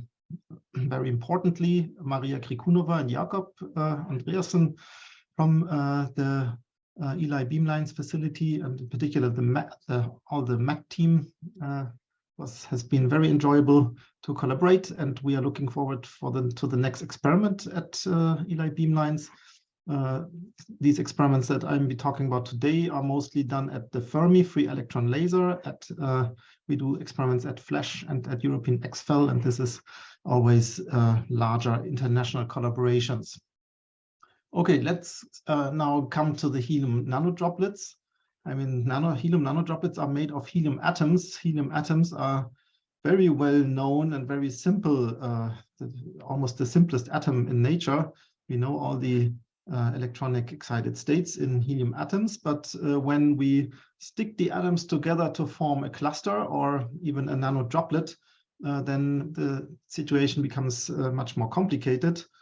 And these helium nanodroplets actually turn out to have very peculiar properties, which are all due to the fact that helium is such a light atom and very weakly bound in a cluster by binding energy of only 7 Kelvin, which makes such a cluster or nanodroplet extremely fluffy and loosely bound, which can only hold together due to its very low intrinsic temperature of less than a Kelvin. And experimentally, it's a very nice target because we can tune the size of these droplets from just a few hundreds up to which is just a nanometer in size, up to the micrometer size almost continuously, and therefore, in this way, explore basically the transition from atomic physics up to condensed phase physics. And to give you one example of the condensed phase aspect of helium nanodroplets is here on the right-hand side. You see in black the absorption spectrum measured a long time ago with a synchrotron, where sharp atomic lines in a helium nanodroplet are actually broadened into very broad and blue shifted bands by strong repulsive interaction of excited states in the droplets. What we were interested in now is to study what's actually the dynamics, what's really happening when these helium droplets are excited into these excited states. And more generally, helium nanodroplets are actually used mostly as cold matrices to form molecules or clusters, nanoparticles inside the droplets and then perform spectroscopy. So we are interested in exploring this potential of doing spectroscopy of embedded species also in the VUV range, or even the X-ray range, where excitations and ionization of the helium matrix needs to be taken into account. Yes, so just to give you a few examples of how these helium droplets can be used to prepare molecules or atoms attached or embedded inside. So most of the small molecules should be seen like this. They are actually immersed inside the droplet and then also cooled down to a very low temperature, but only very weakly perturbed, which makes these droplets nearly ideal spectroscopic matrix. So we can measure by infrared and visible spectroscopy very sharp lines and for cold molecules.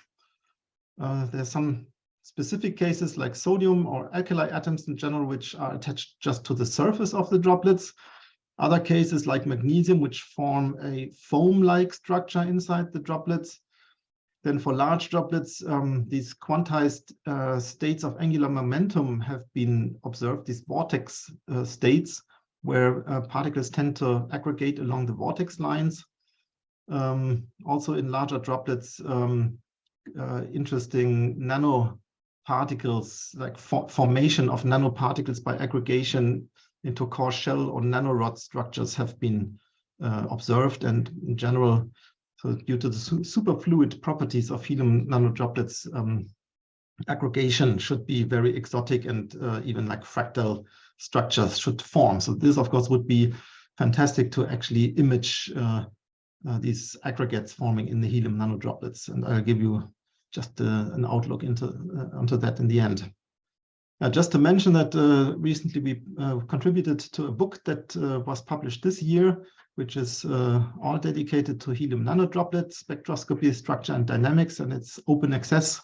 I highly recommend this for reading up on the more recent science on helium nanodroplets. Okay, helium nanodroplets. We are interested in really exciting resonance states in helium nanodroplets, and then probing what's going on.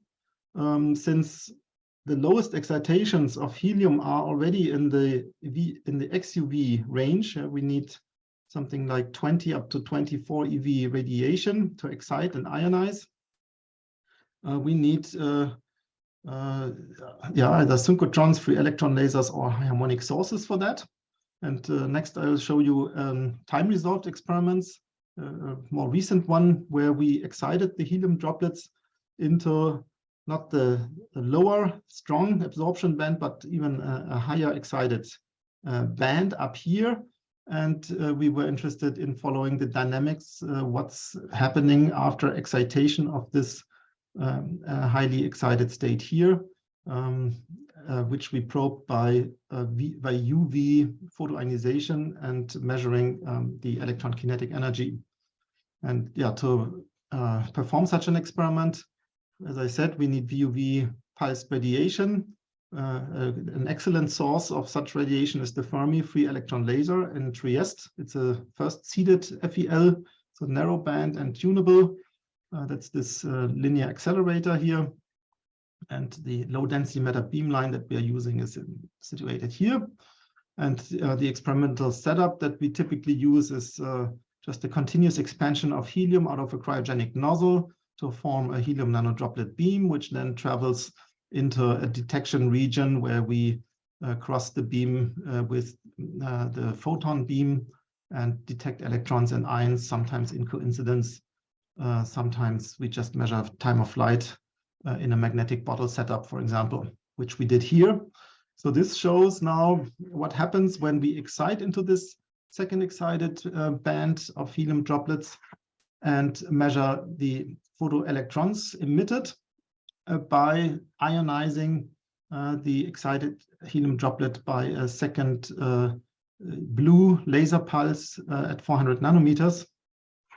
And what you can see is that around 0, we have a strong signal just in the overlap region of the two pulses. This is the direct one photon ionization out of the droplet excited state. But very quickly, within just 100 femtoseconds or so, the signal vanishes, and then a 2-photon ionization out of the excited state dominates, because the excited state very quickly relaxes into lower lying electronic levels of first the helium droplet that you can see here by these red arrows, and then on a time scale of a picosecond or so, these sharp constant bands appear in the electron spectrum, which indicate that the excited helium droplet actually has relaxed into atomic states. Yeah, these constant energy or electron peaks here can be assigned to atomic excited states of free atoms. So, and in addition to that, we also have a strong auto-ionization signal here. This is because we are actually above the adiabatic ionization energy of helium droplets, and also auto-ionizations occur. But in addition to this, so the electronic relaxation out of the highly excited state into these lower excited states, that in several of them that we see, including singlet and triplet states. In addition to that, actually, there's nuclear motion happening, which was simulated recently by Manuel Barranco in Barcelona. So this indicates an excited atom that's excited at t=0 inside a helium droplet. So what you can see is that this excited atom, by repulsive interaction with the surrounding helium, actually pushes the helium away, forms a bubble, and effectively becomes a free atomic state, even though it may be immersed in the droplet, but by forming this void bubble around itself, it decouples from the droplet and becomes a nearly free atomic state, which explains the relaxation in the electron spectrum into these atomic levels here. On a longer time scale, then the excited state is ejected out of the droplet and really becomes a free atom. So this is if we just singly excite a helium droplet, but at a free electron laser, we can actually easily crank up the VUV intensity and excite in a droplet several excited states.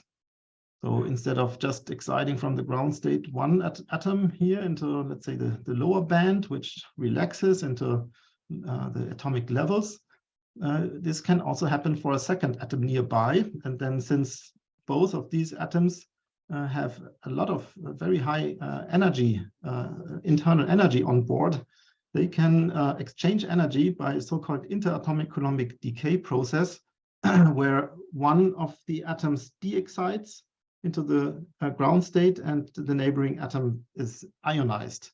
And again, we measure the emitted electron. So in the electron spectrum, this is just for VUV pulses alone. We then measure a characteristic electron line, characteristic for this interatomic Coulombic decay process, pretty much exactly at the energy where we expect 1s2s, so lowest excited singlet states, to interact with one another and decay. So this we wanted to then also measure by pump probe spectroscopy to resolve how fast this process happens. And what you can see here on the left is, in the bottom panel, these are just the photoelectrons, which again show the relaxation out of the initial excited droplet state into the relaxed atomic states due to the bubble formation and the decoupling of the excited atoms from the droplet.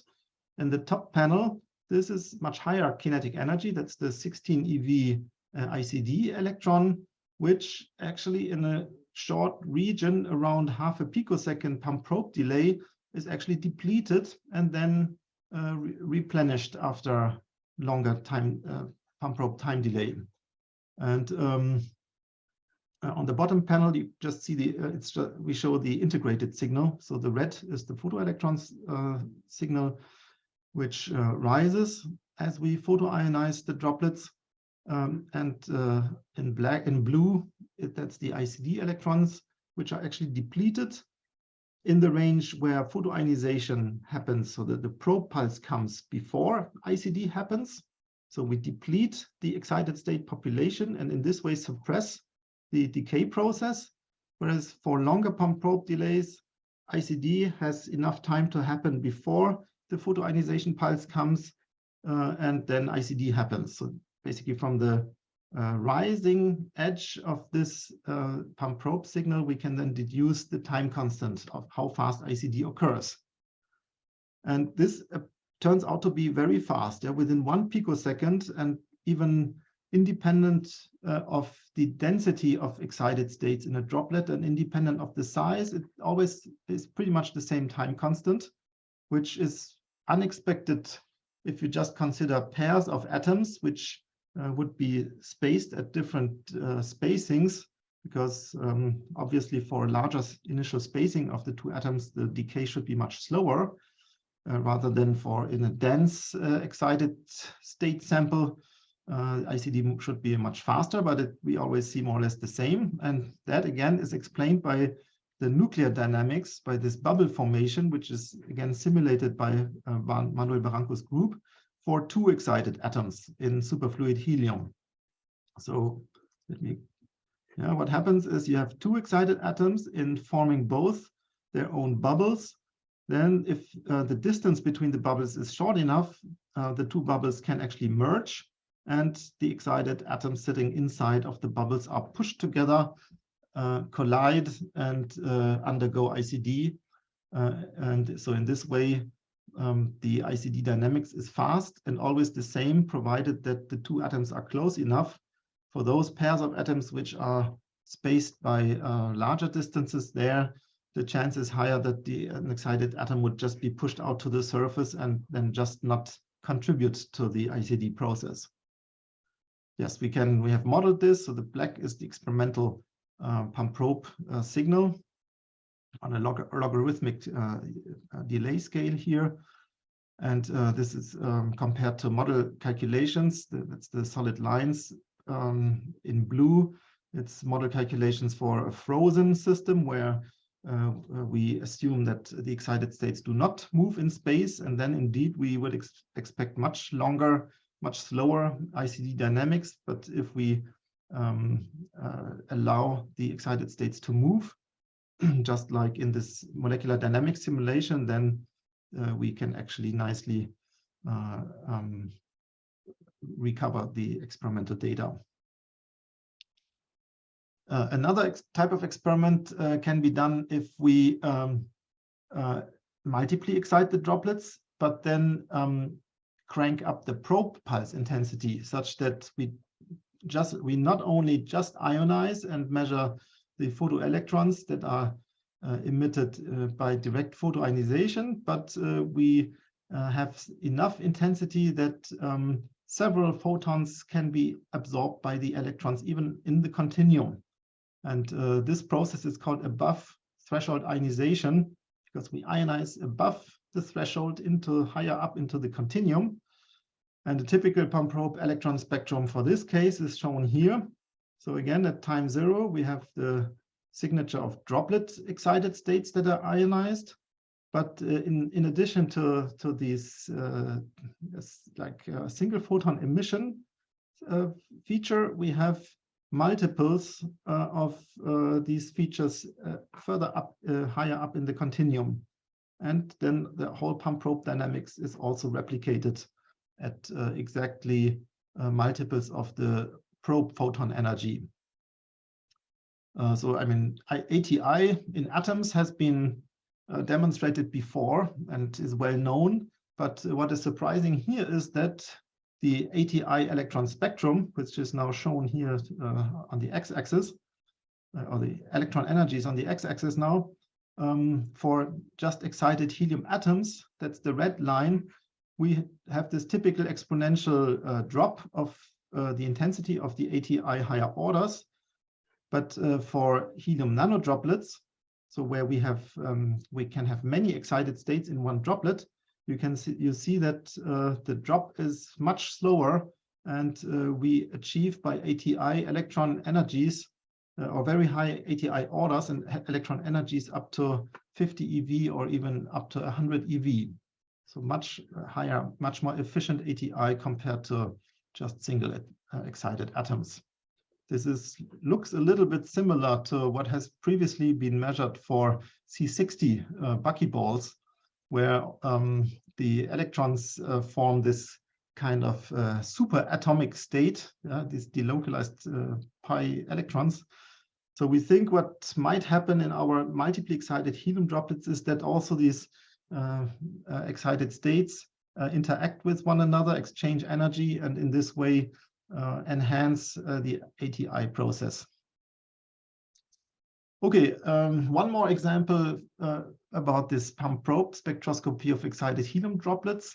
I mentioned then that helium nanodroplets can easily be doped by, for example, attaching a sodium atom, which sits on the surface of a helium droplet.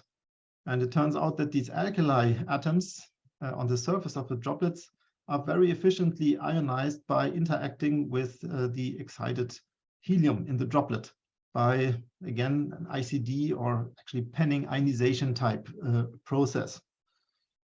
So this we did in a pump probe fashion. Again, the pump pulse excites the helium excited state in the droplet, and the probe pulse then depletes it by photoionizing the excited state. And indeed, so down here you see again the photoelectrons. Up here at 16 eV around about, these are the ICD electrons, both from the helium-helium ICD I talked about just before, and also the helium-sodium ICD, which is the blue. So the main component is ICD of helium atoms interacting with sodium atoms here. Again, we see that at rather short pump probe delay, by photoionizing the excited helium, we actually deplete this reaction, and we measure less ICD electrons from ionizing sodium. And then with nearly the same time constant, we see the reappearance of ICD electrons from the ICD reaction of sodium, which indicates that, again, also for the helium-sodium ICD process, it is likely this bubble dynamics forming around the excited helium that is determining the speed of the reaction. All right, this was some glimpse into pump probe spectroscopy of helium droplets with FEL pulses. Let me briefly present one experiment on pump probe spectroscopy that we did at ELI Beamlines on pure helium droplets. And this experiment was done at the MEC end station in the E1 hall.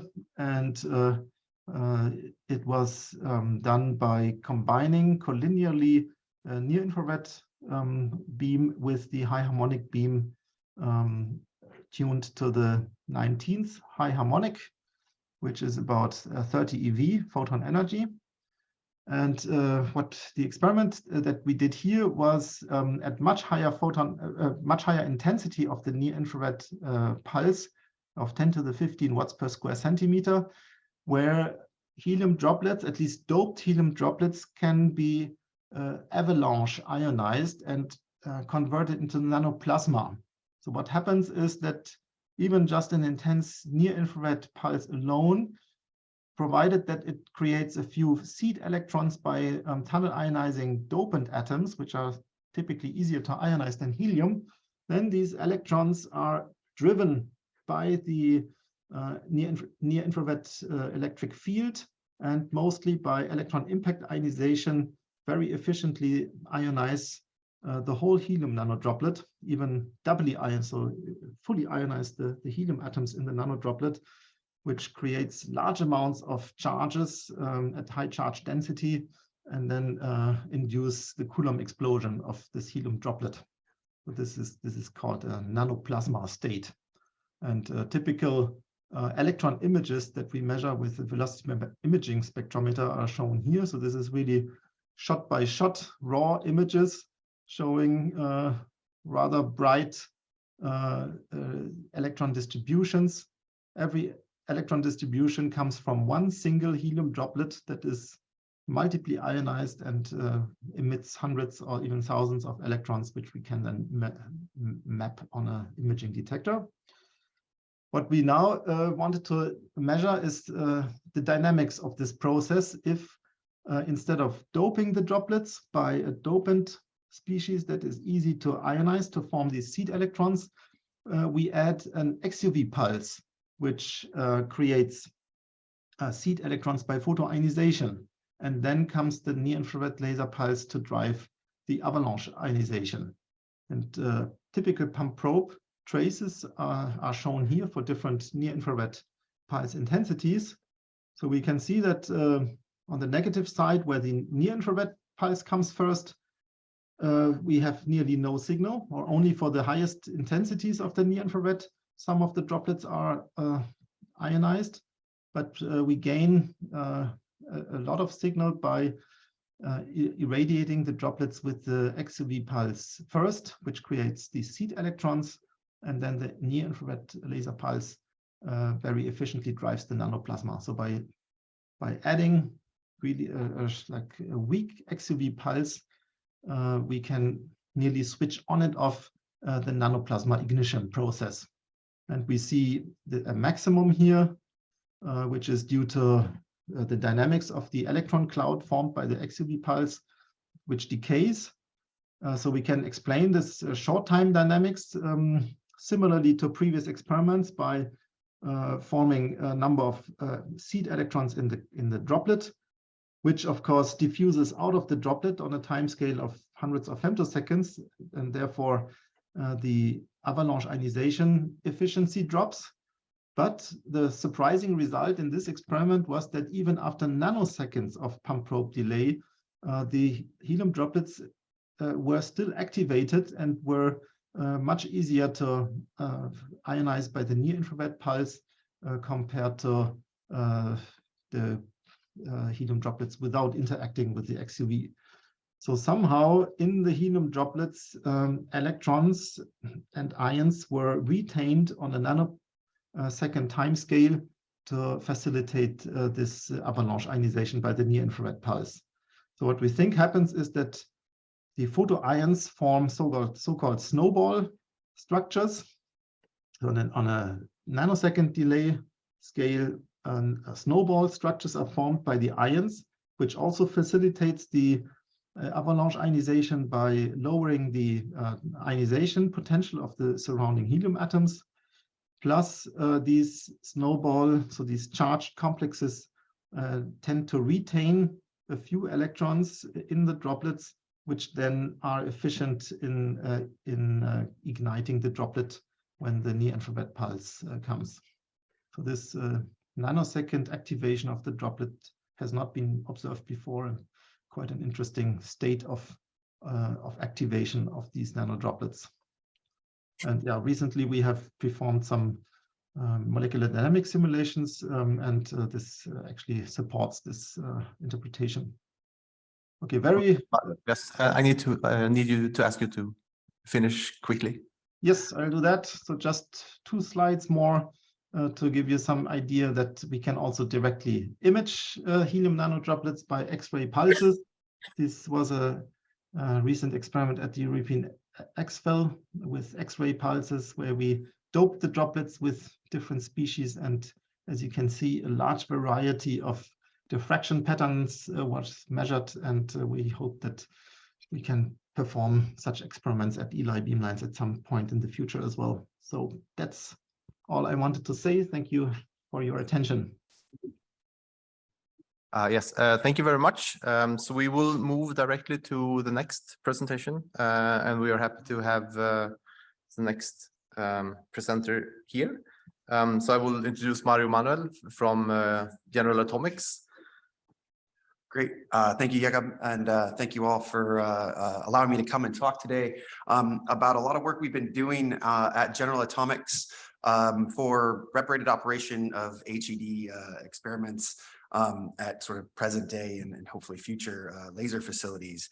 So this will be slightly different from the last few talks. There's not going to be a whole lot of science here. What we're mostly talking about are engineering problems and solutions that we're trying to address at GA to help run experiments at high rep rate. So on the first slide here, I've got a bunch of the team that's on this. The first topic I'll talk about is some debris shield development, which is mostly done by Lane and Neil. We'll talk about some rep rated and low mass targetry, which is actually the reason that I'm here this week and last week. So I'll talk a little bit about what we've been doing there. And then the last couple of bullets there is the group that we have at General Atomics that's running and developing a small terawatt laser facility for doing sort of in situ prototyping and testing of engineering solutions at General Atomics that could then be implemented at larger scale facilities like the ELI facilities or other ones. So I'm not sure how familiar everybody is about General Atomics, so I have a couple of kind of general slides here. I'm gonna just, can I move this? There we go. All right, so that way I can at least see my titles and read them. So the group that I work with at General Atomics is called Inertial Fusion Technologies. We've been supporting HED science mostly through target fabrication and oftentimes engineering solutions for the National Nuclear Stockpile Administration in the United States. And so what this means is what we're showing here is a NIF target. So this is an ignition scale type of target that is shot at the National Ignition Facility at Lawrence Livermore Labs. We provide the vast majority of components that are used for these types of experiments. So we have micro machining capabilities and all sorts of things to metrologize and characterize these types of targets. And so we do a lot of work in target fabrication. Ooh, where do I point it? All right. So we produce targets for NNSA, the National Nuclear Stockpile Administration, and ICF science facilities. So we do a lot of stuff with, like I said, the National Ignition Facility. So here, I have a button. The Z machine at Sandia, as well as Omega and Omega EP at the University of Rochester. So we do a lot of different things, working with physicists, how to develop different types of materials and different types of targets to achieve different types of physics. And we're just showing kind of a few different things on the right-hand side of this slide, engineering defects in capsules, hydrodynamic instabilities, opacity measurements, lots of different things. We have over 30,000 square feet of lab space and more than 110 technical staff. So there's a lot of folks there doing a lot of really cool things, and I'm going to talk about sort of a few of those today. So we've been providing targeted engineering solutions for the community for over 30 years. I'm showing here they've done things for cryogenic insertion systems at National Ignition Facility, the targets and experimental platforms that I mentioned already. There's a few here for the discovery science campaigns, as well as ignition style types of experiments. We work with the national labs for developing new diagnostics. So what's shown there on the far left is a 10 picosecond camera, the Dixie camera that was fielded at NIF, and there's another version at LLE. So we work with the scientists to develop diagnostics that are important for the national missions in the US. And then a lot of what we have done in the past and presently is shell fabrication and metrology. And so here you see a couple of the shells that have been used for ignition style experiments shown here. And what an ignition target looks like. There are a large number of components that we fabricate in-house at GA and then ship out to Livermore, where they're then assembled. So we provide, GA provides unique R&D for targets and diagnostics. What we've done, a number of those capabilities are listed here. So we have a number of coding labs to do different types of targets and different types of coatings. We make our own materials and synthesize that in the lab based on, you know, a PI's need or a physical applications need. We do a lot of microstructured targets, so nanowires, microtubes, all that kind of thing. We do everything, small lot R&D fabrication. Everything we do is small lot. And that's actually one of the things we're trying to move past, right? With all the high rep rate facilities coming online and the experiments that we like to do, if you want to shoot at a hertz for a day, you need many more than small lot fabrication. So we're in the process now of trying to develop ways to build targets in a way that can be sort of mass produced. And I'll touch on some of that in a little bit. And then precision characterizations, we have lots of SEMs, X-ray radiography, number of tools that we use to characterize all the targets that we make and shoot at the larger laser, single shot laser facilities. So one of the things that when it comes to rep-rated operation is, what do you actually want to metrologize? If you make 10,000 targets, you are not going to metrologize every single one of them in a particular way. And so we're working now to try and figure out for a particular application what it would be that you would need to do to measure and have some sort of batch measurement that's representative of a particular target. So projects presently underway and relevant to rep-rated HED that I'll talk about here: debris shields, target deployment, large volume and low mass targets, and then rep-rated diagnostic and controls development on a new system called Galadriel. So the debris shields is something we just started doing, I think I want to say for the last year or so, year and a half, mostly working with European facilities, because you guys are where the most petawatt laser facilities are located at. And so one of the things that people are concerned with is, how do you protect that last optic when you want to shoot a solid target 10,000 times a day, or whatever the number happens to be? How do you protect this? And so what we've been investigating in collaboration with folks at Luli and at RAL, and they've shot a couple of or looked at some of the samples here at ELI Beamlines. We're looking at thin polymer membranes right now, basically fixed to a hoop. And so I show a couple pictures here of our first few prototypes. That was 20 centimeters up on the top right. And man, I'm sorry, this thing is just like not, there we go. And then some of our bigger ones for use for like a petawatt and 10 petawatt beam. So this is a 50 centimeter on the bottom left there, 50 centimeter hoop. That's a piece of plastic, it's about 2 to 3 microns thick. And so you can see the reflection coming off of it. So you can see how flat it is. Now, that being said, that's just assembling it and putting it together. Next thing is to see, you know, what effect does this large plastic have on the beam quality? How long does it last? Is it going to get poked by, are holes going to be poked through it when the debris comes through, et cetera, et cetera. So we've been working with a number of folks at RAL and at Luli to do sort of in situ testing of some of these membranes. And we're still in that testing phase and prototyping phase. But we've made a lot of progress. We can fabricate them fairly easily. This is some results from the Luli team that looked at basically what happens to the wavefront, what kind of transmission do you get through it, how does the polarization get altered by such a plastic. And so we have a few different plastics that we've been testing, and this is all kind of in process now. And we're hoping to develop a way where we can make enough of these so that it's cost effective for many of the facilities who are going to be shooting 20 femtosecond beams and need thin membranes to protect their OAPs.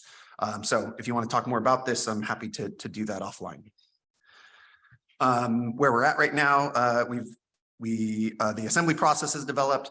We have a plan for how to recycle the rings to help keep costs down. And we're working on sort of separating the assembly fixtures and accommodating different types of film for thicknesses and widths as well, depending on what your laser needs are. So like I said, come talk to me if you have more questions about that particular one. Oh, I have a few extra pretty pictures. So you can see again the reflection off of the light. So you see how smooth these 50 centimeter wide rings are. And this is sort of, like I said, the 2 to 3 microns thick plastic. We started doing some 25 micron thick plastic ones as well, but we wanted to see how thin we could do it.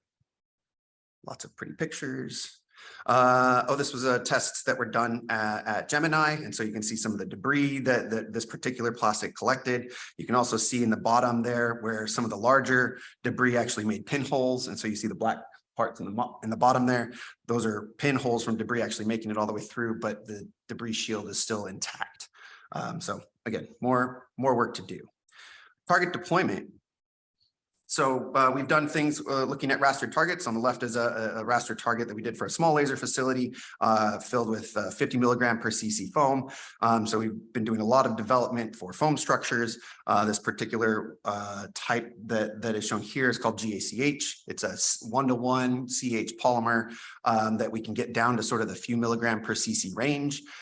We're able to dope it with nanoparticles. You see a zinc oxide particles there. Those are the little bright spots everywhere. And we've also demonstrated the fact that you could coat plastic on top of this. So you can make a foam and then coat solid density plastic on top. That's a shell shown at the bottom. And you see how clear the interface is between the two. So there's a lot of R&D that goes into foam development. How do we make these into sort of a rep-rated target deployment system? So raster is the one that we've been working with particularly for this material. Specifically here, we've been working with the ELI Beamlines team for about a year. This is their tape drive system. When I came and saw it last year, I thought, wow, that's pretty awesome. You guys are actually being able to shoot these things at rep rate and you're not having any EMP issues. How can we help? So I'm not going to go into the details here. This is Florian's work that we can discuss more if needed. But I was really impressed and I said, all right, what can we do to start taking the next steps to producing a way to field complex targets on a tape drive, because it's great to be able to get pretty cheap ribbons of foil from Goodfellow and you can shoot that and that's great. At what point do you need something more complicated, and or what are the issues with debris that you're firing? You can see sort of on the sort of far right, as you go up to 12 joules with the short pulse, you're now making sort of 5 to 6 millimeter holes in here when your experiment is really only taking place over 100 microns, right? So how can we do more on that? That takes us to large volume and low mass targets. So let's see, large volume, low mass targets. One of the things that we've been working on is 2PP is 2-photon polymerization. This is an additive manufacturing technique where you basically, it's 3D printing, but with smaller voxels essentially. And so you can get sort of micron-ish size structures and print them up. So this is a microtube experiment that we did with UCSD, University of California, San Diego, where they were looking at different tube structures and how that helped ion acceleration. And so we've developed a technique for making these types of structures. We've also been working with UCLA to do graded density foams, so you can have basically tailor your density profile. We've done this with the log pile stack shown on the left, sort of top left there. And so you can see the pore size kind of get smaller and smaller as you go down. So you can tailor your density profile. Our next steps for that is to do it in a stochastic way. So you can see the design of such a foam there on the bottom left, where you have a more homogenized type of strut structure. So we'll be working with UCLA to do this. One of the nice things about 2PP is you set it up to run and then you leave it there. And so it lends itself more to a mass-produced type of fabrication scheme. So we've been doing a lot of this in the single shot kind of thought process, but there are ways now to extend that into higher throughput target fab. So that's going to take us now to the low mass portion of this talk. So this is a copper tape that if you were at the foam workshop part yesterday, Andrew Forsman showed a few of these. So what I'm showing here on the left is a zoom in of basically a copper ribbon, which has been pre-machined to reduce the amount of mass that is where the target will actually be. So I think in this one, it was a 50 micron thick copper ribbon. You machine out a hole basically that's 5 millimeters in diameter. You leave this like webbing in there to hold the central portion of the target in the middle. We call that the pan. And so that middle portion is actually machined down to be about 5 microns in thickness. And so there's a zoom in there on the right-hand side.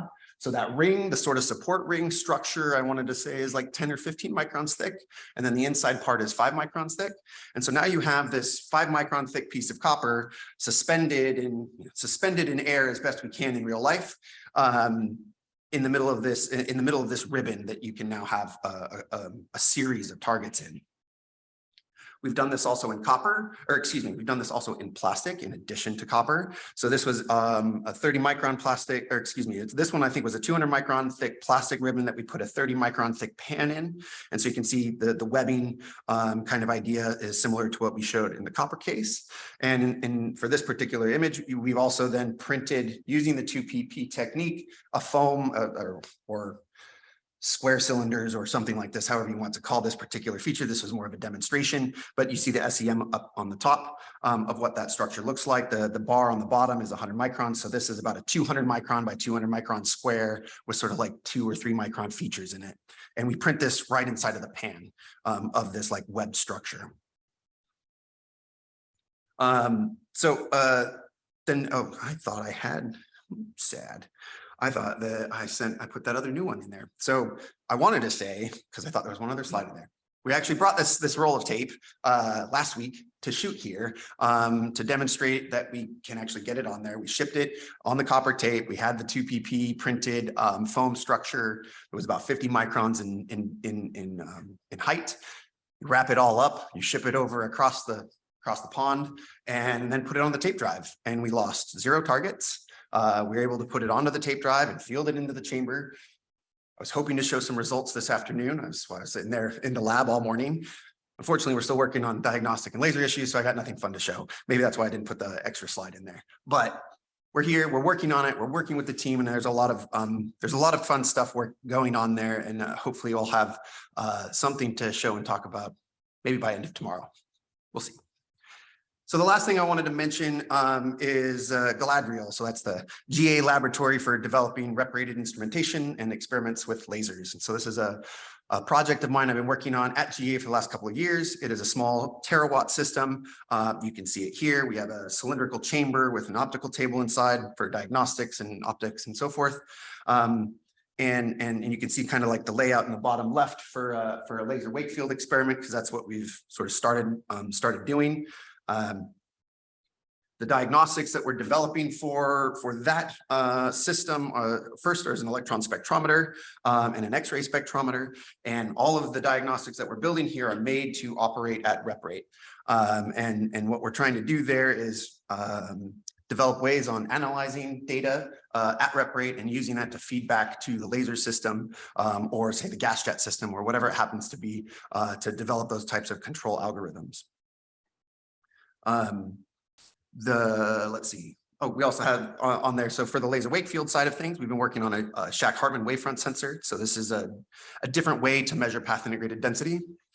And so you're just measuring basically focal spot shifts. This type of analysis is much more straightforward than say analyzing an imaged interferometry signal. And this is something we think we'll be able to operate in the sort of 10 Hertz range once we've developed those algorithms. And so we're in the process of doing that.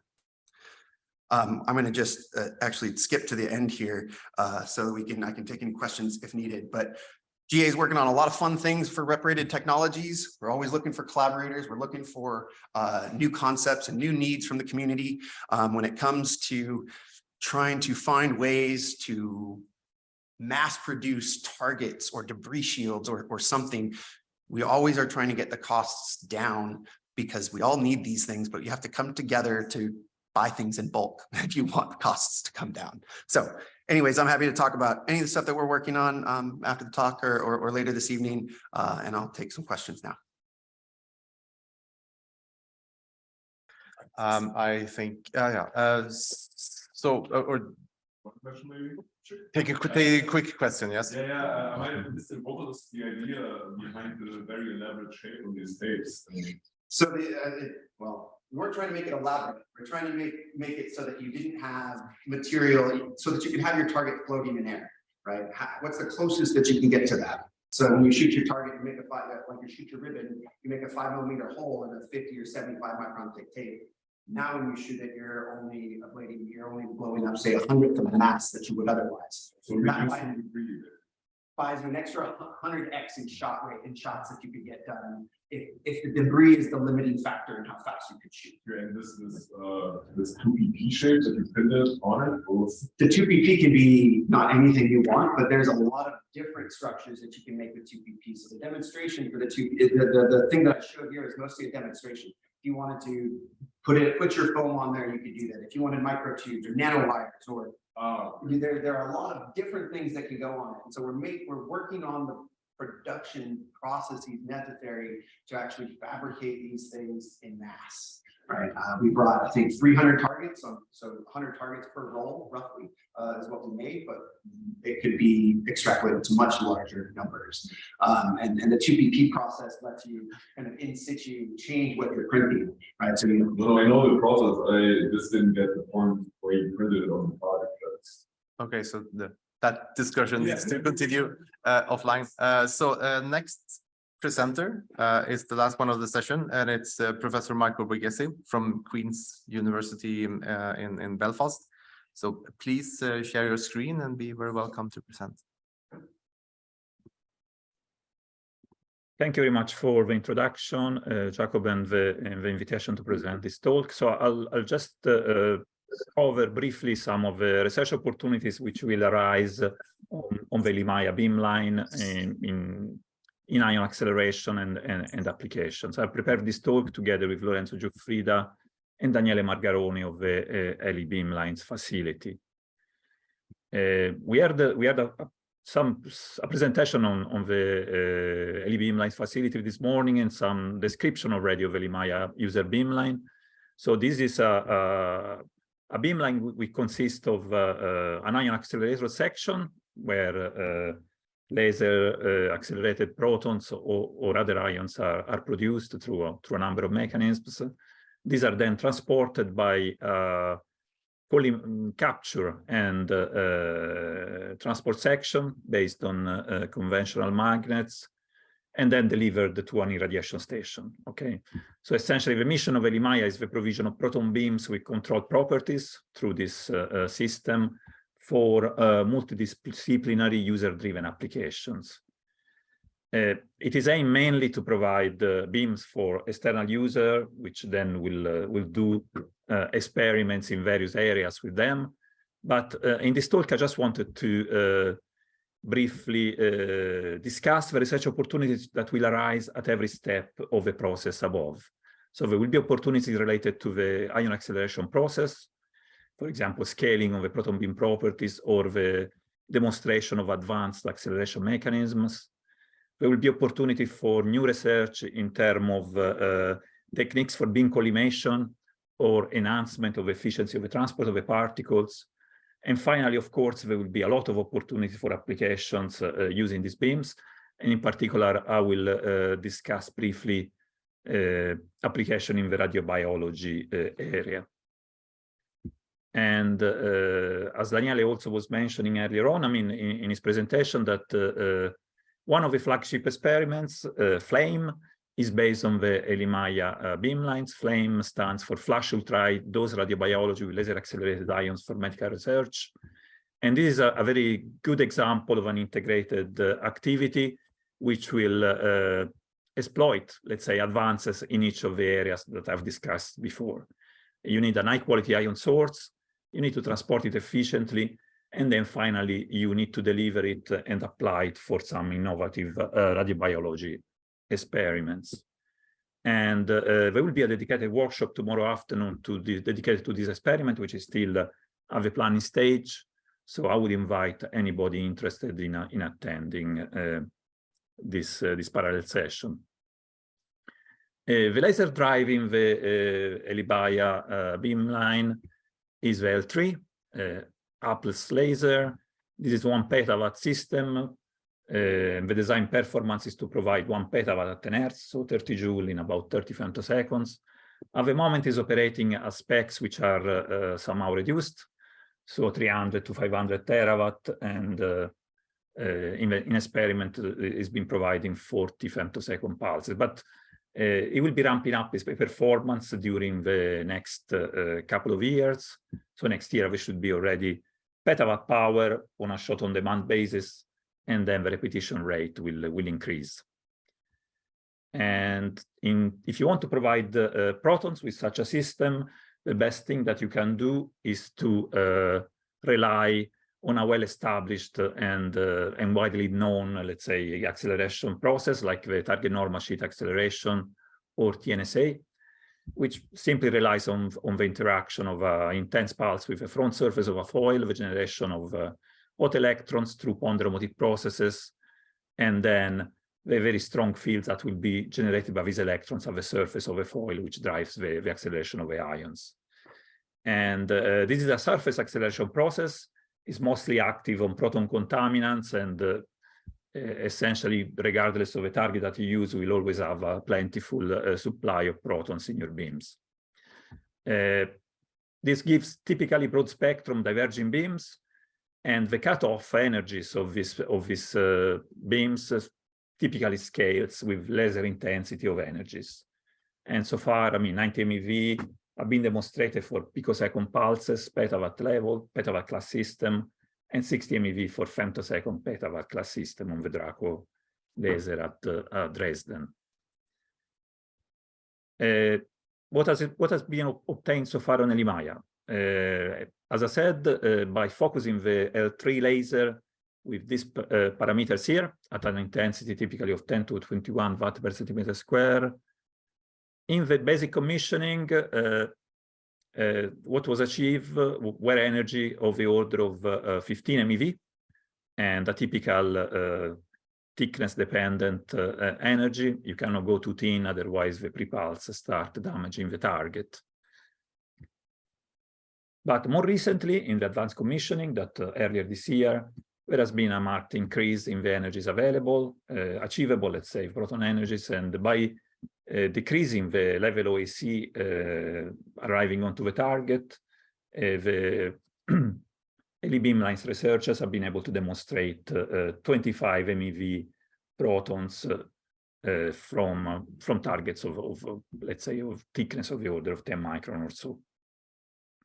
And this is more or less what you would expect if you look at scaling laws or compilation of data available in the literature.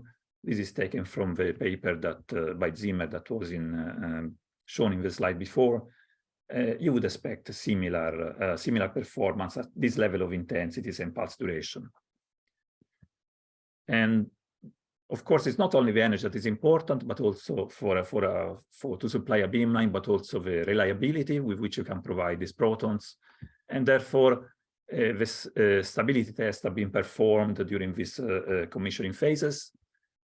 And what has been seen is really remarkable. Essentially, on series of 100 shots, 500 consecutive shots at 0.5 Hertz, they have been able to show an excellent point instability, first of all, on target. So the focus spot doesn't move very much at all.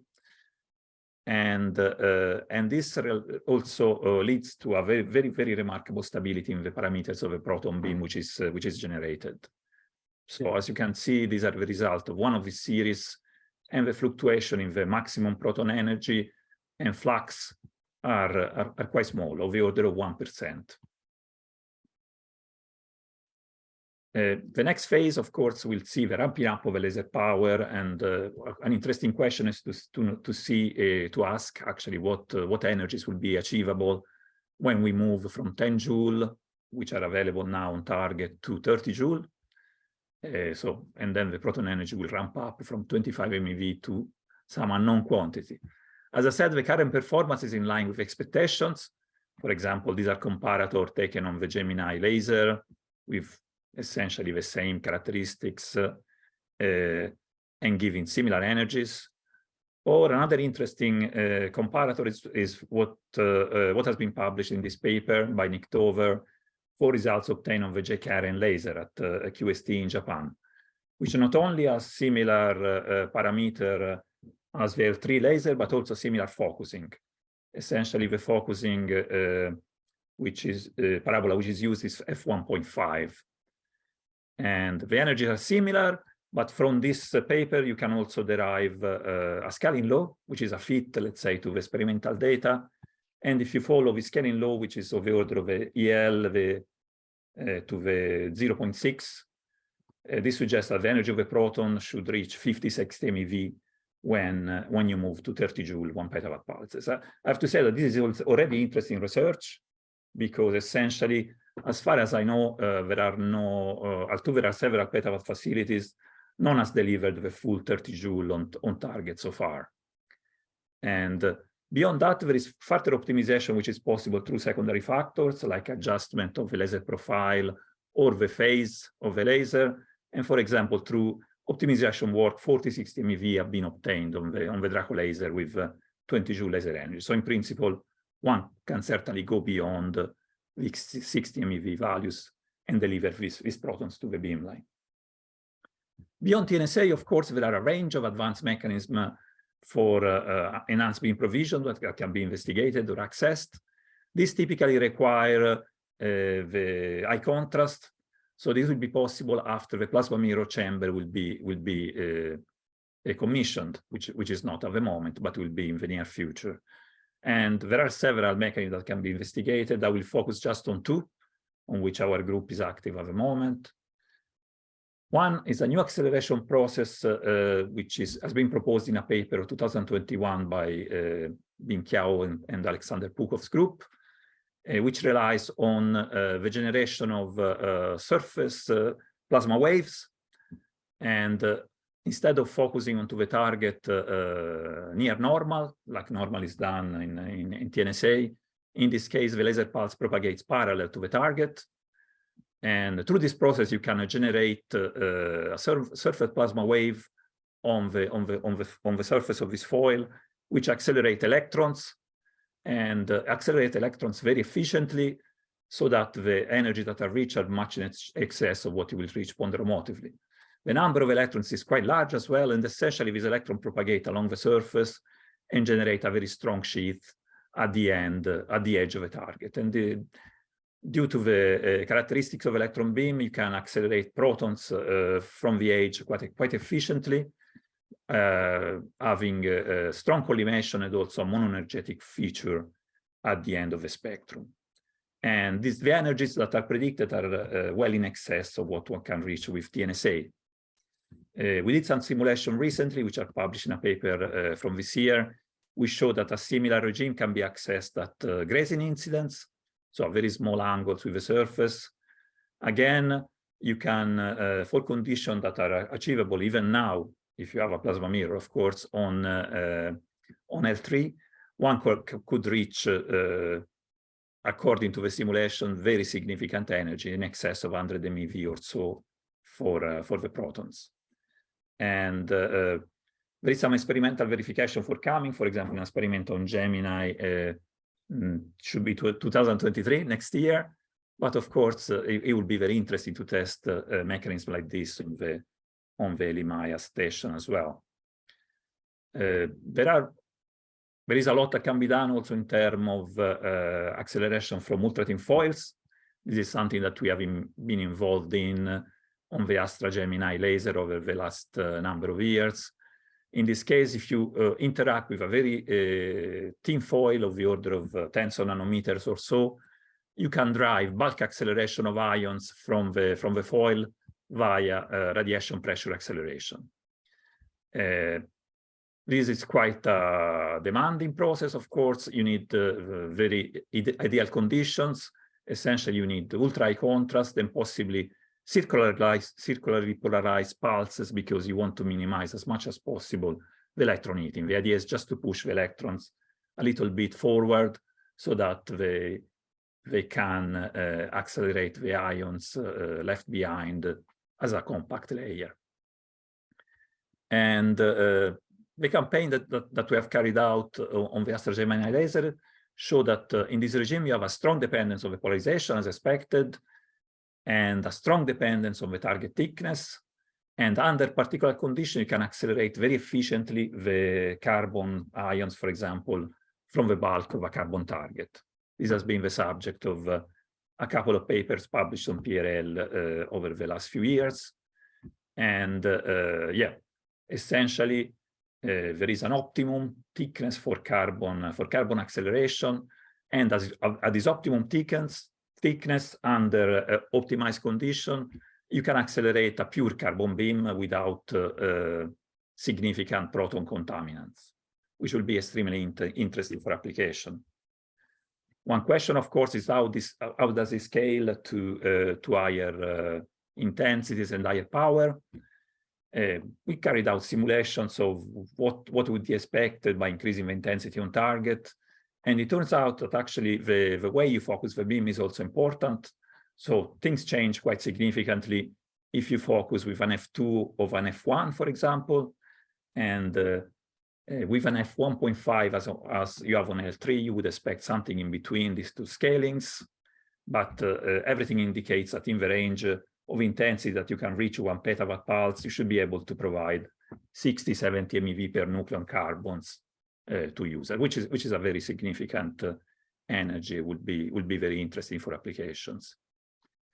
Coming to the transport line, yeah, these are some of the characteristics that are aimed for by the ELI-Med ion beam transport section. There have been a lot of simulation of the propagation of the beam through the beamline, and the beamline will be commissioned early next year. It will work by delivering some level of flux depending on the energy bandwidth that you aim for. One of the limitations of capturing a diverging beam like you have in TNSA with a capture section using, for example, magnetic quadrupoles as planned on these beamlines is that there is an efficiency of capture which is intrinsic to the fact that the beams are divergent, and this limits the transmission efficiency within a certain energy bandwidth to about 10%. This, of course, reflects on the fact on the dose that you can deliver for application on the other end. So it is important. It's interesting, for example, to explore ways to pre-collimate the beam so that you can increase the transmitted fraction.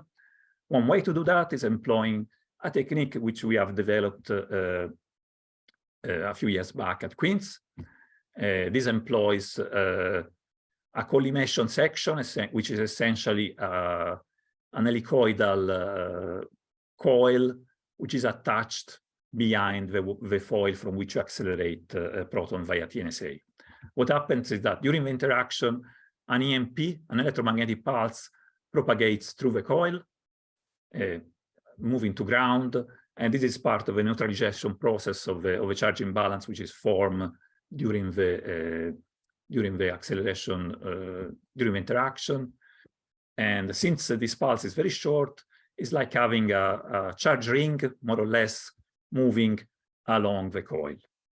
This will have a field generate an electrical field which is pointing toward the axis, and therefore will tend to collimate the pulse. It will also boost the energy of the protons and you can select actually what band of protons within the beam is affected by this field by changing the characteristics of the coil, for example, the radius and the pitch. Typically, if you apply this technique, you will see that instead of having a large beam, you will have a very collimated beam in output. This is, for example, what we have obtained on the Volcan Petawatt 5 centimeters from the target. And the divergence of the beam is very small. It's of the order of 0.2 degrees instead of, let's say, the typically tens of degrees divergence that you have from the standard TNSA. So this clearly will be an ideal beam to inject in a beamline, because with a beam so collimated, you have no losses essentially. And the challenge is to move from the single shot targets that we have used so far to high rep operations. And this is the contribution of Queen's University Belfast to the Impulse project. Essentially, we are trying to develop a compact beamline based on a refreshable target for TNSA generation using a tape drive, and then techniques to implement this coil method without a physical contact between the coil and the target. So there is some preliminary work that shows that this is working, and the objective of this clearly are injection and Limaya transport with no losses, but also the generation of compact beamline for high dose rate delivery on a shorter scale. Moving to applications, clearly an important application for that is planned for the ELI beamline is in the biomedical area, and we are delivering with the beamline. The beamline will be delivering ultra short ion bursts. These bursts are picosecond of the acceleration point, but then due to the time of flight spread, they will be of the order of 1/10 nanosecond at the radiation site. And the dose that you can deliver is in the order of 0.1 gray to gray, depending on the bandwidth that you take. This corresponds to a laser-driven dose rate, which is extremely high, 10 to the 9 grain per second. This is much higher than, for example, conventional dose rates used in radiotherapy or in conventional radiobiology. And is much higher also than the so-called flash dose rates, which is the dose rates delivered for flash radiotherapy. Flash radiotherapy is an emerging approach using pulsed beams of radiation, which is seen to spare normal tissue while preserving the anti-tumoral activities. So it is driving a significant interest in pulse radiotherapy. In pulse radiotherapy, but also in the radiobiology of highly pulsed radiation. Due to this very different characteristics, let's say, of laser-driven pulses, essentially it is possible to access a completely novel regime of radiobiology. And you can explore, one of the main drivers to explore is whether there are differences in biological response with conventional dose rates, but even with flash dose rates. And there are a number of possible effects which have been hypothesized and are under investigation at the moment. So far, these have driven quite a significant amount of activities in this area. Many of the activities have been using compact setup. For example, this is what we have been doing with our group at Queen's University Belfast, in experiment carried out at Vulcan of a Gemini laser at the CLF.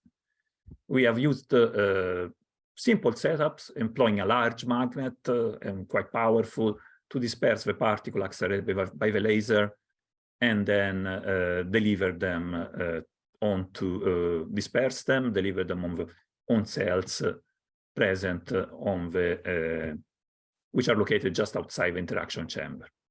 And we have been able, for example, to reach 35 MeV with an energy precision of the order of 10%. These are experiments we carried out in a reconfigurable user facility, so typically we have to disassemble and reassemble everything within a few weeks. And this is why the setup is typically kept very simple. There are more sophisticated systems which are used, for example, the magnetic beamline developed at Dresden of HZDR, which has been used even for in vivo, for the first in vivo radiation using laser-driven protons. Here you can have a much more precise level of control. For example, you can even do spread out black peaks, and the local group is doing experiments with this facility and obtaining important results, like published recently on the Nature Physics journal. ELI will offer new opportunities for these studies because we will provide a permanent radiation setup, but it will be an open user facility. So it has both some of the characteristics of these two approaches, and we provide high-rep, multi-pulse opportunities, and the availability of doing in vivo or in vitro experiments as well. And this is the last slide I will show, just to give an idea of some of the studies that one can do with this system. These are some of the results that we obtained in our campaigns. We were talking about differences between conventional dose rate protons and ultra dose rate protons. This is one of the different that we have observed, for example. An experiment carried out on the Vulcan laser using 35 MeV protons. We have irradiated glioblastoma stem cells, which are brain cancer cells, which can be grown in 2D monolayers or in 3D neurospheres. If you irradiate this with conventional protons, for example, as done on the cyclotron in Catania, and look how what is the surviving fraction of cells after irradiation at a certain dose, you see that, let's say, 2D monolayers, cells in 2D monolayers are killed much more efficiently than in 3D neurospheres. This is normal because in the center of a neurosphere, there will be some hypoxic region, which has no oxygen, and therefore is more radioresistant to radiation. Surprisingly, if you do the same with ultra-dose rate protons, you don't see this difference anymore. So somehow you remove this dependence of the microenvironment, and it seems also that the high dose rate helps overcoming some of the radioresistance. You can do similar studies with carbon ions. We have done some of fast irradiation with ultra-dose rate carbon ions of the Gemini laser. And in this case, we were able to carry out DNA damage studies, evaluate how double-strand breaks to the DNA in these cells survives, let's say, permains after the radiation. And we were able to see very clear differences, for example, between carbon ions irradiation and X-ray irradiations. Okay, this is more or less all I wanted to say. I have some conclusion here. Essentially, the advanced commission is ongoing on the Limaya beamlines. There is a flagship experiment planned, and there will be opportunity for user experiment, as I said, at all stages of a beamline, both in high acceleration, transport, and of course, at the application stage, where beyond radiobiology, I'm sure there will be plenty of application in material studies, radiochemistry, high energy density physics, or cultural heritage. And I close here with some acknowledgement to the contributors to this work. Thank you very much.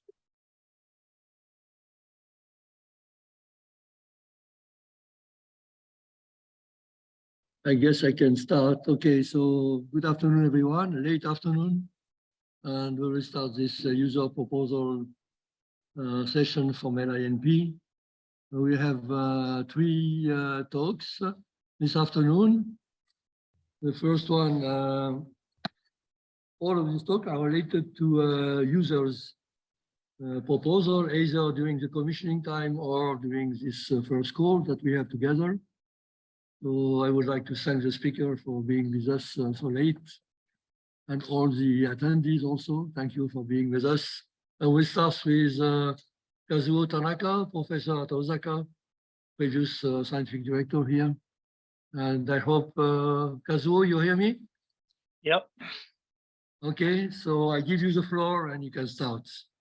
Okay, thanks, Sydney. Okay, I changed my title a little bit because I use a proposal from Japan and their scope in future. This may represent better the contents today I'd like to cover. I'm Kazou Tanaka, having a position both in the ELI-NP at also Osaka University.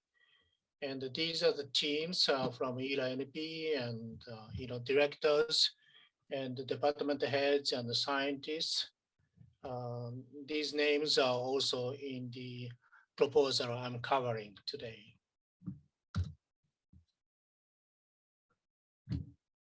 So today I'd like to cover 4 proposals, and some of them are already,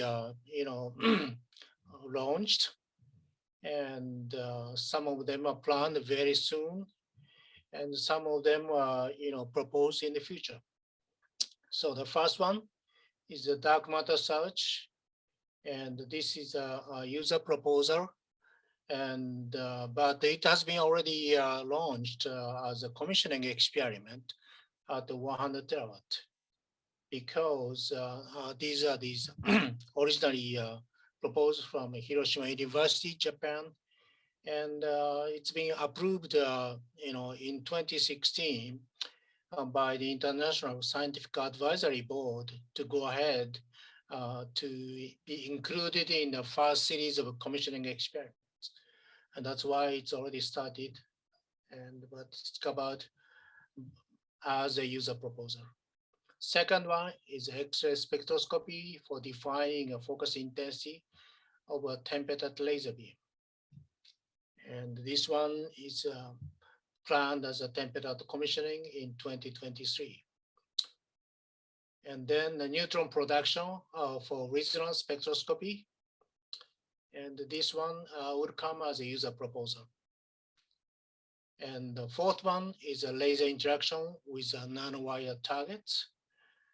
This one is been already proposed from India and Japan and the ELI-NP. But it has some future scope in addition to the contents covered in the proposal. So I will cover up those. So as I said, these proposals mainly came from Japan. First one is coming from Professor Honma, Hiroshima University, and Professor Tokita, Kyoto University.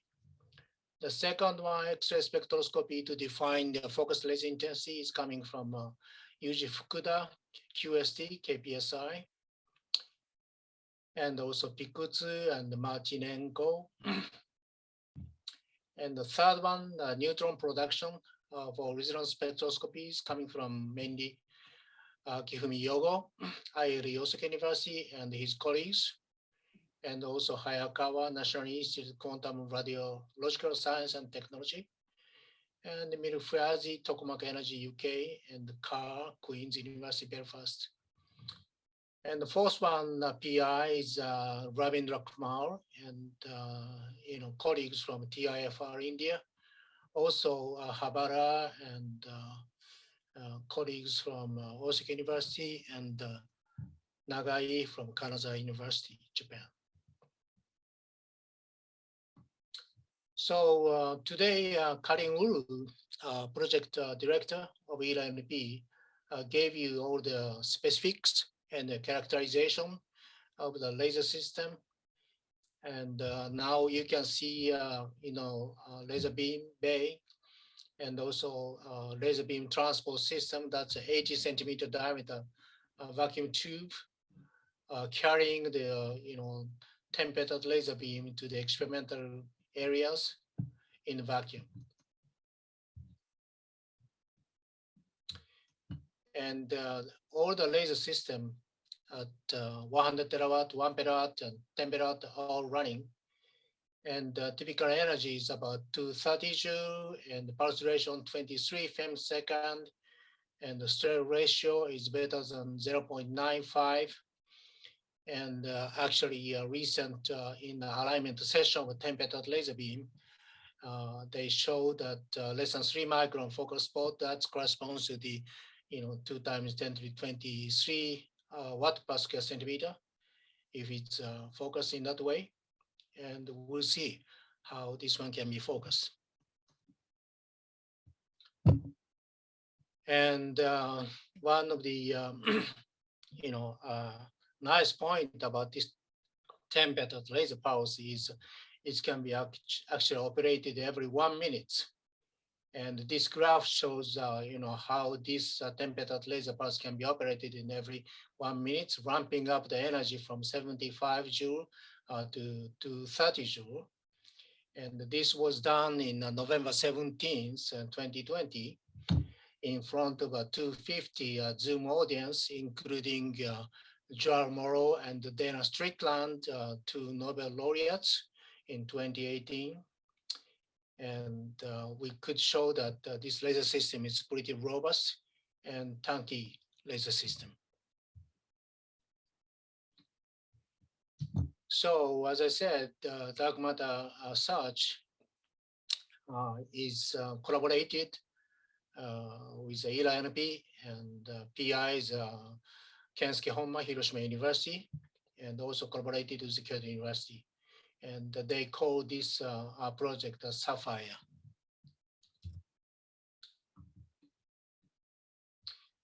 And actually, they assume that on this right-hand graph,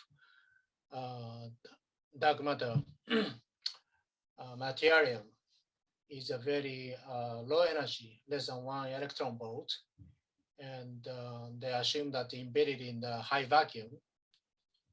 And so how to detect is, trying to make use of a 4-wave mixing, 2 lasers impinging on the dark matter material like action, and another stimulating laser stimulates these 3 waves and will give rise to the force scattered light. That's the idea. And so sensitivity can be increased a lot in order to detect these materials embedded in a high ultra vacuum. And they started these experiments already. And this setup is actually these 1 omega laser beams and stimulated with other ultraviolet laser light, and it should give rise to the force wave scattered light. And this already tested in a vacuum, and they are in a great progress in doing these 4-wave mixing experiment in vacuum now. And they got some data, and they are analyzing it right now. And this shows the some benchmark calculation of titanium sapphire and the YAG. These 2 laser pulses synchronized, and also in space-wise too, and they give rise to the scattered light from, in this case, air breakdown. Atoms in the air give rise to this signal, and air breakdown happening in this case. And they are doing this experiment in the vacuum, and they got some scattered light from the residual atom in the vacuum, and they could see that scattered light signal is decreasing with improving vacuum rate. So they have several sessions, and they are continuing this vacuum testing by increasing improving the vacuum level, and they have some plan using this 100 terawatt laser and also 1 petat laser in later.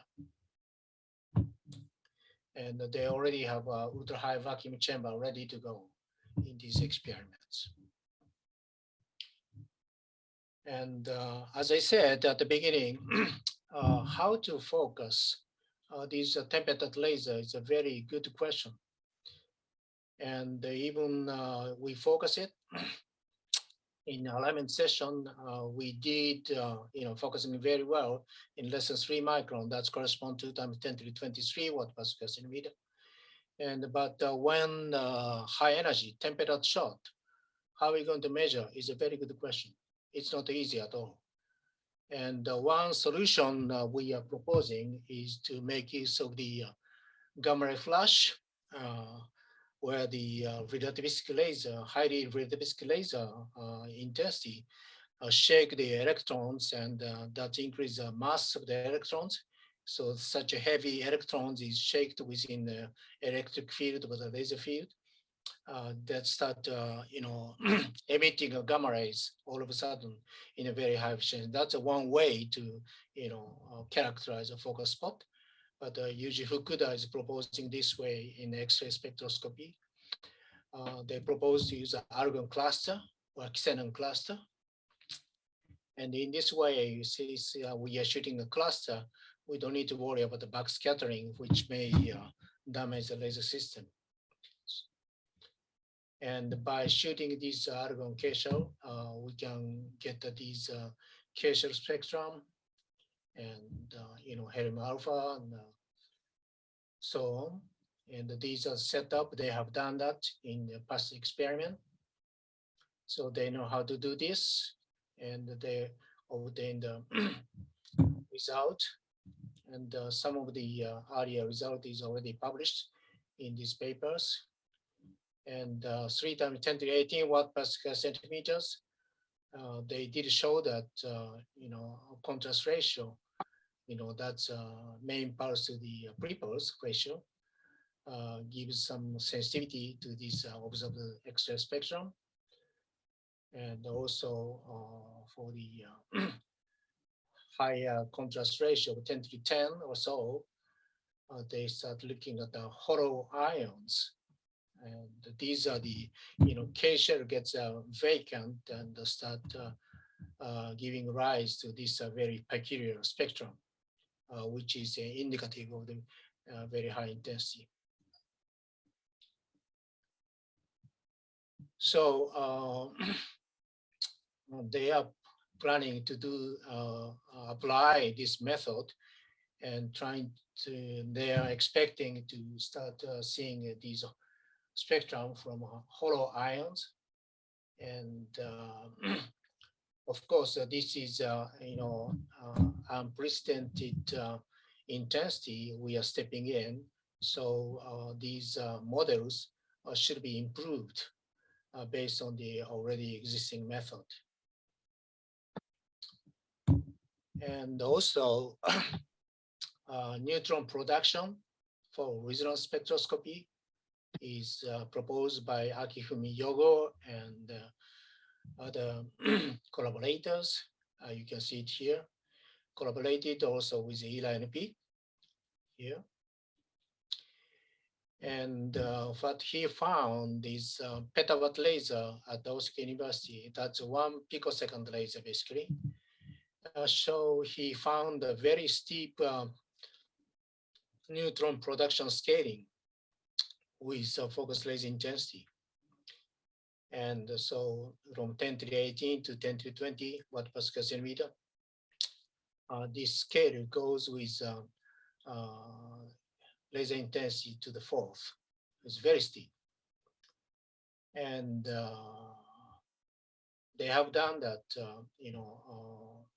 secondary target, beryllium, those are these neutrons. And these are numbers of neutrons they observed. And so it is interesting to see how we goes with 10 petawatt laser or 1 petawatt laser, which is focus laser intensity is higher than this, but pulse ratio is totally different, 25 femtosecond compared to 1.5 picosecond. So if this fast rise is also carried on even with 1 petawatt or 10 petawatt laser at the ELI-NP, that's going to be a great hope to make use of these neutrons for single shot resonance spectroscopy. And they have done these single shot spectroscopy, and in LFX laser, that's a 1 petawatt, 1 picosecond IRE Osaka University's laser. And he's proposing to use this one in the 1 petawatt, 10 petawatt at the ELI-NP. And it's interesting how this scaling goes on, and single shot neutron analysis, it's becoming very close to our hand once this very fast scaling is observed again with 1 petawatt, 10 petawatt laser beam at ELI-NP. And the fourth proposal, Ravi Kumar and Tata Institute of Fundamental Research India, and also ELI-NP and Osaka University collaboration teams, Kazou University, proposing laser shot of 1 petawatt and 10 petawatt onto the nanowires. And we have shown that, last year in the physical review research with a PIC simulation headed by Jianfu Wong, showing that possibility of a very high pinching pressure of as high as 40 terabar, also indication of a very high level of gamma rays generation. And this is showing the example of a 10 to the 23 watt per square centimeter. And Jian Hu used 9 nanorods of a 5 micron length with 1,000 angstrom diameter. And you can see that how the laser is zapping along this wall with nanowire. And also at the left-hand edge, there's a light is hitting, and absorption is strongly occurred with vacuum heating. And that fast electrons are driving there's a wake field in the solid density. And that's indicative or implication of the high efficient electron acceleration in the solid density plasma, which is almost 10 to the 4 times higher than the normal gas laser wake field acceleration experimental platform. And also you can see that this nanowire is pinched with a return current creating a B field, and this B field create this pinch implosion result in extremely high pressure. And these are the pressure measured in these PIC simulations. And it's a peaky and extremely high pressure of 400 terabar. And but even as average, 100 terabar seems to be possible. And as you well know, I'm borrowing this slide from Sasha Pukov, Heine University. And center of the sun creates on 240 gigabar pressure, and the Liverman National Ignition Facility implosion shows 350 gigabar.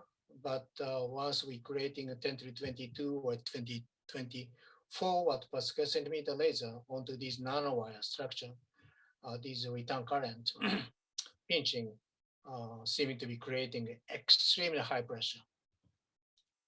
And also, Osaka University, Habara's group showed this nanowire can emit the gamma rays very efficiently compared to the gold plane target, to the gold nanowire, was 3 or 4 times higher the gamma ray generation. And but also the emission angle of the gamma rays is shown in this graph, that it's oriented in heavily in the forward direction. So considering this orientation of the gamma ray emission in the forward direction, probably the effective gamma ray emission increase using this nano tube target will be as high as more than 10 times. And these can be used for the neutron production and any other applications. So as a summary, at the ELI-NP, all laser systems are up and running, and the expert users participated at the 100 terawatt and 1 petawatt experiments. And the commissioning experiments continue this and next years with the expert users. And 10 petawatt full power target shot will start in 2023. And user experiments already have started in 2022. And I hope I could show that unique and original proposal have been submitted as a user proposal. And that's coming, and that to be evaluated as a Physics Advisory Committee board. Thank you very much. Thank you, Kazou, for this clear and timely talk. Thanks very much. We have time to take some questions or comments.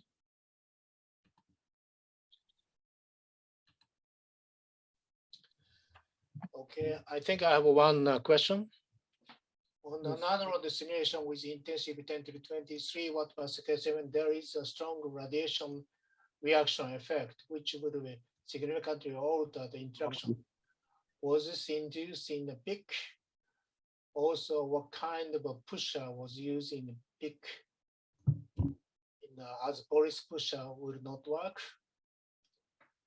I have not done that PIC simulation myself, Jean Fuong.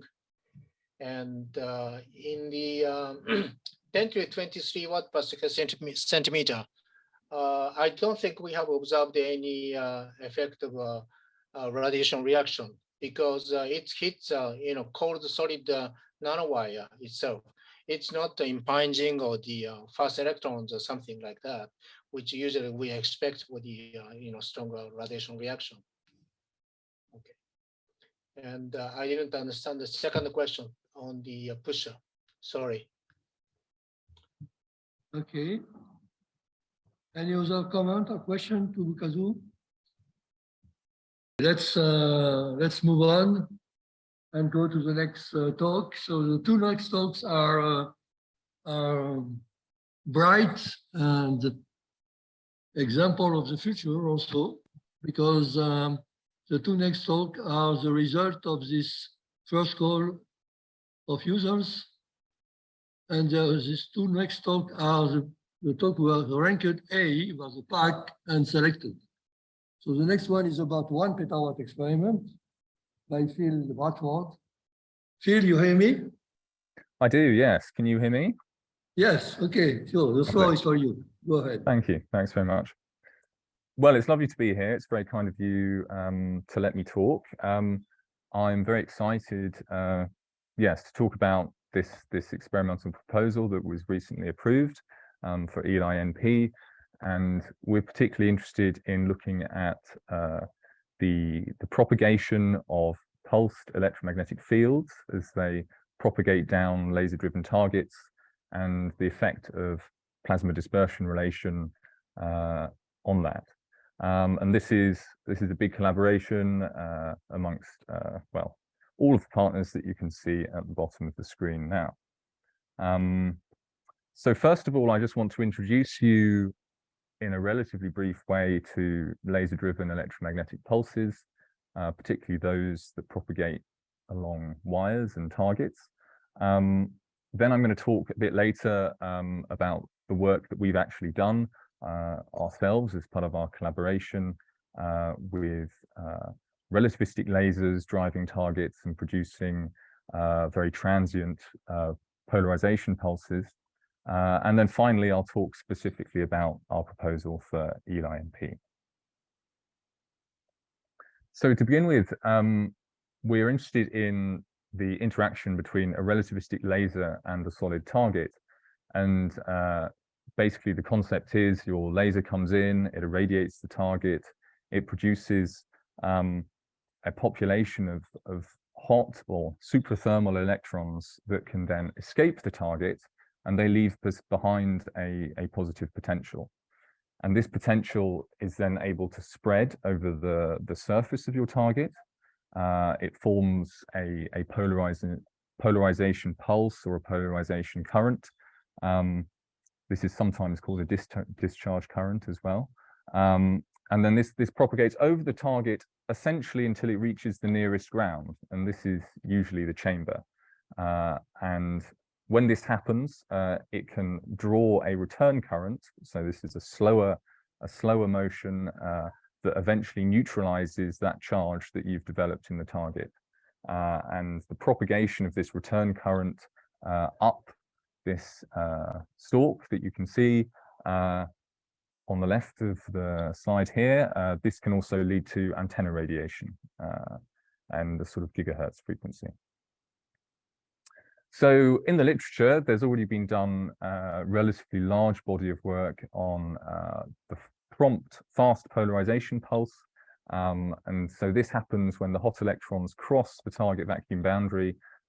They can excite this electromagnetic pulse. It's going to seems to propagate at about the velocity of light in the skin layer of the target. And there's been work done by Takita et al., where they've managed to produce pulses of tens of picoseconds duration that propagate long distances along solid wires. Then there's work by Brantov and Nakajima that have shown how relativistic electrons can be entrained within this this propagating pulse. And then, as Marco mentioned earlier in his talk, work by Queen's University Belfast have shown very innovatively how you can sort of use these electromagnetic pulses and concentrate beams of charged particles onto, well, onto secondary targets or radiochromic film stands. So if you look a bit later in time, then you get this return current developing. It's coming up from the ground. On the top of this slide, I'm just showing two publications where we're looking at sort of tens or hundreds of femtosecond lasers, and they can seem to be able to produce currents of a few kiloamps, magnetic fields up to maybe 20 Tesla in targets with coils on them. So as the current passes over the coil, it generates a magnetic field that we can then use.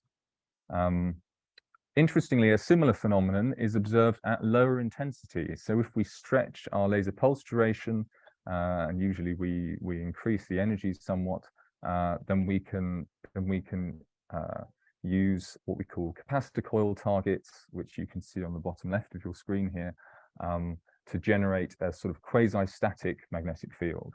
And experiments with these targets have shown multi-kiloamp currents, the generation of wire plasmas, and also quite long-lived gigavolt per meter electric fields.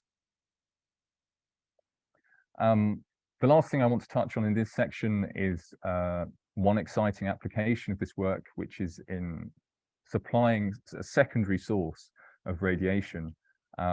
So one of these you can see at the top, we're looking at terahertz radiation, and there's been work done particularly focusing on designing your target so that it can modify the propagation of your current and therefore change the bandwidth or the amplitude of the radiation that you produce.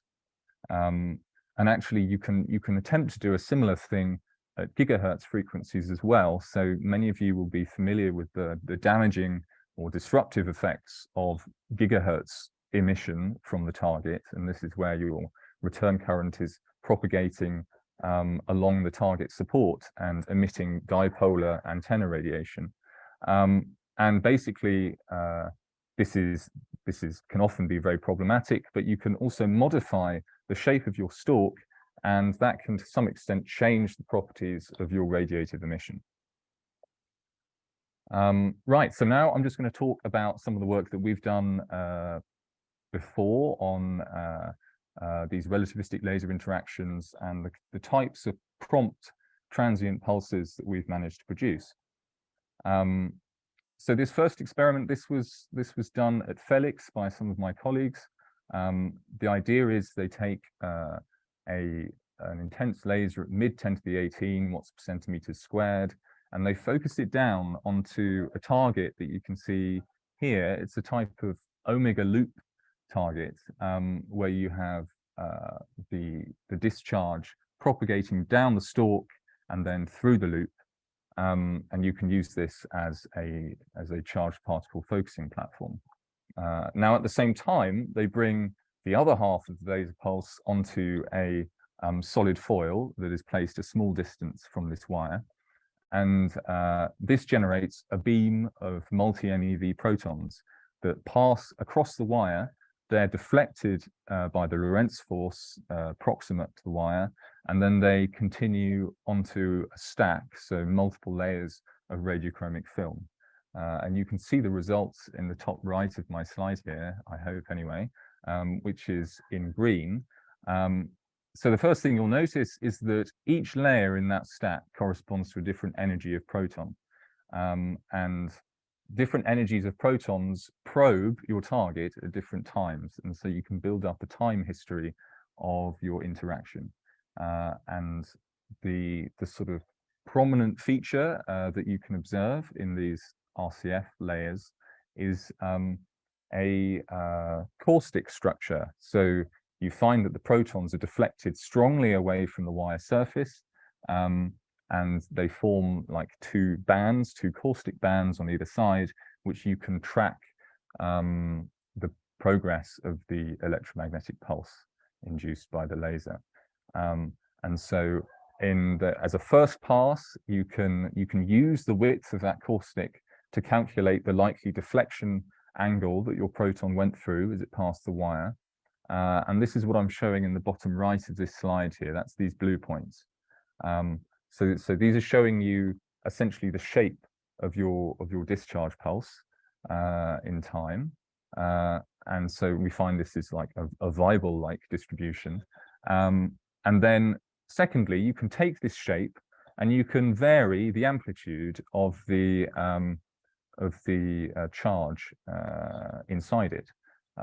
So sorry, I probably should have mentioned. So these blue points are the charge density on the wire that caused the deflections in the first place.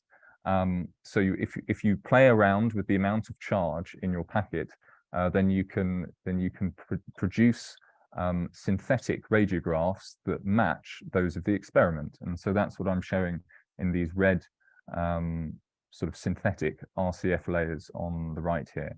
And they also form this red curve in the bottom right. So this shows that basically we end up with a pulse of several hundred nanocoulombs propagating down our target, and also that we can look at the group velocity of this pulse, so we can watch how quickly it is passing down the wire. And what we see is very, very interesting in this experiment is that there was quite a large variation. Sometimes the propagation speed was almost that of light, and at other times it was significantly slower, about 0.8 C. So we produced this proton lensing platform. You can see some of the characteristics of our pulse in this box. You've got a rise time of about 10 picoseconds, a full width half max of about 50 picoseconds. Both of these times are significantly longer than the laser that was used to drive the interaction in the first place. And then you've got this group velocity, which seems to be variable, but seems to be slower than that of light. So this provokes interesting questions. Although we've successfully managed to focus protons in the center of this omega coil, you can see this effect on the top left. There are these questions: why is the rise and decay so long? Why is the group velocity less than that of light? And these questions really are important to answer if you want to develop this platform to do different things, secondary sources. This is what we're interested in doing eventually.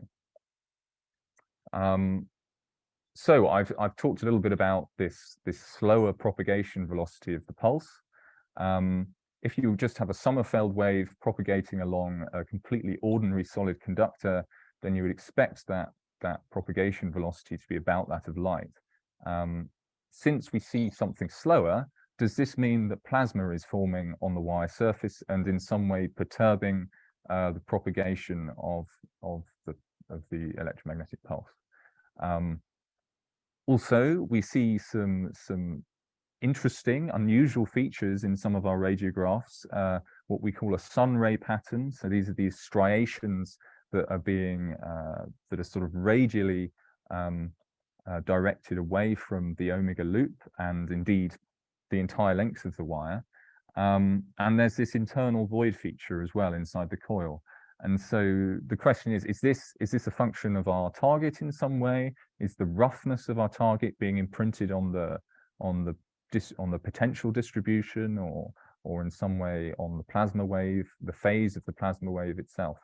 So this is something we're interested in exploring.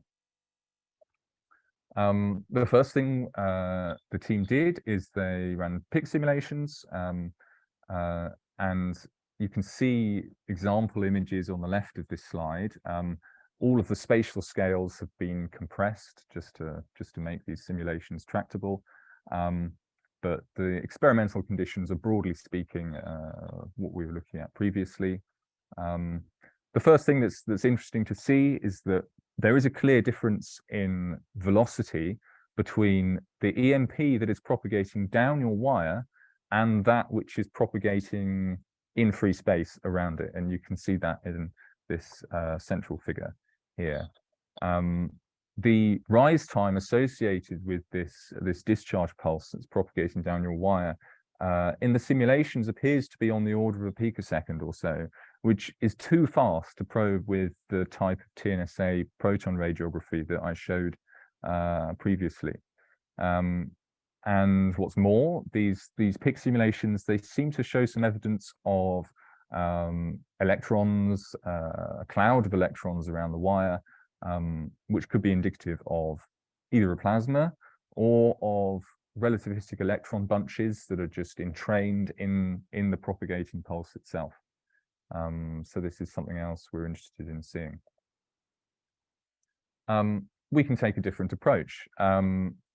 Alexandre Poirier and colleagues from the University of Bordeaux, they developed a simplified numerical model of target charging that they call Chocolat 2. And the concept is at least very simple, where your laser comes in and it produces a cloud of hot electrons, and they're going to try to escape from your target. Some will go into the target and they will collide and cool as they pass through the target, and some of them will escape into free space. And the thing that's going to prevent those hot electrons from leaving is basically the barrier potential around your target. And this potential barrier can be divided into a thermal component, which arises from a plasma sheath around your target, and also an electrostatic component, which derives from essentially the amount of charge that's left behind.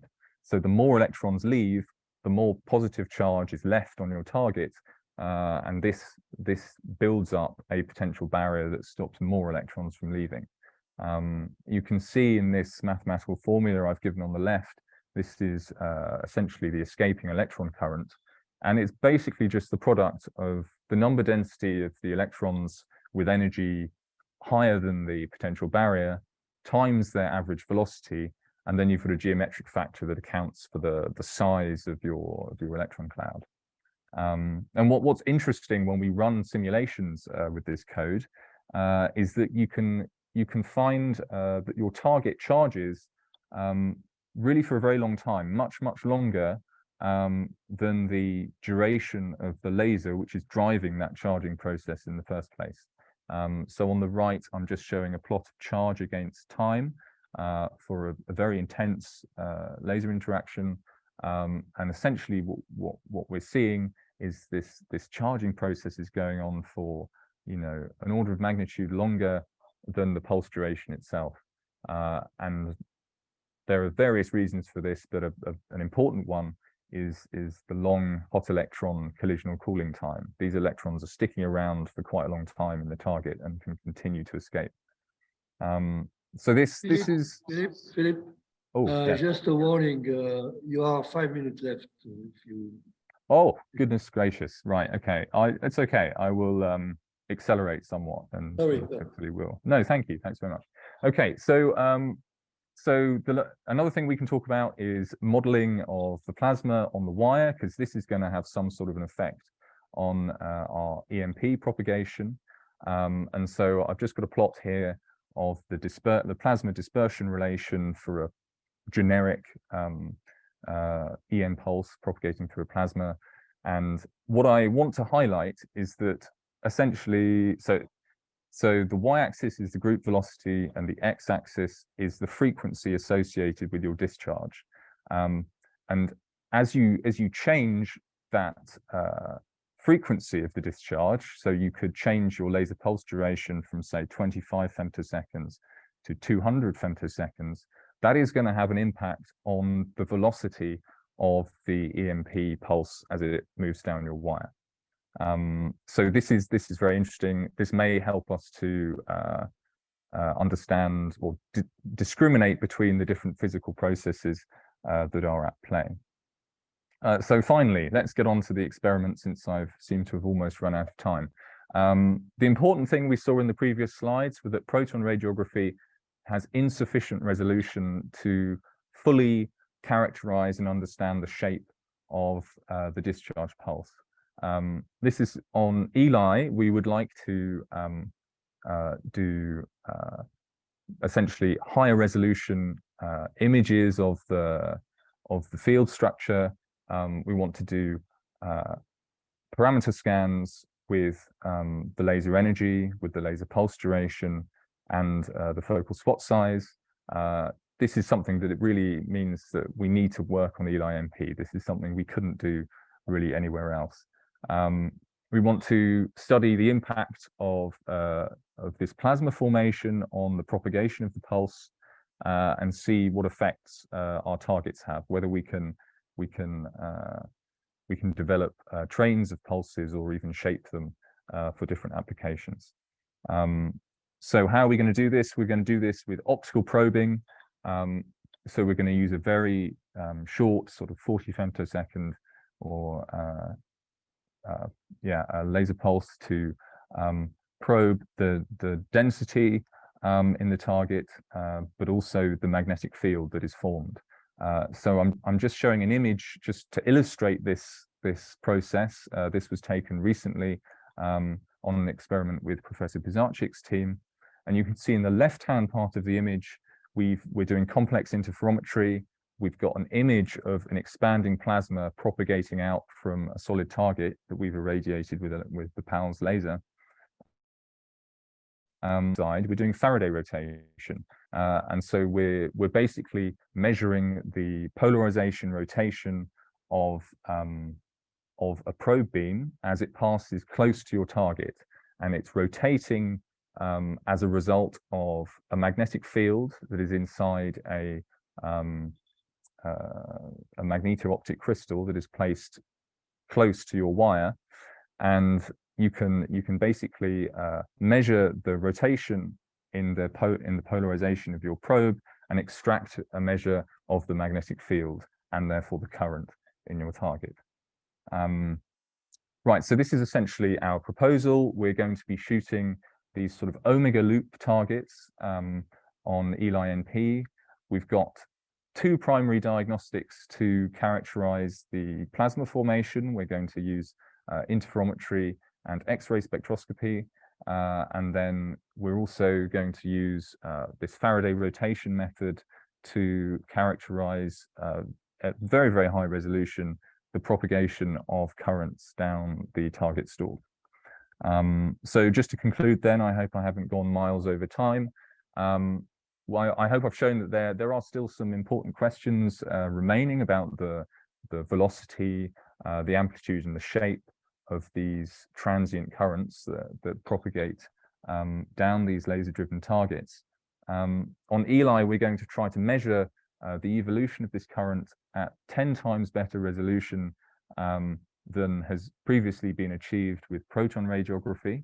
We're going to look at how the formation of a plasma on the wire affects some of the properties of this electromagnetic pulse, particularly its velocity. And lastly, we're going to try and develop shaped, tunable current pulses and pulse trains. So thanks very much for your time. It was a real pleasure being here, and I'm happy to take any questions that you may have. Next presentation, which is again selected by your PAC 100 terawatt experiment, which probably will run soon. And the speaker on PI is Daniele from ELI-NP.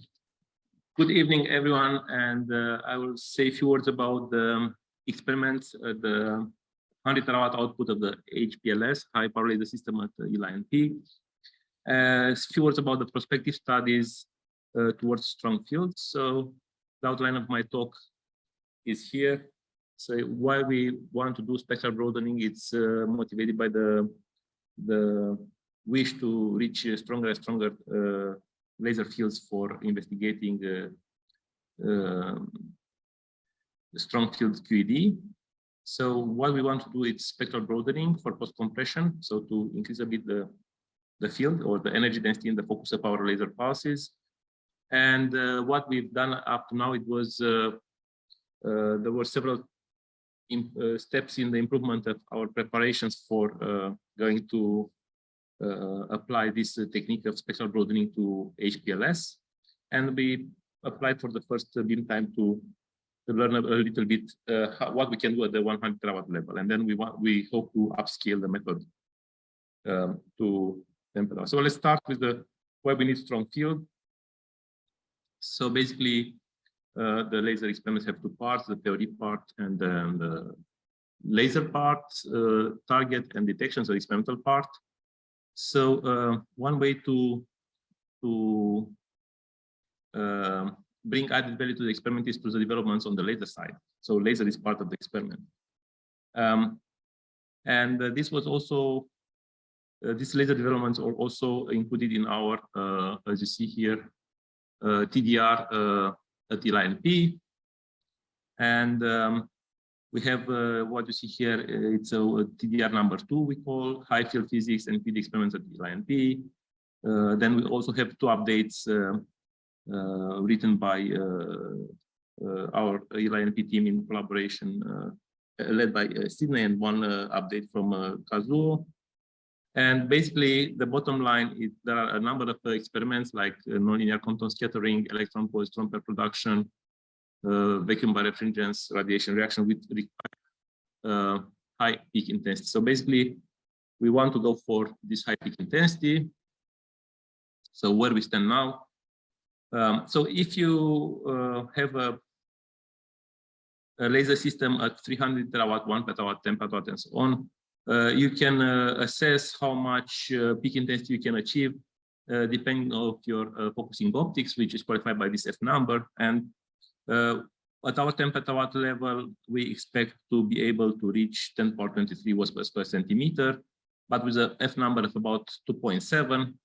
So basically, we will have a 1.5 meter working distance from the parabola and a bit of space to play with that. So we hope that this is a good starting point, but we want to look further. And what we can do is to go for spectral broadening. What does it mean? Basically, here it's a simulation with our 10 cycle pulses at ELI-NP. So this is roughly what we have. The associated spectrum, you see it on the right side here. This is the spectrum. If we go through a nonlinear optical material, we get a modulation of the electric field in time, as shown here a bit. You see the periodicity of this oscillation is modifying, and this minute modification of the field structure corresponds to a completely different spectral distribution. You see it on the right side is the new spectra after this modulation takes place. And so now that you get a broader spectrum, you can compensate the dispersion, which is accumulated, and then produce much shorter pulses. So that's the basic idea behind this spectral broadening. And if you decrease the pulse without losing too much energy, you can hope for much more intensity in focus. Now, so we want to go for peak irradiance increase through post-compression, and that means we want to go a few times 10 to the power 23 by just compressing a factor of 2 to 4 the pulse duration. And for this, we wanted to start with, we did a number of preliminary experiments. And these preliminary experiments, the first one was just in 2020. It was in collaboration with Jonathan Villa and Gerard Mouloud from ISS. They are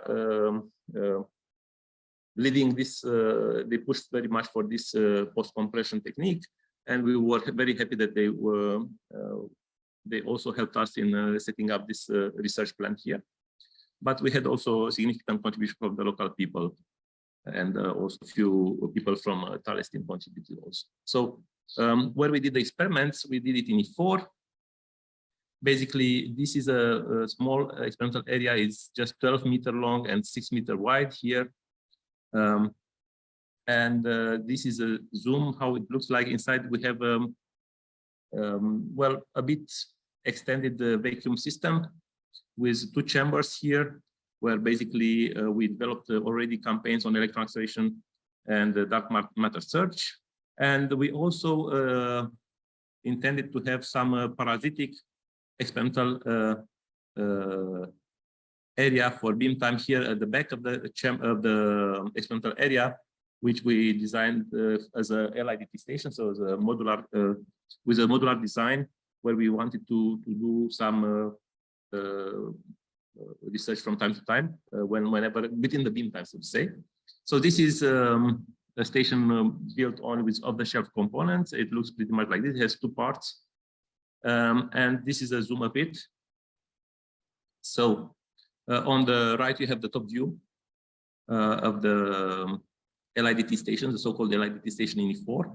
So basically, what we have here, the laser comes from the right and goes through the whole of the mirror to so a part of the beam goes to the hole of the mirror to go on the diagnosis bench where we measure the pointing, pulse duration, and so on.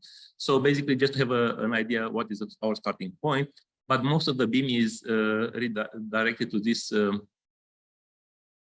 this focusing optic here, and then it goes through somewhere here. I don't know if there's okay. Sorry, just a moment. So it goes somewhere here on the through on a mirror or through a transparent material, and then we can collect here. If we go in transmission, we will have here surface modulation in this material, and then we collect and measure the spectrum, or we can consider to look on the sample from this direction with an imaging system and to look for the damage. So the first experiment was 18th of March, and it took only 5 days until we closed the facility because it was in 2020 and COVID started, and it was unclear what will follow.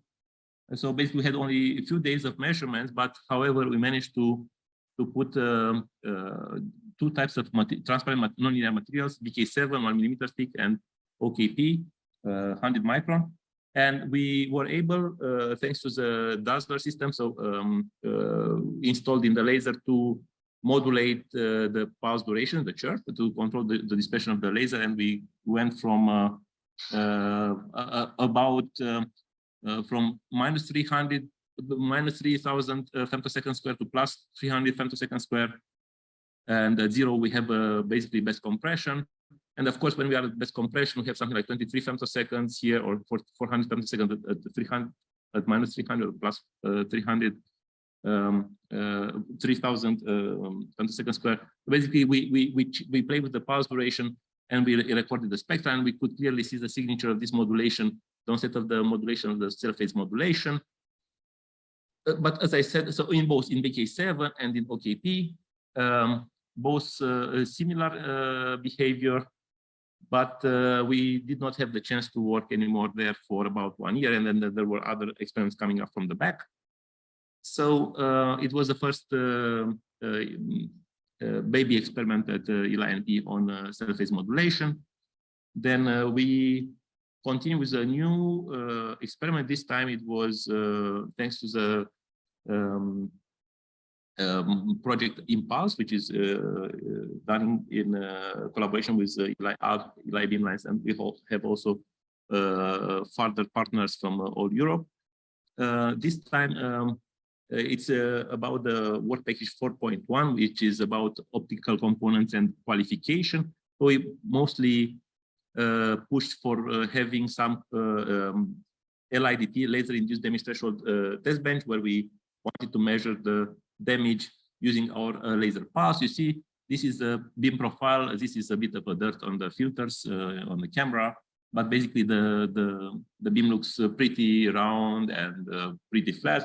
Except if you go in false colors, then it looks pretty scary because in these false colors you see you amplify visually the modulations you see in the beam.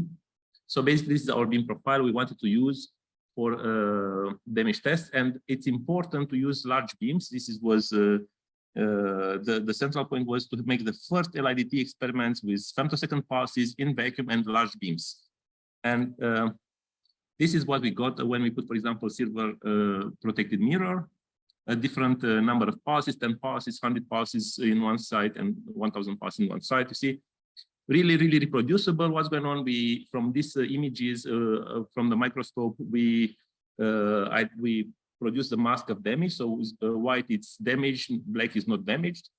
And then we just consider the beam profile and overlap, and we see that it's really well overlapped. So that means really the damage is predictable. Where we have high intensity, we have damage. And we did a statistical analysis. Basically, what we have here is just equivalent with 100 standard LIDT tests at once. So basically, the area of our spot is about 1 millimeter square, and it's equivalent with having something like 10 by 10 beams of 10 millimeter square. No, yeah, 10 millimeter square. So it's like having 100 beams of a few hundred microns in diameter, and we could analyze simultaneously all this statistically. This is what we got, and it's still in progress, the analysis. We have, if we shoot 10 times, we get this kind of statistics for the relative frequency of damage depending on the fluence on the mirror. And then if we go to 100 shots, we see there is a different effect appearing here. And then with 1000 shots, we also have this kink here. So this becomes also some additional effect on the LIT. So this is a zoom a bit. So basically, now the data is under analysis, and we hope to go and to understand better what's going on with these mirrors when we damage them. But at the same time, in the same beam time, we put nonlinear optical materials, and we did the same. So basically, we want to know when we damaged the materials we use for spectral broadening. And this time we use Fusilica SF5 nonlinear optical material and Zionoritz plastic. And you see here the spectral broadening, the dotted is the initial pulse. Then we have the different types of broadening here. And it's a good sign. So it seems we can produce enough spectral broadening with different energies and so on and so on. So, and we also know when, what we can damage and what we cannot damage at a given fluence, now that we studied the live in our facility. And finally, we still got 3 more days of beam time. These times we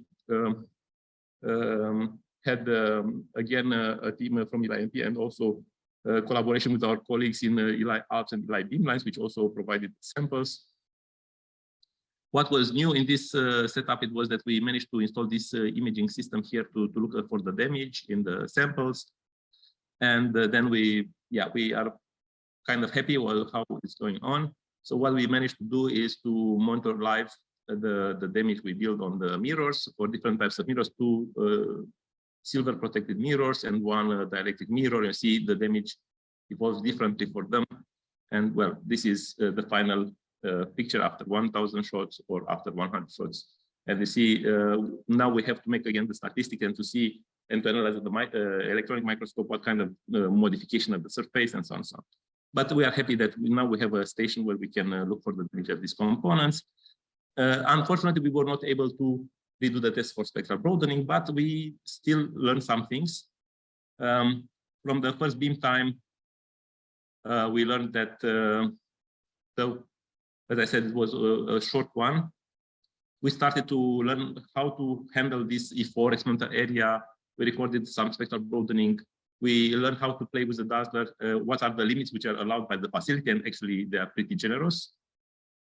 We come to the conclusion that we have to install the near field and far field monitors at the entrance in the experimental area, so to know if the beam shifts or not, and to see the beam profile. Then the second beam time, we also got significant spectral broadening. We studied the damage of these optical materials. We also did some tests on Chergui mirrors, and this is still under analysis. We installed a method to have burst on demand, so we can shoot 1 shot, 10 shots, 100 shots, whatever you want, we can program it, and now we can shoot 10 hertz, a limited number, a well-defined number of shots. We also played with the energy. We could control it to go to 10% of the nominal energy. We had an innovative approach for that. And the last beam time, we did some live damage growth observation. So besides all these procedures, roles, access, vacuum operation, radio protection was not in the business because we do not produce ionizing radiation. And we also tested the way to interact with the local team.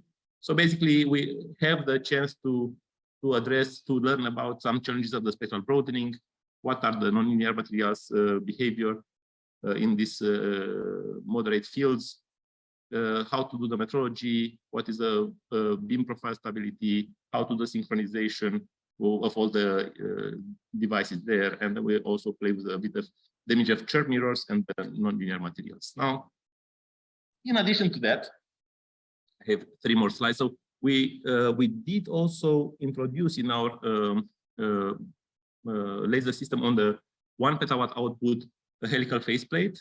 So this is here you see the faceplate. It's in the beam. This here it's the architecture of our arm. See it's front end amplification chain, and you see here you have the sorry, you have the 1 petawatt deformable mirror, petawatt compressor and diagnosis bench. So what we did, we inserted this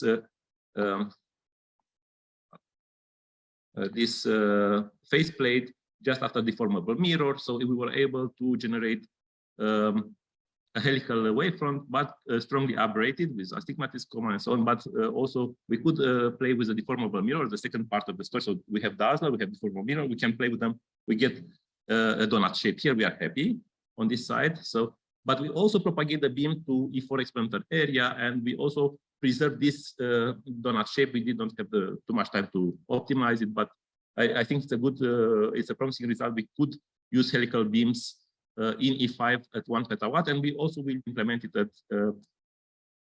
at E4 for the coming beam time. Now, we also, on the side, we started to work on 3D characterization of the focused ultra short pulses. And we use our latest generation inside Quadro to reconstruct the spectrally resolved wavefront measurement and reconstruct the pulse. If we use also the spider spectral phase. So you see, this is temporal reconstruction of the focused pulse. We did it in the lab. We did it also HPLS 1 petawatt beamline, but only half a day. So we could not do more. And also, finally, we developed some propagation code, and we want to see how we couple spatial temporal couplings with helical beams.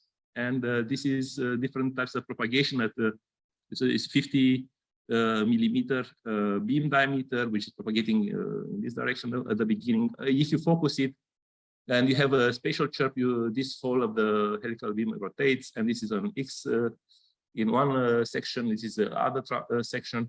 And basically, if you put all together, you get this kind of rotation of the whole of the donut in the helical vortex when you focus it. Okay, so this we are now able to propagate, and we know how this works.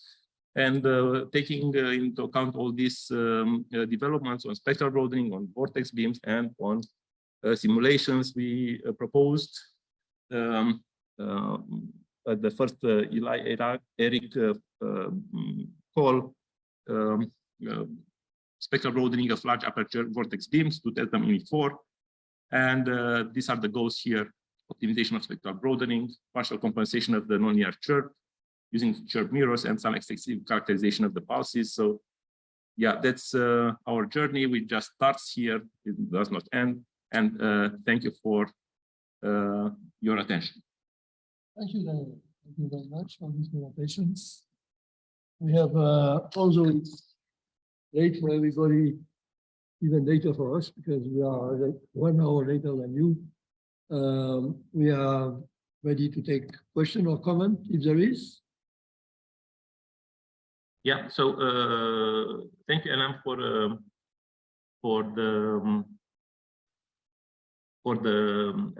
bibliographic reference. So I know that you met my PhD student in Rochester, I think, this last SPIE laser damage conference, and we would be more than happy also to collaborate in the future on this the topic of ELI-NP. Hi, Danielle, can you hear me? Yeah, right. Yeah, I can hear you. Hey, how are you? So very nice talk. I just wanted to get a little bit more information on your laser damage setup in the sense that or the technique. So you plotted frequency versus basically fluence, and this is, I presume, you're calculating local fluence from the spot that you showed us, right? Yeah. Okay. So okay. So this was a some kind of dielectric mirror. So it's not yeah, this was a silver protected silver, but we had several, including the chirp mirror. Mm-hmm. And yeah, one of the challenges is how to identify the damage with the microscope, because it's the spot is kind of large. Mm-hmm. And yeah, and this is a challenge. Actually, the nice part about the standard LIDT tests, ISO standard, is that they use so small beam that you can say that it's Gaussian. if you use larger beams, you cannot use this very nice approximation that you have a spot of this size and so on, because most of the laser beams are not Gaussian after when you use it at 1 centimeter diameter. Right. So right. basically, you have to handle this, but you have the advantage that here you have real life situation, and you can make statistics and to see somehow how this evolves in a different. I see. So in this green, larger green and red and blue, sorry, yeah. Okay, Yeah, so it's just a false color map. This is, yeah, it's false color map, but you see, this one was for the 1,000 shots, one was for 100 shots, and one was for 10 shots. 10 shots. So that's the difference between the three curves. So here you see it. You define only a little little regions with damage. Here you have more, and here you have much more. So then for each of them, you change the statistics. So you map the field intensity or affluence to the damage zones, and that's why they look a bit different, like this in this plot. You see. So this is 10 shots on one side, 100 on one. Okay. Okay. Thank you. Thanks, Adam. Thank you. Yeah, time is running, and I'm sorry, but we have to close this session. I would like to thank very much the three presenters of these three presentation. I think it gives a good flavor of what the users at ELI-NP are after, and we hope to satisfy most of the ranked A proposal, and we will continue to collaborate all together. Thanks to Kazoo, because it's more than midnight for him, and have a good night. Can you hear me? Okay. Thank Yes, we can hear you. Thank you for that, and thanks to to all the teams for presenting this afternoon. I think this has been a full day. So thank you also to all the speakers, the ones that are with us here, as well as the ones that are joining us online. I think that was a fairly good overview. Quite a number of talks we had all together. Yeah, over 11 talks just this afternoon, plus the talks in the morning presenting the facilities. So I hope that from a user perspective, you were able to get an idea of what's available at ELI today, what's coming up, and what will be available in January, again, when we have our next call. Everybody repeated that. And also, importantly, you should already have a sense or just a very narrow range or flavor of what's possible with ELI, already with some very high impact, very interesting experiments, comparisons to other types of sources and facilities where you can see the ELI facilities in perspective. So I think it's been a nice day, and appreciate everyone who stayed with us throughout the day, and all of you who are here into the evening, in particular to the presenters and the people organizing this. So with that, I'm going to wrap up the plenary day. That is the end of this joint session. Tomorrow we'll have parallel sessions going on at ELI Beamlines and ELI ALPS. And you can also, if you're at one of the facilities and you want to see a talk at the other one, you can join online. It's not a problem. You just have to go to the Indico page and you'll see the links there. But for the most part, I just hope that we will see you again in the future. And most importantly, please make some proposals, and let's see you here doing experiments. So thank you all very much. Have a good evening.